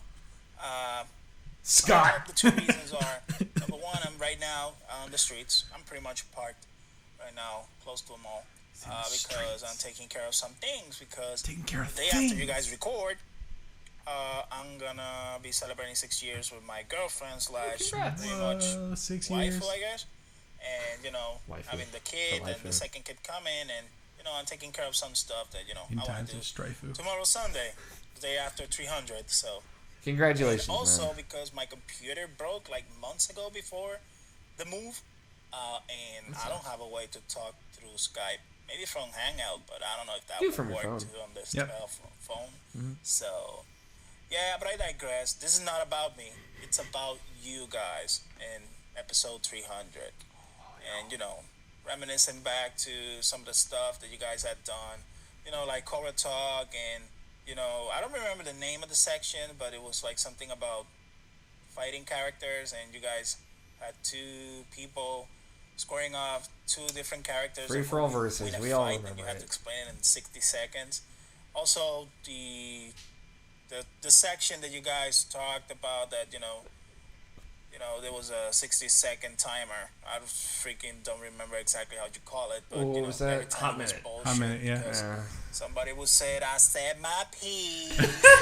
That shit was always fun. And and many things. I mean, I've been listening to you guys since before Navashin was a regular host. Wow. And You're an OG, Silver. seeing you guys coming almost finishing high school. Most of you. We all did that. Kids becoming men. None of us have done that. 6 years later, I guess. Almost there. Or five, 6, something like that. And throughout the years, listening to you guys, growing up, and getting with life, and That's really cool. still having that passion for the video games, and being a grown ass man myself, I appreciate that, and listening to the perspectives of you guys doing all the things that you love for the gaming community and whatnot, and the chemistry. Like I said, I believe in 250 that I enjoy it. Being used yourself guys, a rat tag group of friends, and not being dipshits to one another, unless it's it's all good and laughs, and having Alex O'Neill as a great mediator, in my opinion, when it comes to talking subjects and whatnot, and being a great person to try to talk through the subject, looking at it from two sides of the coin and whatnot. Thank you. And I don't know, it's something that I really, really enjoy of you guys, being really open-minded and having fun with it. And I think that's why you guys have endured this many podcasts together. That I'm a the hard hosts that have ass. gone through. So, with the bottom of my heart, I want to say that thank you very much. Thank you. Thanks to Alex, to Scott, to Tony, to Nabishin, to Gregory Blaney, what it was there on the podcast on a daily basis. Jared John as a host, Ali Mushka as a host, Danny Juarez, Trevor Starkey. Fuck Danny. All those guys. I mean, I guess I'm missing a lot of names from the hosts and guests that I've been through here, but listening to you guys and all your guest hosts, and it's new friends that I make throughout Twitter and whatnot, and it's an amazing community, and you guys, it's hard to imagine a world without you guys. Good bet. Doing this podcast and having some friends that really love about video games and connect with. So, Yeah. Yeah, I'm almost crying right now and getting a little bit emotional. So, yeah, from the bottom of my heart, one more time, thank you for being there for 300 episodes for a lot of us. So, without further ado, have a fun one. Have a happy 300 Irrational Passions. Soul PR, signing out. I fucking love you, Silver PR, man. What a guy. Can't super cool. Cannot overstate that enough. Like he's become like a part of this show. He's like a member of the family for sure. Would not be this without him. Yeah, for sure. Like it's people like Silver PR calling in, and that's like I can't imagine his perspective. Like I didn't know he'd been listening for that long because he didn't start calling in until like 150 in that range. So like to hear I can't imagine someone from his perspective listening to us from 17 to 23 now. Growing up with this, that's crazy. Because we've been living it. It'd be fascinating to go back and listen through from beginning to end. Mixler. Fuck that. dog. Mixler it up. We're gonna get that streak. As I said earlier, like anything that start. If somebody recommends you the podcast, Mm-hmm. start on the most recent episode. Within 5 episodes, you'll be all caught up. Yeah, you'll be. It's easy to jump in. I hope. All right. Thank you so much, Silver. Yeah, man. You're gonna kick my butt in Street Fighter whenever that crazy challenge happens because I haven't played in months. But you know what? I don't care. It's fine. All right. Bets. So Brant. Sure. We have a new segment on here inspired by the Easy Allies. Bets. Okay.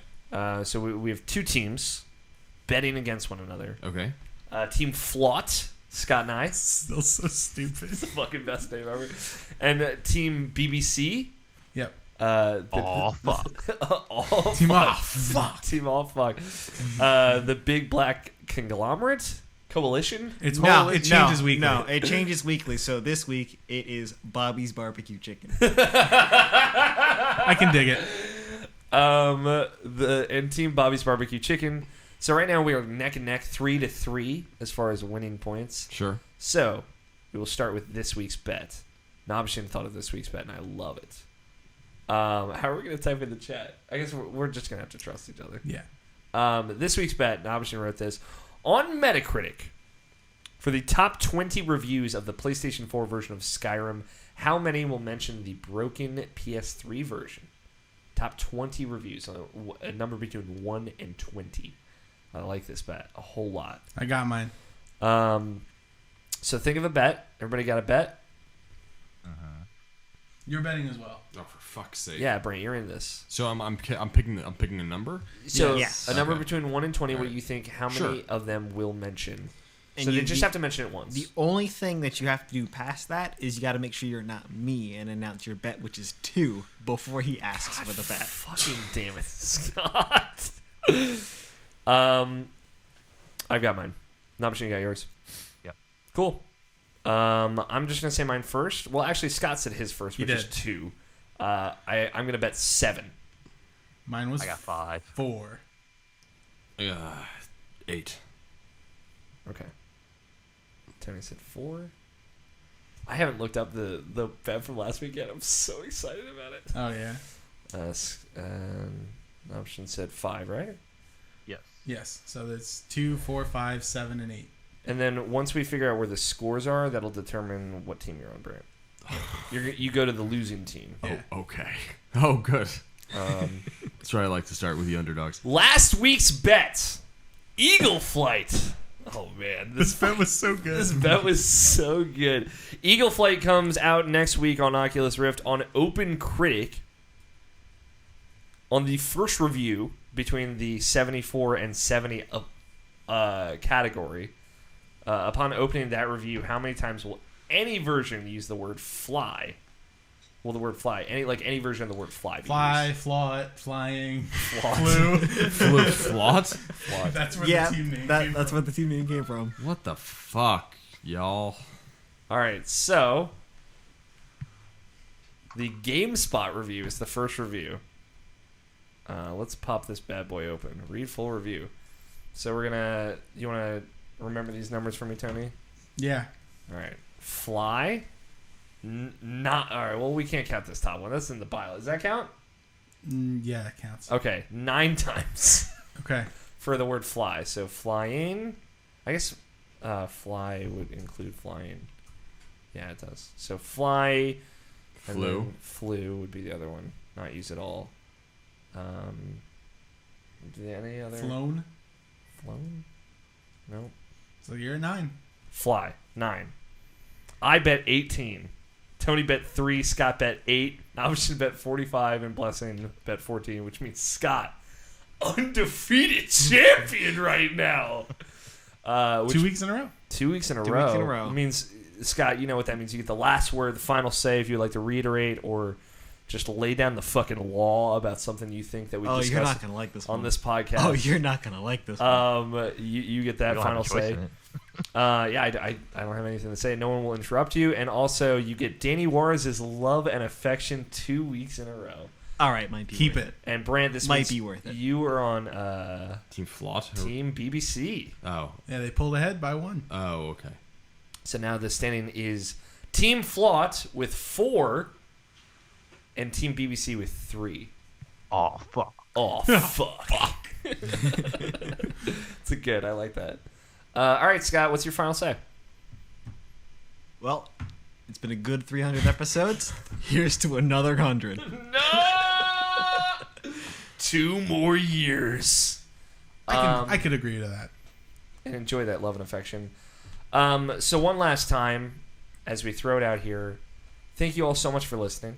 So much to everyone who listens to this podcast, who's taken the time to stream, listen, download, send a tweet, send an email, give us a voicemail, whatever you've done. If you've ever interacted with any of us, thank you so much. I love you very, very, very, very much.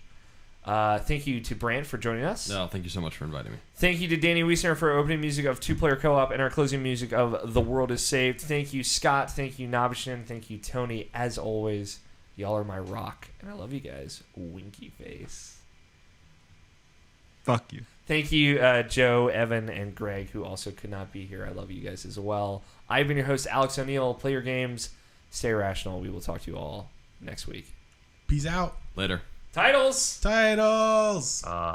So we've got the dirtiest dubstep drop ever. It's going to be really weird for the people watching the video. Yep. It's just like 400 on 300. The new news in gaming music. People are making the switch. Toby Horvath. Aren't we all Croatian? IP 300 divided by 31 days. Oh, that's really good, Nobishin. That was Justin's. Oh, it's really good. RSS. Shout out to Justin for contributing to the Real title. stupid, son. Goddo. Early access. Skyward Sword 2. This time it's good. More Clouds edition. Everybody loved Beef Man. Thank you, Mr. Exposition.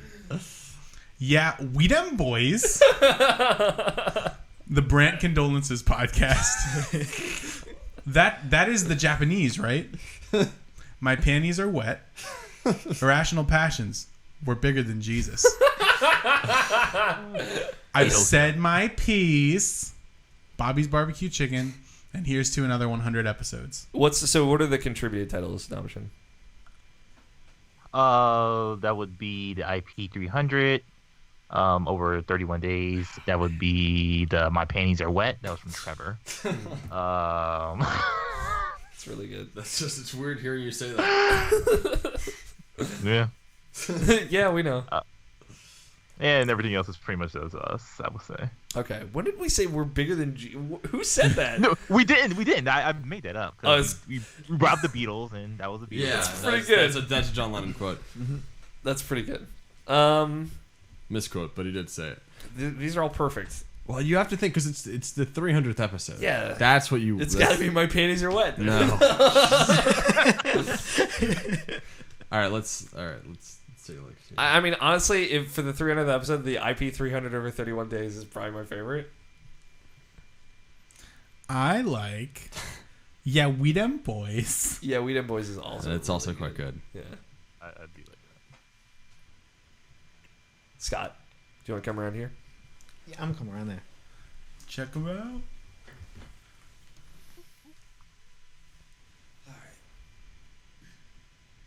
I said my piece. I don't like that one. That's such a good bit. I love how mad it makes Scott. I fuck, it's so good. We them boys. I don't know if you knew. Not sure if you were aware.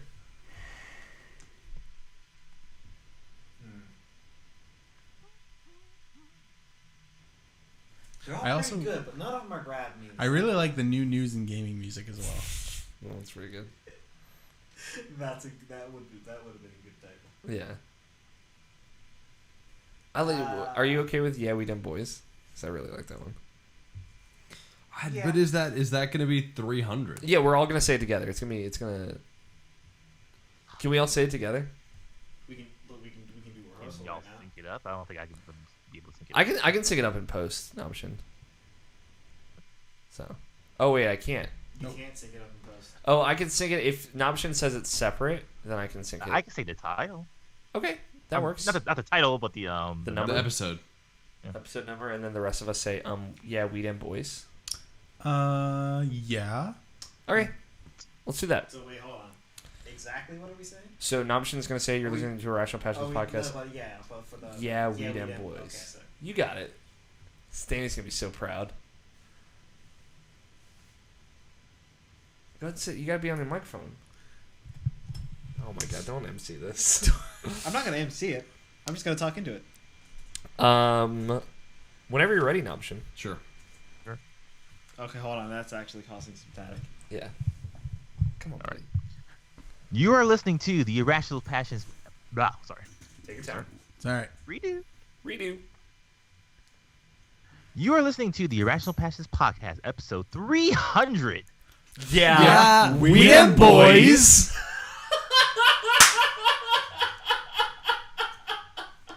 I fucking love this show. Thank you everyone so much for watching. I love you all. Have a good night.